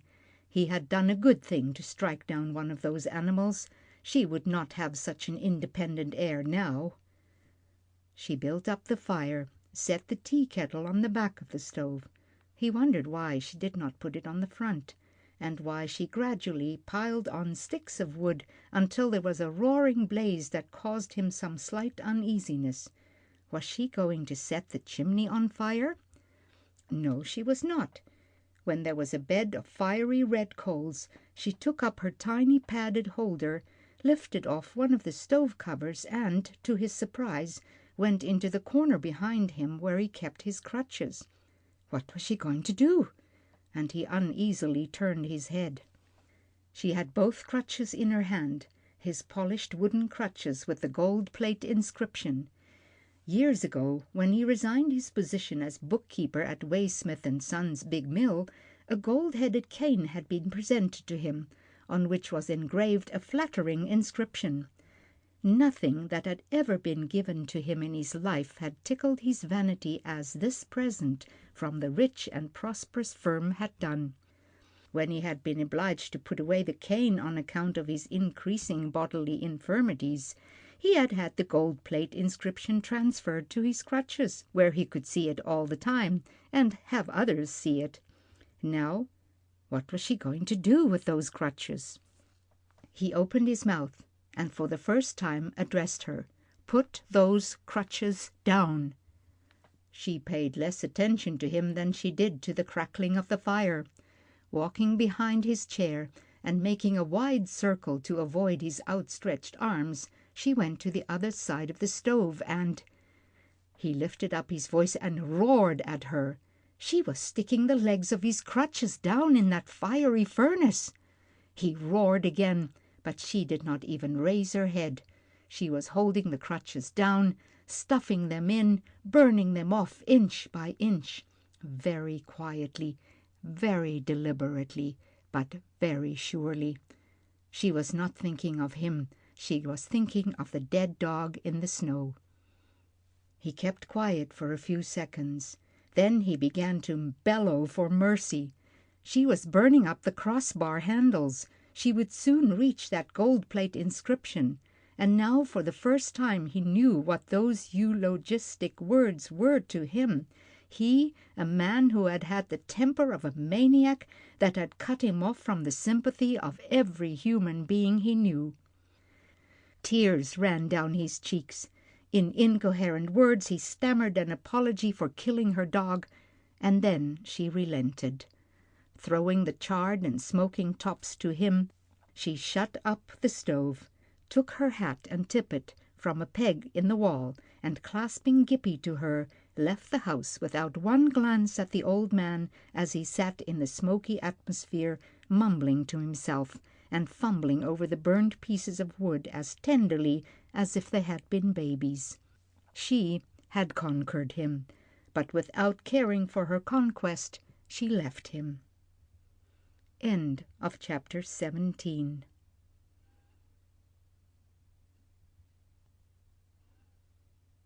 Chapter 18. In Search of a Perfect Man. Ciscasset, perhaps most beautiful of Maine towns near the Canadian border, was particularly beautiful on the morning after 'Tilda Jane's departure from Hobart Dillson's cottage. The sun was shining fervently, so fervently that men threw open their top-coats or carried them on their arms. The sky was still of the delicate pink and blue haze of the day before. The wind was a breath of spring blown at departing winter. It was still early, and beautiful Ciscasset was not yet really astir. Few women were to be seen on the streets, only a score of shop-girls hurrying to their work, but men abounded. Clerks were going to their desks and counters, and early-rising business-men to their offices. Market-men swarmed in from the country in order to be the first to sell their produce in the prosperous little town with the Indian name. Other towns and villages might direct their search across the sea for European titles for streets and homes. Ciscasset prided itself on being American and original. The Indian names were native to the state, and with scarcely an exception prevailed in the nomenclature of the town. Therefore in other places, Main Street, was here Kennebago Street, and down this street a group of farmers was slowly proceeding. They had sold their farm produce to grocers and stable keepers, and were now going to the post office for their mail. Assembled a few moments later in a corner of the gray stone building, and diligently reading letters and papers, they did not see a small figure approaching, and only looked up when a grave voice inquired, "Are you too busy to speak to me a minute?" The men all stared at the young girl with the dog in her arms, the heavy circles around her eyes, and the 2 red spots on her cheeks. "What do you want?" asked the oldest farmer, a gray-haired man in a rabbit-skin cap. "I want to find the best minister in this place." A smile went around the circle of farmers. They were all amused, except the gray-haired one. He was the nearest to 'Tilda Jane, and felt the intense gravity of her manner. "In the town, I mean," she went on wearily. "I want to ask him something. I thought they'd know in the post office, but when I asked behind them boxes," and she nodded towards the wall near them, "they told me to get out. They was busy." The old farmer was silent for a moment. Then he said gruffly, "You look beat out, young girl, like as if you'd been out all night." "I was," she said simply. "I've been pacin' the streets waitin' for the mornin'." The attitude of the younger men was half reproachful, half disturbed. They always brought with them to the town an uneasy consciousness that they might in some way be fooled, and 'Tilda Jane's air was very precocious, very citified, compared with their air of rustic coltishness. They did not dream that she was country bred like themselves. The older man was thinking. He was nearer the red spots and the grieving eyes than the others. The child was in trouble. "Bill," he said slowly, "what's the name of that man that holds forth in Molunkus Street Church?" His son informed him that he did not know. "How do you do, Mr. Price?" said the farmer, leaving the young farmers and sauntering across to the other side of the post office, where a brisk-looking man was ripping open letters. "Can you give us the name of the preacher that wags his tongue in the church on Molunkus Street?" "Burness," said Mr. Price, raising his head, and letting his snapping eyes run beyond the farmer to the flock of young men huddling together like gray sheep. "Would you call him the best man in Ciscasset?" pursued the farmer with a wave of his hand towards 'Tilda Jane. Mr. Price's snapping eyes had already taken her in. "What do you mean by best?" he asked coolly. "I mean a man as always does what is right," said 'Tilda Jane, when the question was left for her to answer. "Don't go to Burness, then," said Mr. Price rapidly. "Good preacher, poor practicer." "Ain't there any good practicers in Ciscasset?" asked the farmer dryly. "Well, I know some pretty fair ones," responded Mr. Price. "I don't know of one perfect person in the length and breadth of the town, but I know 2 people, though, who come near enough to perfection for your job, I guess," and his brilliant glance rested on 'Tilda Jane. "Who be they?" asked the farmer curiously. "Is it this young girl that wants 'em?"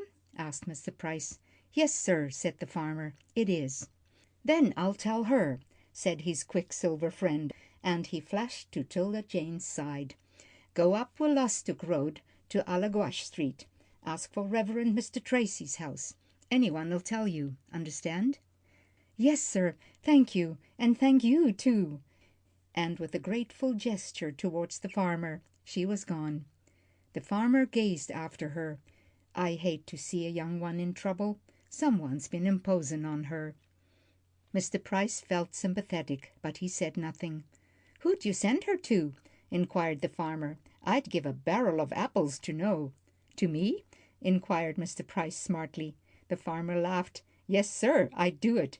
You'd put me in the way of business before now." "I sent her to a man," replied Mr. Price, "who might be in Boston today if he wanted to. He gave up a big church to come here. He's always inveighing against luxury and selfishness and the other crowd of vices. He and his wife has stacks of money, but they give it away and never do the peacock act. They're about as good as they make 'em. It isn't their talking I care about, not one rap. It's the carrying out of their talk and not going back on it." "My daughter wants to go out as a hired help. I guess that would be an A No. 1 place if they'd have her," observed the farmer meditatively. "Good enough," said Mr. Price, "if you want her to ruin her earthly prospects and better her heavenly ones," and went away laughing. The farmer stepped to the post office door. 'Tilda Jane was toiling up the sidewalk with downcast head. The shop windows had no attractions for her, nor was she throwing a single glance at the line of vehicles now passing along the street, and muttering, "Poor young one." The farmer returned to his correspondence. The Reverend Mr. Tracy was having his breakfast in the big yellow house set up on terraces, which were green in summer and white in winter. The house was large, because it was meant to shelter other people beside the Tracys and their children, but there was not a stick of genteel furniture in it. The new housemaid from Portland was just disdainfully observing to the cook. "You'll get over that soon," remarked the cook with a laugh and a toss of her head, "and we'll be for giving away what we've got and sitting on the floor. There's the doorbell. You'd better go answer it. It's time the beggars was arriving." Mr. Tracy was late with his breakfast that morning, because he had been out half the night before with a drunken young man who had showed an inconquerable aversion to returning home. Now, as he ate his chop and drank his hot milk, fed a parrot by his side, and talked to his wife who kept moving about in the room, he thought of this young man until he caught the sound of voices in the hall. "Bessie," he said quietly, "there's your new maid turning someone away." His wife stepped into the hall. The housemaid was indeed assuring a poor-looking child that the master of the house was at breakfast and could not see anyone. "Then I'll wait," Mrs. Tracy heard in a dogged young voice. The front door closed as she hurried forward, but she quickly opened it. There on the top step sat a small girl, holding a dog. "Good morning," she said kindly. "Do you want something?"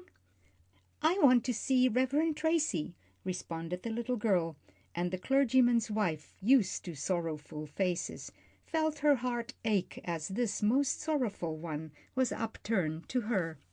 "Come in," she went on, and 'Tilda Jane found herself speedily walking through a wide but bare hall to a sunny dining room. She paused on the threshold. That small dark man must be the minister.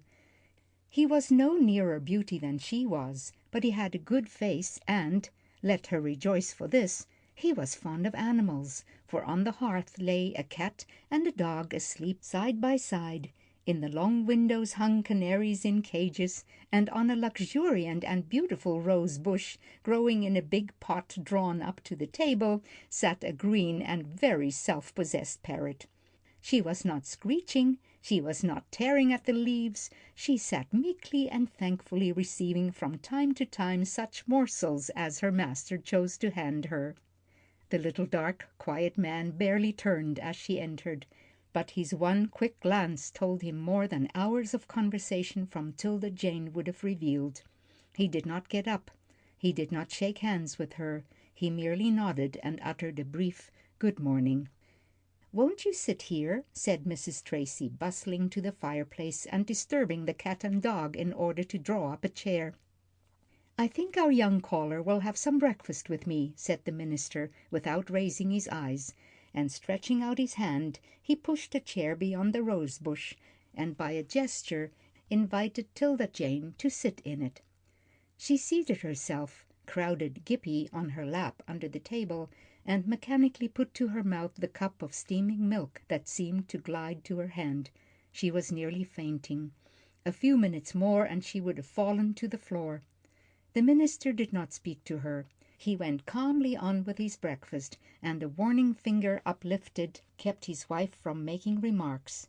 He talked a good deal to the parrot, and occasionally to himself, and not until 'Tilda Jane had finished the milk and eaten some bread and butter did anyone address her. Then the minister spoke to the bird. "Say good morning to the little girl, Lulu." "Good morning," remarked the parrot, in a voice of grating amiability. "Say, it's a pretty world, Lulu," continued the owner. "It's a pretty world, darling," responded the parrot, bursting into hoarse, unmusical laughter at her own addition. "Oh, it's a pretty world, a pretty world." To the gentleman and his wife there was something cynical and afflicting in the bird's comments on mundane affairs, and they surreptitiously examined their visitor. Did she feel this? She did, poor girl. She had been passing through some bitter experience. There was the haunting, injured look of wounded childhood on her face, and her curled lip showed that she too, young as she was, had found that all was not good in the world, all was not beautiful. The parrot was singing now. "Mid pleasures and palaces, though we may roam, be it ever so humble, there's no place like home. Home, home, sweet, sweet home." But at this point she overbalanced herself. Her uplifted claw swung over and she fell backward among the rose branches. The bird's rueful expression as she fell, her ridiculous one as she gathered herself up, and with a surprised "Oh dear!" climbed back to her perch, were so overcoming that the minister and his wife burst into hearty laughter. 'Tilda Jane did not join them. She looked interested, and a very faint crease of amusement came in a little fold about her lips, but at once faded away. The minister got up and went to the fire, and taking out his watch earnestly consulted its face, then addressed his wife. "I have a ministers' meeting in half an hour. Can you go downtown with me?" "Yes, dear," replied Mrs. Tracy, and she glanced expectantly towards 'Tilda Jane. The little girl started. "Can I ask you a question or so afore you go?" she asked hurriedly. "No, my dear," said the man with a fatherly air, "not until I come back." "I guess someone's told you about me," remarked 'Tilda Jane bitterly. "I never heard of you or saw you before a quarter of an hour ago," he replied kindly. "Do you see that sofa?" And he drew aside a curtain. "You lie down there and rest, and in 2 hours we shall return. Come, Bessie." And with his wife he left the room. 'Tilda Jane was confounded, and her first idea was of capture. She was trapped at last, and would be sent back to the asylum. Then a wave of different feelings swept over her. She would trust those two people anywhere, and they liked her. She could tell it by their looks and actions. She sighed heavily, almost staggered to the sofa, and throwing herself down, was in 2 minutes sleeping the sleep of utter exhaustion.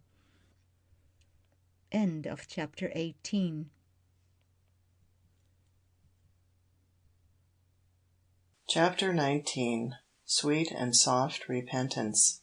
She was awakened by a hoarse whisper in her ear. "Get up and go on, get up and go on. Don't croak, don't croak." Her eyelids felt as heavy as lead. It seemed as if she would rather die than stir her sluggish limbs. Yet she moved slightly as the rough whisper went on. "Get up and go on, get up and go on. Don't croak, don't croak." It was the parrot, with the cold in her throat, and she was perched on the sofa cushion by her head. 'Tilda Jane raised herself on one hand. How weary, how unspeakably weary she was! If she could only lie down again. And what was the matter with her? Why had she waked with that terrible feeling of unhappiness? She remembered now. Poacher was gone. She had not shed a tear over him before, but now she hid her face in her hands, and indulged in low and heartbroken lamentation. Poor Poacher! Dear, handsome dog! She would never see him again. What would the Lucases say if they knew of his untimely end? What should she do without him? And she cried miserably, until the sound of voices in the next room recalled her to herself.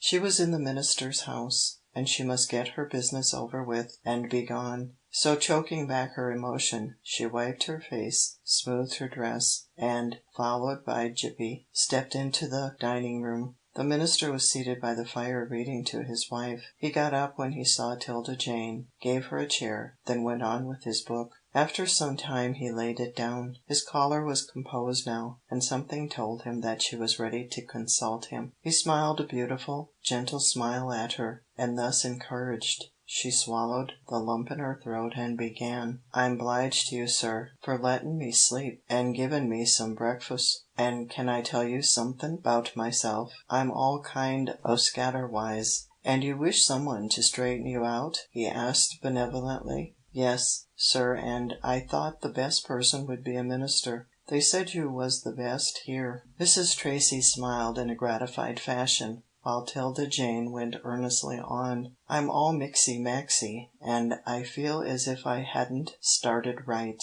I guess I'll tell you just where I come from. I s'pose you know the Middle Marsden Orphan 'Sylum?" The minister told her that he had heard of it. He did not tell her that he had heard it was one of the few badly managed institutions for orphans in the state, that the children were kept strictly, fed poorly, and were rapidly institutionalized while under the care of uneducated, ignorant women, who were only partially supervised by a vacillating board of lady managers. "Well, I was riz there," continued 'Tilda Jane.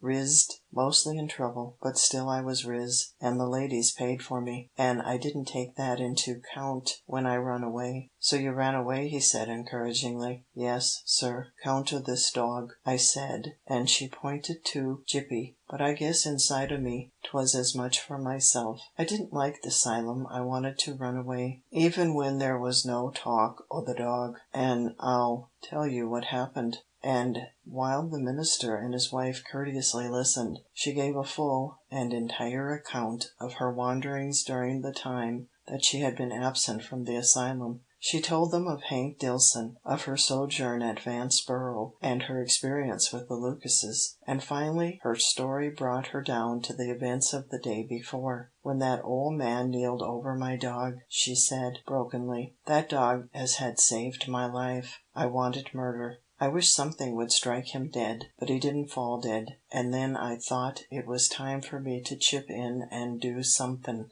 I took them crutches as he can't move without, and I burnt 'em most up, all but a little bit at the top with the gold writin', 'cause he sits and gazes at it, and I guess sets store by it." "You burnt Hobart Dillson's crutches?" exclaimed Mrs. Tracy in surprise. "Yes, ma'am, 'cause he killed my dog." "I wonder he had not struck you down," said the lady with a shudder. "He is said to be a man with a very violent temper." 'Tilda Jane sprang up, her face as white as a sheet. "I most forgot. I s'pose he's sittin' there this minute. He can't move without 'em, and nobody'll go near him. Now, sir," and she turned in desperate haste to the little, dark, silent man, "tell me quick what I ought to do." "You are a child with a conscience," he said gravely. "You have been turning the matter over in your own mind. What conclusion have you reached?" "Go on," said the parrot hoarsely, and between intervals of climbing by means of bill and claw to the top of a chair.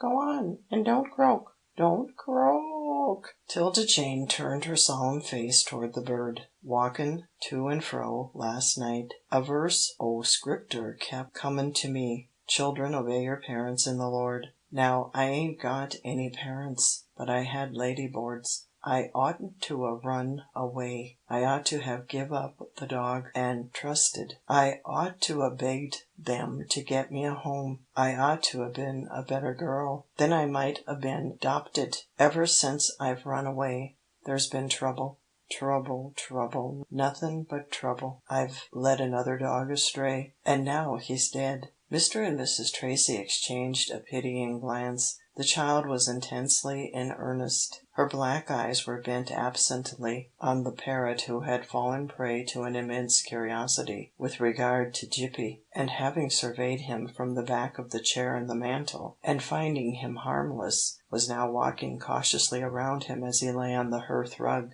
Presently, emboldened by his silence, she took the end of his tail in her beak. He did not move, and she gently pinched it. There was a squeal, a rush, and a discomfited parrot minus 3 tail feathers flying to her master's shoulder. "Oh, my!" she exclaimed. My! What a fuss! What a fuss!" Very little attention was paid her. Her master and mistress were taken up with the youthful owner of the dog, but Mr. Tracy mechanically stroked the bird as he put another question to 'Tilda Jane. "And what do you propose to do?" "I think I ought to go back," she said earnestly. "I ought to say I'm sorry. I ought to say I'll do better." "Go back? Where?" asked Mrs. Tracy eagerly. "First to the old man. I ought to be civil to him. I ought to talk, and not be mum like an oyster. I ought to ask him if he wants me to go away. I ought to write the lady boards and tell 'em where I be. I ought to say I'll go back." "Do you wish to go back?" asked Mr. Tracy. A shiver passed over 'Tilda Jane's slight frame, but she spoke up bravely. "I ain't a-goin' to think o' that, sir. I've got to do what's right."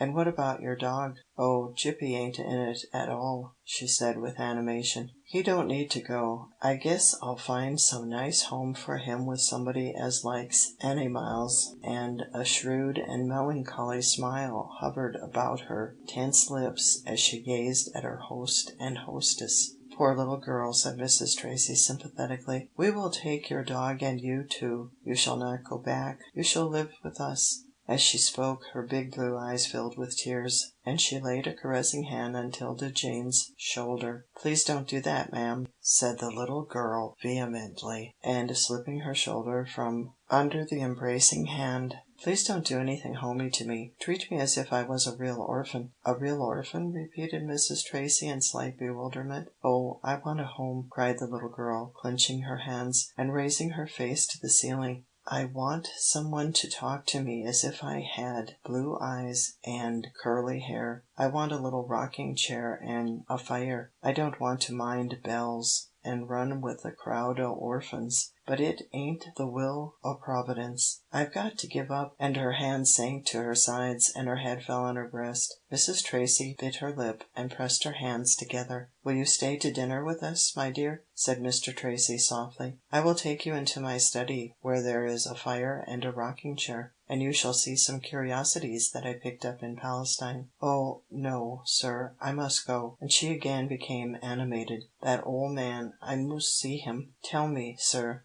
just what I am to do. I've been doin' all the talkin', and I wanted to hear you. I guess I'm crazy," and she pressed her hands nervously over her ears. She was in a strange state of nervous exaltation that was the natural reaction from her terrible dejection of the evening before. She had decided to make a martyr of herself, a willing martyr, and Mr. Tracy would not detain her. "Go back to Mr. Dillson's, my dear. You have mapped out your own course. I do not need to advise you. Your conscience has spoken, and you are listening to its voice. Go, and God bless you. You shall hear from us." 'Tilda Jane was about to rush away, but Mrs. Tracy detained her. "Wait an instant. I have something for you," and she hurried from the room.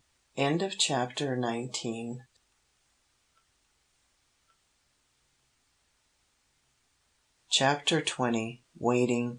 Mr. Dillson had not passed a pleasant night. In the first place, he had not been able to move for a long time after 'Tilda Jane's departure. For half an hour he had sat, hoping that she would return, or that some one would call on some errand. Without his crutches he was helpless. Strange to say, he was not in a rage with her. Indeed, he had never felt more kindly disposed toward her, and he certainly had never so longed for a sight of her little thin, ungraceful figure. Just at the moment of the burning of the crutches, he could have felled her to the earth, but after it was an accomplished fact, his lack of resentment was a marvel even to himself. Possibly it was because she had saved the gold plate. Possibly, as minute after minute went by, it was because a peculiar fear drove all vengeance from his mind. He had not liked the look in her eyes when she went out. Suppose she should make way with herself? Suppose she should jump into a hole in the ice, or throw herself in front of a locomotive, or do any other of the foolish things that desperate and maddened people were in the habit of doing? What would then be his position? Not an enviable one by any means. He was partly, not wholly, for he had some shreds of vanity left,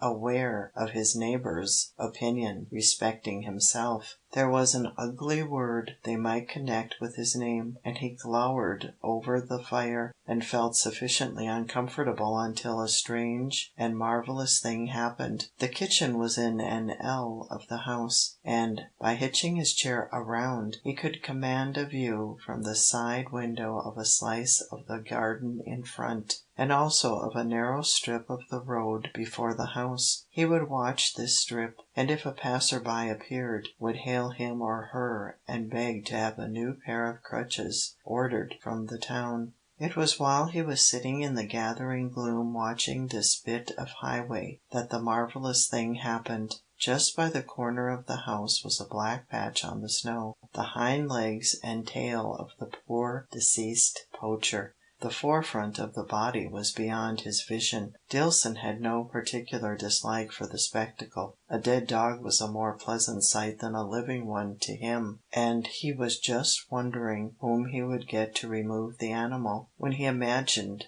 that he saw the tail move. No, it was only his imperfect vision, and he rubbed his eyes and moistened his glasses. Now the tail was no longer there. The hind legs were no longer there. Had someone come up the front walk and drawn the creature away? He pressed his face close against the window pane. No, there was the dog himself on his feet and walking about, first in a staggering fashion, then more correctly. The old man eagerly raised the window. If the girl lived, and was going about saying that he had killed her dog, here was the proof positive that he had not, and smacking his lips, and making a clicking sound with his tongue, he tried to attract the resuscitated poacher's attention. He must capture the animal and keep him. It was years since he had called a dog, not since he was a young man and had gone hunting on the marshes below the town. "Here, dog, dog," he said impatiently. "Good dog."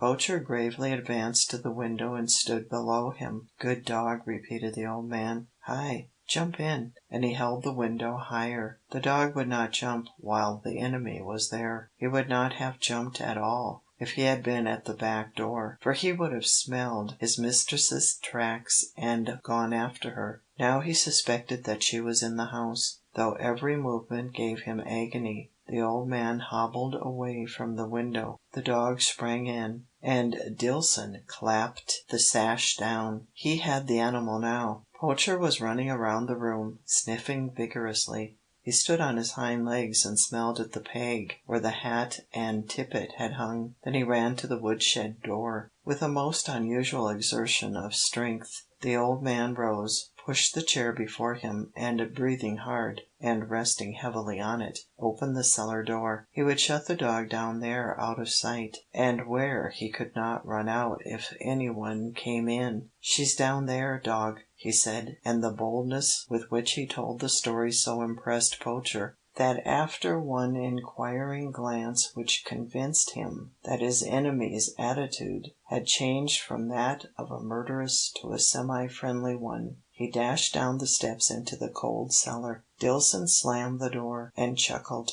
Now to get back to the window. He tried to hitch his chair along, but he was weak and must rest. He sat for a few minutes, and when the few minutes were over, he found that his muscles had stiffened. He could not move. He sat a little longer. The fire went out, and the room got cold. He was so far from the window that he doubted if anyone could hear him if he shouted. He lifted up his voice to try. He was as hoarse as a crow. He had a cold, and it was every minute getting worse. If he had the dog from the cellar, he might tie something to him and frighten him so that he would go dashing through a window. He began to feel that if the little girl did not return, he might sit there till he died. His case was not desperate yet, however. He waited and waited. The night came and went, and another morning dawned, and the weather changed outside, until a stiff frost began to transform the thaw into a return of winter weather. And still he waited, but the little girl did not come. End of chapter 20.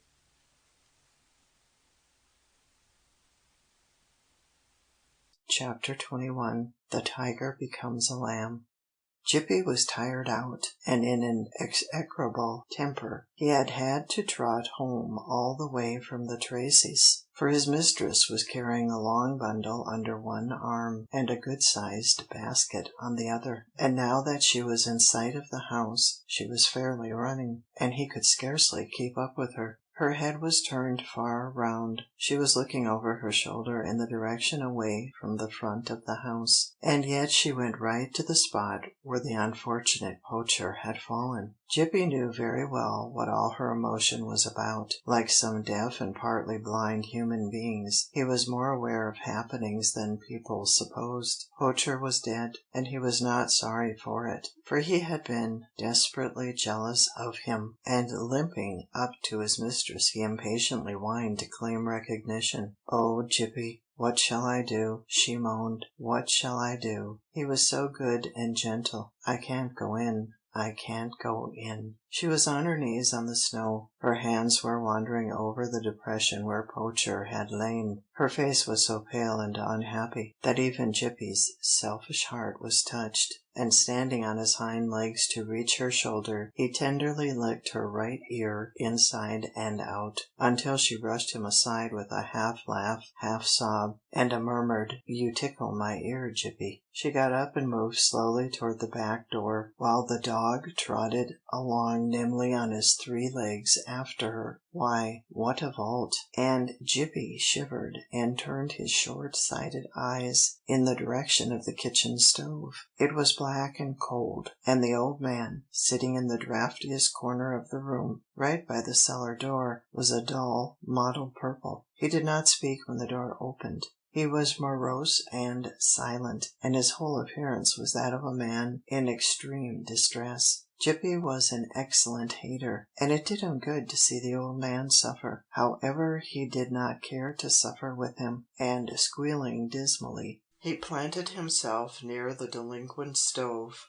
'Tilda Jane's listlessness and painful depression were gone. With a quick exclamation she had dropped her basket and bundle, and had sprung to the kindling box. There was nothing in it. She rushed to the woodshed, came back with a handful of sticks and paper, and by dint of extra quick movements had, in an astonishingly short space of time, a good fire roaring up the chimney. Then she turned to the old man, who was still sitting in the stony silence. "I'm 'fraid you're most froze, sir. Can't you come nigher the fire?" Dillson's eyelids were swollen with the cold, but there was still room for a disagreeable twinkle to glimmer through. He would say nothing, however, and 'Tilda Jane, approaching the long, peculiar-looking bundle, opened it, took out a pair of crutches, and handed them to him with a humble, supplicating air. Gippie crawled farther under the stove, and, lowering his head, awaited developments. But there was no danger of a blow from the old man. His hands were so benumbed that he could not hold the crutches. They slipped to the floor with a crash, and, opening his purple lips, he ejaculated the word "tea." "Ain't you had nothin' since I left?" inquired 'Tilda Jane sharply. Dillson shook his head. "You ain't been sittin' there all night?" He nodded his head this time. 'Tilda Jane's face took on an expression of dismay, and she flew around the kitchen. The warm atmosphere was now enwrapping the old man in a most agreeable manner, and when 'Tilda Jane handed him the big cup, he grunted something between an expression of thanks and a desire that she should hold it to his lips, while he greedily drank the hot liquid. 'Tilda Jane, with a queer choking in her throat, addressed broken remarks to him. "I didn't know, sir. I was hopin' some one would come in. I was most crazy 'bout the dog. I forgot all 'bout you till just now." "More," he said, shortly, when 'Tilda Jane put the cup down. She refilled it. Then, as his hands began to get supple and he could manipulate it himself, she uncovered the basket Mrs. Tracy had given her. "I didn't look in before," she exclaimed. "Oh, the beauty eggs!" and she carefully unrolled a napkin, and the white rolls, and Washington cake, and a meat pie, and a tart. "I say, Grampa, we'll have a good dinner." The old man looked strangely at her, but she went on unheedingly. "They're just boss people. I'm glad I went and talked to 'em. I'm sorry I was so ugly to you, Grampa, and if you don't want me, I guess I'd better go away." She spoke quite humbly and naturally, and as she did so, she raised her head and glanced in Dillson's direction. He made no response, and she went on, "I've been a very bad little girl, but I'm goin' to be better, and you jus' tell me what you want me to do, Grampa, and I'll do it. and if you don't want to talk, you just write it. I know you're a big man, and mebbe you don't want to talk to a little girl like me, but I'll not lay it up agin you. You just do what you want, and I'm not tryin' to come round you, 'cause I 'spect you'll send me off quicker in a flash so soon as you get someone else." Her lips were trembling, and her face was bright and expectant. But the old man gave her no satisfaction. "Hand me some of that pie," he said unexpectedly. "Can you wait till I set the table and make it look real pretty, grandpa?" she said coaxingly. Dillson was nearly starved, and, without a word, held out his hand in a commanding fashion. "All right, grandpa," she said gently, and she handed him a generous slice. "Anythin' you like. This is your house, it ain't mine." Dillson ate his pie, watching her meanwhile out of a corner of his eye. "Bread and meat," he said when he had finished. 'Tilda Jane supplied this want, and earnestly watched these viands going the way of the pie. "More tea," he said when they got gone. When he had eaten and drunk to an alarming extent, he pointed to the crutches. "Where did you get them?" "I saw 'em in a window, grandpa, a great big druggist's window, and I went in and said to the man, 'Can you trust me for 'em? I'll pay you.' 'Sure, pop, if you'll give me time. I'm goin' to be a good girl now, and never tell no more lies nor steal, nor do anythin' bad.' But he just said, ever so grumpy, 'This is a cast down, no credit system store.'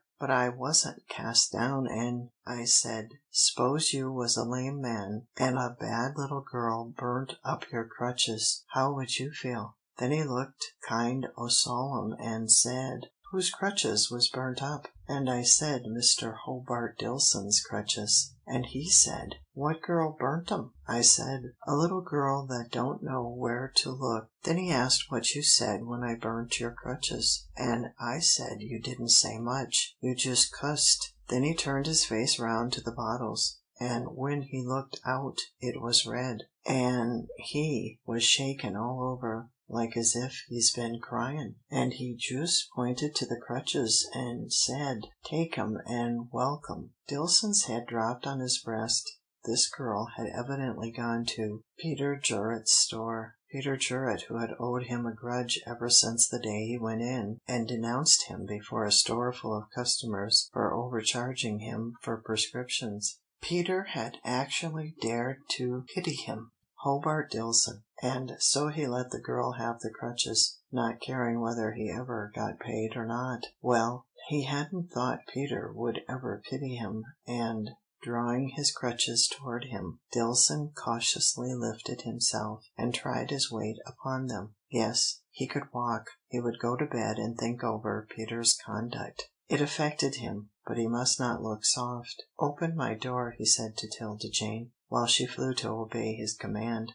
The old man heard a low whine near him, and remembered Poacher. The dog had recognized the girl's voice, and would soon make himself known. He might as well have the credit of his discovery. If she had come home sulky, he would have allowed her to find the dog for herself. But she was meek and biddable, and she had also secretly pleased him by addressing him as "Grandpa" in tones of such respect and affection. She had improved decidedly, and he exclaimed peremptorily, "Here, you!" 'Tilda Jane ran out from the bedroom, where she was turning down the icy sheets in the bed so that the chill might be taken from them. "Open this door," ordered the old man. With a wondering air, 'Tilda Jane threw back the cellar door. Then she gave a joyful scream. There, standing on the top step, cold and shivering, half famished, but alive and well, was her beloved Poacher. She tried to catch him around the neck, but he flew past her into the kitchen, came back like a shot, and, dashing up her back, licked her neck, sprang into the air, and again racing round and round the room, brought on what she herself would call a combobberation. The old man was so near that Poacher, in his wild gyrations to and fro, swept one of his crutches from him. 'Tilda Jane, even in the midst of her astonished and ecstatic glee, perceived this, and stooped down to recover the lost article. but she could not lay her hand on it, for the excited dog, with his head in the air and his tongue hanging out, made repeated dashes at her, beside her, behind her. He was everywhere that she was, and Gippie was after him, for, snorting with rage and mortification at the resuscitation of his rival, he had bounded from under the stove, and, with his maimed tail wagging excitedly in the air, was biting, snapping, growling at Poacher's heels, nipping him fiercely, if not by chance he paused a second to rest. The noise and confusion were overcoming, and the old man, holding firmly to his remaining crutch, and grasping the back of a chair, grimly surveyed the scene. Finally, 'Tilda Jane secured the crutch, and pantingly brushing back her dishevelled hair, she passed it to him across the dogs' backs. Poacher had now sunk on the floor at her feet, while Gippie was exerting his feeble strength in trying to crowd him away from 'Tilda Jane's stout shoe. "Forgive us, grandpa, dear grandpa," she said beseechingly, "but it's such a joyful 'casion, such a 'casion. My heart never felt so big in my life. It's all swolled up. Oh, ain't you sweet to prepare this s'prise for me, when I come back just now. I thought my pet was buried in the cold ground. Oh, I just love you," and, climbing over the quarrelling dogs, she seized the bunch of knuckles nearest her, and kissed them fervently. The old man slowly uncurled his fist, and looked at it. How many years was it since anyone had kissed him? He put the crutch under his arm, and turned toward the bedroom. "Good night, grandpa, dear grandpa," floated sweetly after him. The girl was down on the floor with her dogs. Her arm was around the hound's black neck. The three-legged atrocity was pressed to her side. She was happy, yes, happy. As happy as a fool, he grumbled to himself. Nothing to annoy her, nothing to trouble her. Wait till she got older, and life's worries began to crowd around her, and with an impatient groan, the old man flung himself down on the chair by his bed. End of chapter 21.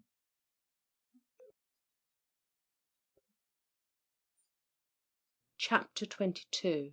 A Troubled Mind.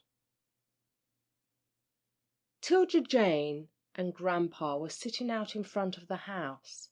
The spring months had passed, the apple trees had blossomed, and the young apples had formed. With the change in season had come happier days for 'Tilda Jane. Little by little, as the weeks slipped by, a better understanding had arisen between her and grandpa. He still gave way occasionally to terrible fits of temper and sullenness, but 'Tilda Jane understood him better now, and was quite quick to soothe and pacify him, or, if he was unmanageable, to keep out of his presence until he recovered. Just now he was in an unusually amiable frame of mind, a frame of mind so accommodating that it boded storms in the near future. However, 'Tilda Jane did not care. She accepted the present peace, and was thankful. She had dragged out his big rocking chair for him to sit on, and had given him an evening paper to read, while she herself was curled up on her favourite seat on the doorstep. The old man was not inclined to read his paper, and dropping it on his knees, he took off his glasses, put them in his pocket, and let his eyes wander to the apple trees. The river was flowing blue and open now, birds were singing, and all things betokened a fine summer. "When you hear those robins sing, don't it feel as if there was a little string squeaking inside of you?" said 'Tilda Jane gleefully. Dillson made no reply, and seeing that he was in no mood for a sympathetic comparison of emotions, she diplomatically started another topic of conversation.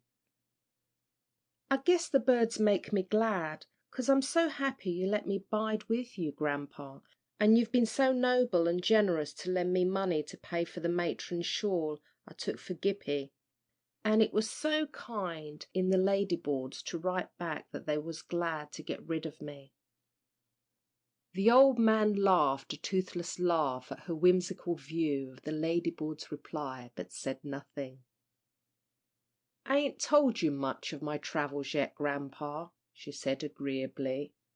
"I've been so busy house cleaning. I guess you'd like to hear about Vanceboro."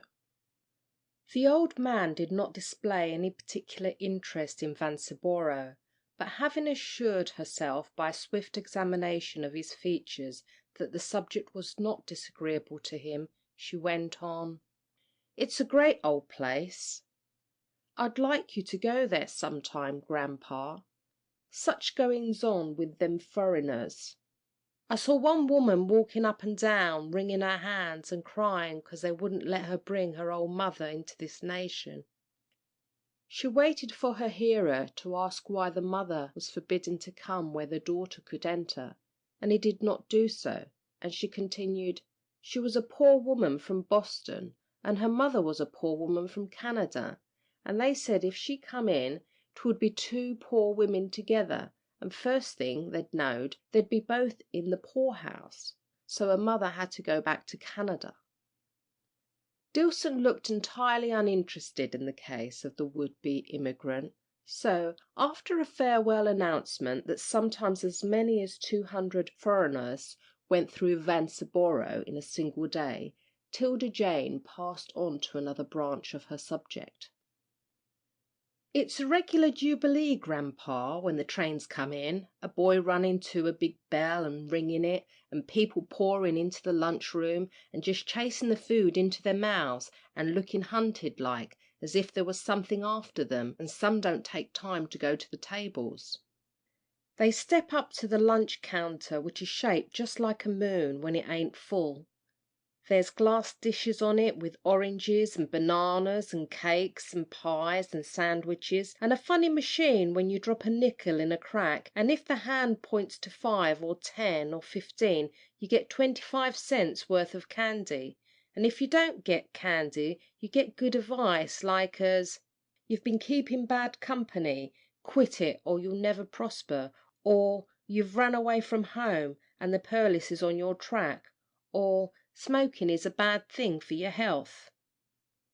Grandpa was not very much interested, so 'Tilda Jane tried something more startling. "There's great talk of railroad accidents there. Men get killed awful. I heard a table girl ask a brakeman how he could go on a train for fear he'd be hurt, and he said he doesn't stop to think, and he had to take chances. I used to see 'em running like cats on top of them cars, slippery with snow and ice. If you're inside one of them cars, grandpa, and there's going to be a turnover, just grip hard on something steady, 'cause then you're not so apt to get killed. I heard a conductor say that." Grandpa's travelling days were over, yet it pleased him to be talked to as if he was still a strong and active man, and he said shortly, "I'm not likely to be going far from home." "You don't know, grandpa," she said soothingly. "Some day, when you get nice and well, I'd like to travel with you, but first you must be very quiet, like one of Job's mice, and not have anything gnawing at you. I guess you've had lots of plague times in your life." Grandpa looked unheedingly beyond her to the apple trees. Her face was strewed and puckered, and she was surveying him like a cunning little cat. "Sometimes, grandpa, I hear you fussing in your sleep, moaning and crying like a poor dog what's lost her pups." The old man turned and looked at her sharply. She went on boldly, "Can I lie in my soft warm bed upstairs and you suffering? No, I creep down to see if I can do anything." "Don't you do that again," said the old man, his face becoming red. "You stay in your bed at night." "All right, grandpa," she said meekly, "but I've heard things already." "Things? What things?" he asked sharply. 'Tilda Jane folded together the apron she was hemming, and getting up, opened a door of retreat behind her into the house. "About losing that money," she said sadly. She paused, and as he neither spoke or made any motion to throw a crutch at her, she proceeded, "Grandpa, I just know it's like a little pain hawk picking at your skin." Grandpa was still silent, painfully so, and she hurried on. "You haven't got much money, and you have me and the dogs to take care of. Now, Grandpa, won't you let me get some work to do outside to help us?" And she screwed her features into their most persuasive appearance. Grandpa had his head turned away over his shoulder, and when he after a long time twisted it around, 'Tilda Jane rose and prudently and swiftly retired into the hall. He must be in a rage. His face was fiery, and he was making a choking, spluttering sound in his throat, a sound that only came from him in moments of agitation. Don't you," he stammered, "spy on me again, and bother your young head about things you know nothing of. Do you hear?" And he accentuated his remarks by a tap of his crutch on the doorstep. "I've had a way all my life of taking over things in my sleep, and you've got enough to do at home. I'll not have you working for other people." "All right, Grandpa," said 'Tilda Jane submissively, and she made a step toward him. She had planned to fly through the hall to his bedroom and remove his washbowl and pitcher, for since she had come to the cottage he had broken several in his fits of rage. But Grandpa was not angry in a violent way this time. "He's more bothered than mad," she murmured dispiritedly, and she drew aside to allow him to pass by her into the house. "The dew's falling," he muttered as he went by her. "I'll go sit in the kitchen a spell." 'Tilda Jane went mournfully to sit under the trees on a wooden bench that Grandpa had had made for her. The two dogs curled themselves up at her feet, and with a sigh she picked up a writing pad beside her. It was almost too dark to see the lines, but she must finish a letter that she had begun to write to Hank. His former custom had been to scratch a line to his father once in 6 months to say he was alive and well, but since 'Tilda Jane's arrival he had written every week, and had addressed the letters to her. It was a great pleasure to the little girl to get these letters, and an equal pleasure to answer them. She related to him every occurrence of her daily life, all details of his father's conduct except disagreeable ones, and her letters always ended with an urgent request that he would come and visit them. This evening she had as usual made an appeal at the end of her letter. "Dear Mr. Hank, it seems a long time since the snow was on the ground. I guess if you knew how much we want to see you, you'd come hurrying home. The dogs send love, Gippy especially, 'cause he knows you. Poacher says he'd be happy to make your acquaintance. And, Mr. Hank, your father's kind of worried about something. I guess he'd like to see you." End of chapter 22. Recording by Drew Conway, Kent.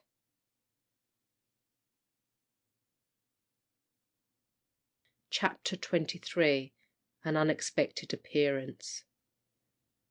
While 'Tilda Jane wrote, Poacher suddenly made a stealthy movement, and Gippy, deaf as he was, had enough of the dog's spirit left in him to know that someone was coming, and to elevate the tiny V-shaped flaps over his ears.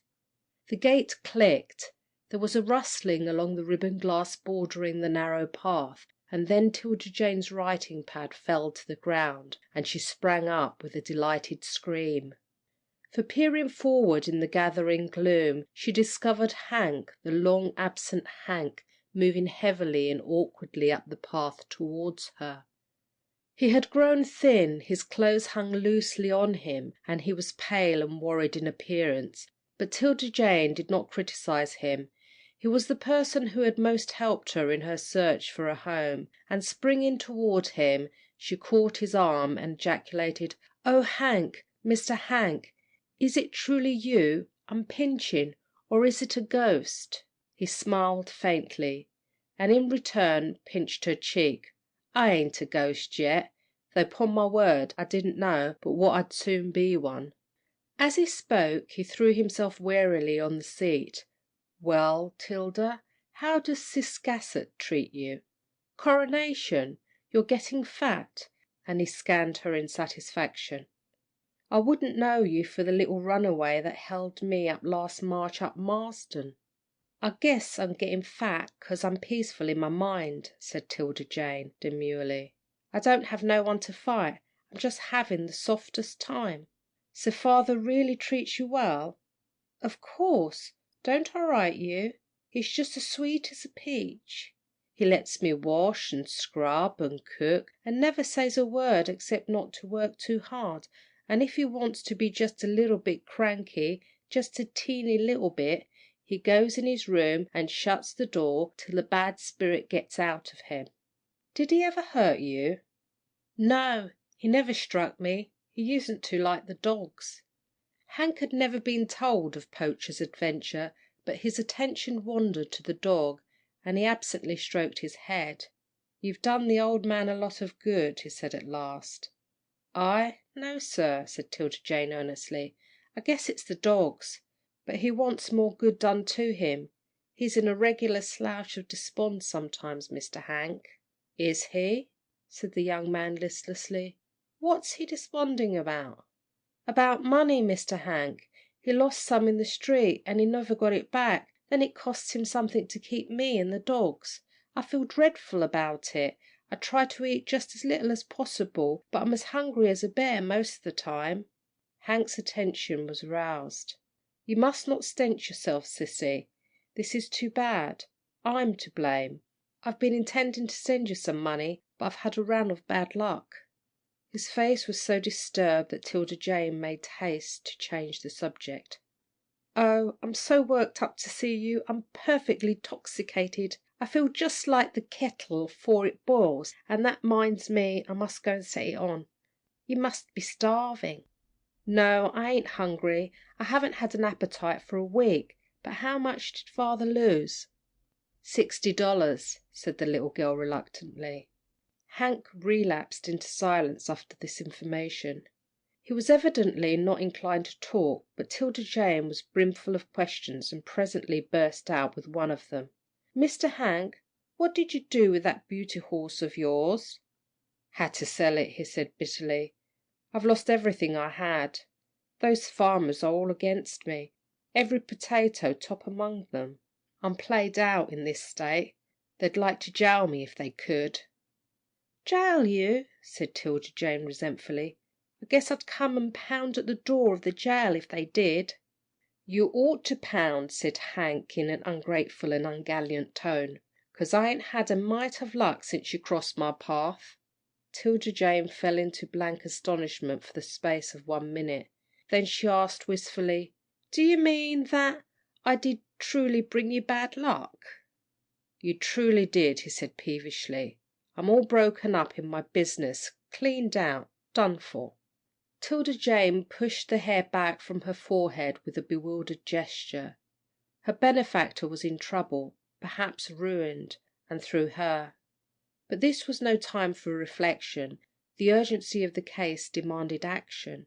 "Mr. Hank," she said softly, "weren't it a roguey kind of business, anyway?" "All businesses is roguey," he said gruffly. "I guess you didn't mean that," she said mildly. "I know you didn't mean that I've done you harm. I guess you're just in trouble like the river in the spring when the ice goes mixy-maxy every way." He smiled slightly as he rose and looked down into the shrewd little face. "Well, ta-ta, Tilda. Be a good girl." "Where you going?" she asked helplessly. "Blessed if I know. Somewhere to earn a living. To Canada, maybe." "Don't you go through Vanceboro?" she said sharply. Then she pressed her hands to her head. "I think I'm crazy. Are you Hank Dillson, standing there saying you're going to leave us like this?" "Don't take on, Tilda," he said consolingly. "I'm really sorry. I wouldn't have come out of my way this much if I hadn't promised you, and if you hadn't been such a nice little girl. Of course you haven't hurt me. I guess you've done me good, for I've a kind of disgust with my business ever since you set foot in my life." She paid no attention to the latter part of his speech. "You say you've got to go, and I can't keep you," she murmured stupidly. "And you don't know where you're going?" "I don't know, and I don't want to know. I'll loaf along till my money gives out, and then I'll go to work." "Hank, do you think of Australia?" "No, I ain't got enough dough to get that far." "Do you mean bread?" "No, I mean cash." "Why don't you stay here?" "Nothing to do that I know of. This is a one-horse place." "Hank, you ain't seen your father," she cried, catching at his coat sleeve as he turned toward the gate. "'Pon my word, I forgot the old man. I believe I'll go in for 60 seconds. You say his health's better?" "Yes," said 'Tilda Jane hurriedly. "I didn't write you that he had a fit not long since, and it seemed to straighten him out. He goes to town on his crutches every day, and Gippie limps after him. Oh, Hank Dillson, I'm most loony about this business of you going away." Hank smiled wearily at her and went slowly toward the house. "How long can you stay?" she asked, running after him. "How long will you give us?" He took out his watch and held it close to his face. "I guess I'll take the 11 o'clock train. It's 9 now. I thought I'd look up some of the boys." "Give us all the time," she said pleadingly. "Stay with your father and me. Oh, promise, will you?" "All right," he said obligingly. "I don't care if I do.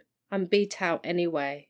I have to go some place, but I'll be back soon," she called after him, and then she threw up both hands and pressed them over her ears, a favourite gesture with her when she was doing hard thinking. "Mr. Waysmith or Mr. Tracy?" she repeated half aloud. "Mr. Waysmith or Mr. Tracy?" "Mr. Tracy," she said at last. "He's almost likely," and whirling on her heel she flew down the path, out the gate and into the street. Poacher, silent, graceful and swift, kept close to her, but the battered Gippie soon gave up the chase with a howl of protest and went limping home. Hank, to his surprise, had on the whole the most agreeable talk of his life with his father. The old man was altered. He had been, at the same time, the stiffest and most demonstrative of parents. The young man reflected. There really was a remarkable change for the better in him, and yet, at the end of 3/4 of an hour, Hank got up to take his leave. They were nearly always absent from each other. They had got out of the way of taking an active interest in each other's concerns. There was not yet sufficiently firm footing and enough of it to bridge to the shaky background of the past, and parting would be a mutual relief. Yet the old man's eye twinkled wistfully as they followed his son to the door. Hank had told him nothing of his troubles, yet his father saw that he had lost flesh, that he had not a prosperous air, and he actually guessed that all was not going well with him. He would find out from the young girl, and with a sigh he settled back in his chair.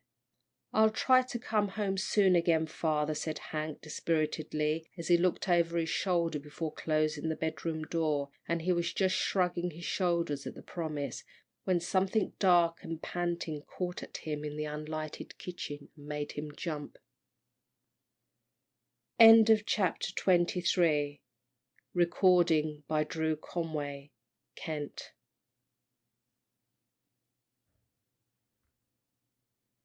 Chapter 24. A Friend in Need. It was 'Tilda Jane, breathing like a racehorse. "What's up with you, sissy?" he asked. She could not speak for a few seconds. Then she gasped with difficulty. "Hank, dear old Hank. He's in there, the loveliest man. He's always ready to do a turn for anyone. Go in. Tell him your business." "I've said a little. Mind what he tells you, and you'll get on. He's helped lots of people. He was in the midst of a dinner party. He's so good. He's just left it and come. Go." And she gave him a gentle push and sent him into the parlour, where he blinked his eyes alternately at the lamp on the table and at a small, dark, quiet man who sat with his hat on his knee. The small man was breathing hard, as if he too had been walking fast, but on seeing Hank he rose and stood with outstretched hand. "My name is Tracy," he said kindly, "and I have come to this town since you left it, but I know your family." "I know you too," said Hank bluntly, "from her letters," and he jerked his head backward, but 'Tilda Jane, after softly closing the door, had disappeared. Mr. Tracy sat down again, and Hank sat opposite him. A slight and awkward pause ensued, broken speedily, however, by the minister. "Young man, you are in trouble." "Yes, I am that," said Hank gruffly. "State your trouble," said the minister kindly. Hank hesitated an instant, then his word came with a rush.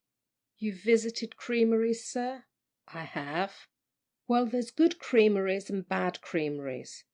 A few years ago, when I was casting about in my mind for something to do, I got in with a Chicago firm known as the White Elephant firm, owing to so many states being spotted with their buildings loaded on the farmers and costing too much to keep up.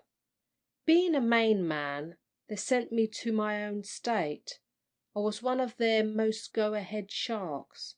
Now they've fired me to fix themselves right with the farmers. Do you know how they take in a community, sir?" "No, I don't." "Well, suppose you're a shark. You navigate round among the farmers and make a smother of big talk about hauling in buckets full of money. You get a committee to visit some creamery where the outfit is sorted to make an extra showing.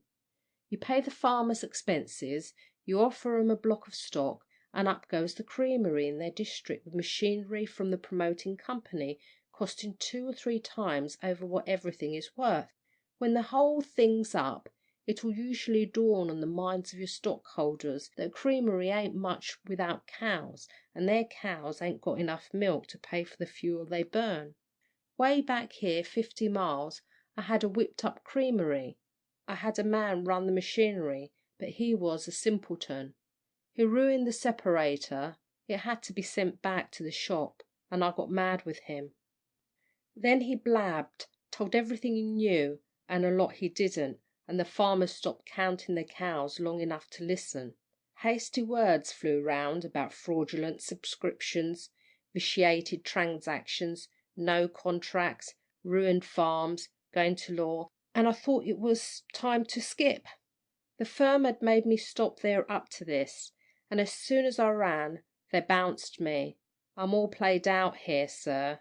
My native state bids me farewell." Hank suddenly ceased speaking. His head dropped on his breast, yet before it did so, he shot one appalling, hopeful glance at his listener. Despite his don't-care tone and off-hand manner, it was plainly to be seen that he felt himself in trouble and knew that there was one at hand who would help him. "You've been in a poor business," observed Mr. Tracy quietly. "You want to quit it?" "Yes, sir," said Hank meekly. "Listen, then." And his companion in his turn began to speak rapidly. 'Tilda Jane, flying about the house, sent many an anxious thought to the closed parlour. What was the minister saying to Hank? Would Hank talk to him freely? "Oh, Lord, Lord, Lord," she cried, suddenly stopping and raising her clasped hands to the ceiling. "Do make his heart soft, soft as mush, and don't let him be sassy. The minister is smooth and nice, and he would stand sass, but it's awful bad for Hank. He's got to sober down. Oh, Lord, make him solemn, just like an owl." She dashed a tear from the corner of her eye, and went on with her occupation of wrapping various articles in a red handkerchief. When the parlour door opened, she ran to the front hall, and as Mr. Tracy passed her, she caught his hand and pressed it fervently. He said nothing, but smiling with the more than earthly sweetness of one who truly loved his fellow men, he hurried back to his deserted guests. Hank followed close at his heels, and as he stood in the hall doorway, looking already straighter and taller, he smiled patronizingly down at 'Tilda Jane. "You're a mighty fine girl, sissy. How old are you now?" 13 o'clock last week, struck 14 this. "Oh, what did the minister say?" Hank thumped his chest. "He's got me a situation, sissy. A situation that means bread and butter for you and father, and maybe cake and jam." The little girl locked her hands in intense excitement. "Where, Hank? Oh, where?" "Here, Sissy, in Ciscasset." "Yes?" Tilda Jane suppressed a scream. "And you can live at home?" "Well, I rather guess so." 'Tilda Jane's pleasure was too deep for words. She stood gaping speechlessly at him. Hank, in high good humour, beamed benevolently on the orphan girl as she stood beside him. "What are you sticking your head up and down for, like a chicken taking a drink?" he said at last. "Hank, I'm giving thanks," she said reverently.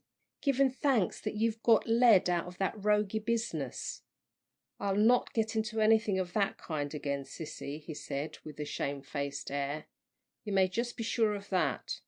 I've had a great talk with that friend of yours, and, Sissy, I'm obliged to you." There was a queer break in his voice. An end had suddenly come to his troubles. He would now be in the way of earning an honest living, and it would be a pleasure to live with his father and this young girl, who would look up to him and admire him. "Sissy," he said abruptly, "where do you think my new berth is?" "I don't know. Oh, tell me quick." "In the Waysmith lumber mill. Mr. Waysmith offered a place to your friend Tracy today for some young man, and I'm the young man." "With the Waysmiths?" murmured 'Tilda Jane. "Where your father used to be?" "The same, Sissy." 'Tilda Jane could stand no more. "Oh, Lord, I thank thee," she cried, with a burst of tears, and running into the kitchen she buried her face in the roller towel hanging on a door. Hank sauntered after her, and on his way stumbled over a bundle done up in a spotted red handkerchief. He stooped down, picked it up, and opened it. It contained a few lumps of sugar, a Bible, a pair of socks, 2 handkerchiefs, half a loaf of cake, and 50 cents wrapped in a piece of newspaper. "My travelling kit," he murmured. "Well, if she ain't the best little creature." "Hello, 'Tilda," he cried out. "Stop that whimpering, and come and tell your grandpa the news." The little girl hastily dried her face on the towel and ran into the bedroom, where grandpa sat surveying them in bewilderment from the edge of his bed. Some time ago he had come to his room with the intention of undressing. His son's visit upset him, and he had been sitting confusedly listening to the scraps of conversation he caught from different parts of the house. "Grandpa, grandpa," cried 'Tilda Jane, running in and excitedly waving her hands, "Hank's going to live at home with you and me and the dogs. We'll be a real family. Oh, ain't it lovely, ain't it lovely?" And catching hold of her skirts, she began sidling a peculiar dance about the room. Hank laughed till the tears came into his eyes. 'Tilda Jane was good, but she was not graceful. Then, his merriment over, he began to yawn, and 'Tilda Jane, as keen of observation as ever, immediately espied this sign of fatigue. She caught up Gippy, who alone showed no pleasure at the prospect of having another inmate of the house, and danced out to the kitchen. "Come out, grandpa dear," she called. "We'll all have a good supper, 'cause this is the most joyful occasion." As grandpa started to limp out to the kitchen, Hank quietly placed himself by his side. The old man looked at him. "I'm not sorry you're going to stay," he remarked gruffly. "They say there's no place like home." "You'd better believe that's true, father," said Hank warmly. "A feller gets sick of hotels and boarding houses. We'll have some more funds now that I'm going to get at some decent kind of work. You mustn't bother your head about expenses." The old man sank into his chair with a sigh of relief. His face was working strangely. Last year at this time he was alone and miserable in a cheerless house. Now his son was with him, a brisk young girl was flying about his kitchen, a bright fire burned in the stove, a fire that was not unpleasantly warm to his aged limbs even on a summer's night. A white cloth covered his formerly bare and uninvited table. He was going to have pie and coffee and toast and cake for supper. Surely the coming of this orphan had been a fortunate thing for him, and he slowly chafed his hands as he gazed at the glowing beds of coals. Hank was following 'Tilda Jane from kitchen to pantry and from pantry to kitchen. "You're getting to be a great housekeeper," he said admiringly. "But we must not forget the schooling. It's a great thing to be educated. You can't hold your own in this world unless you know something. You wrote me Mrs. Tracy was teaching you some, didn't you?" 'Tilda Jane paused as she filled a sugar bowl. "Yes, 3 evenings a week. She's a boss. I mean she's a good teacher, and I learned some at the asylum, when I wasn't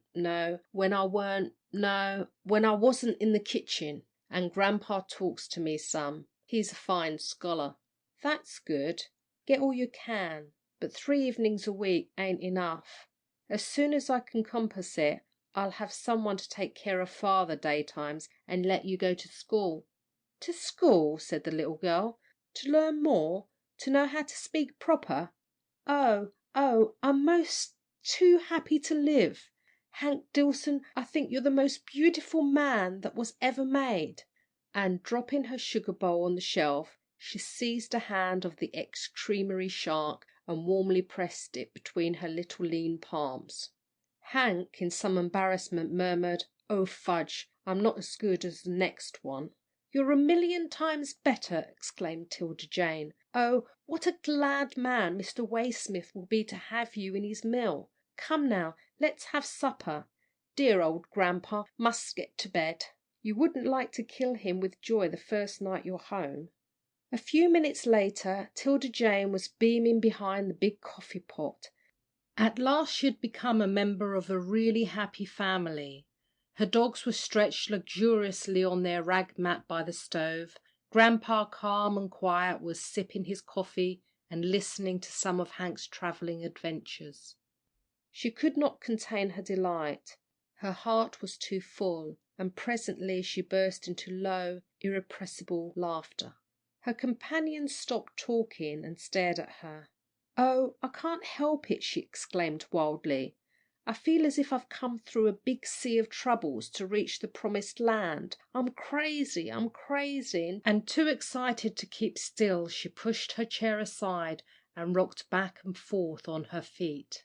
She saw stretching before her a long vista of happy years. The sight was almost too much for her, yet even in her ecstasy she thought of other children less fortunate. "Hank, brother Hank," she called suddenly, "the Tracys say to pass on blessings. All the world ain't joyful like us. When you make a little money, will you let me write to the lady boards for another orphan, the ugliest little orphan they've got, worse than me, if it's not impossible?" "You just write it down that I will," said Hank, gazing kindly and benevolently at her flushed face. "We'll do it," cried 'Tilda Jane. "We'll be good to that other orphan. I know they'll have one, but how can I wait? What shall I do? I must hug someone. I'm so happy." She flashed a glance at the dogs. They were sleepy and comfortable. "Grandpa, I guess it'll have to be you," she said gaily, and running to the old man, she threw her arms around his wrinkled neck, kissed his bald head, and fulfilled her promise of hugging so vigorously that at last he called for mercy. "Now I'll go take something," she said demurely, and with a last caress, "You darling old grandpa, I could eat you, Lord. Give me a thankful heart for all these mercies." Then reverently bending her head over her plate, she took up her knife and fork with a long and happy sigh. The end. End of chapter 24. Recording by Drew Conway, Kent. End of 'Tilda Jane by Marshall Saunders.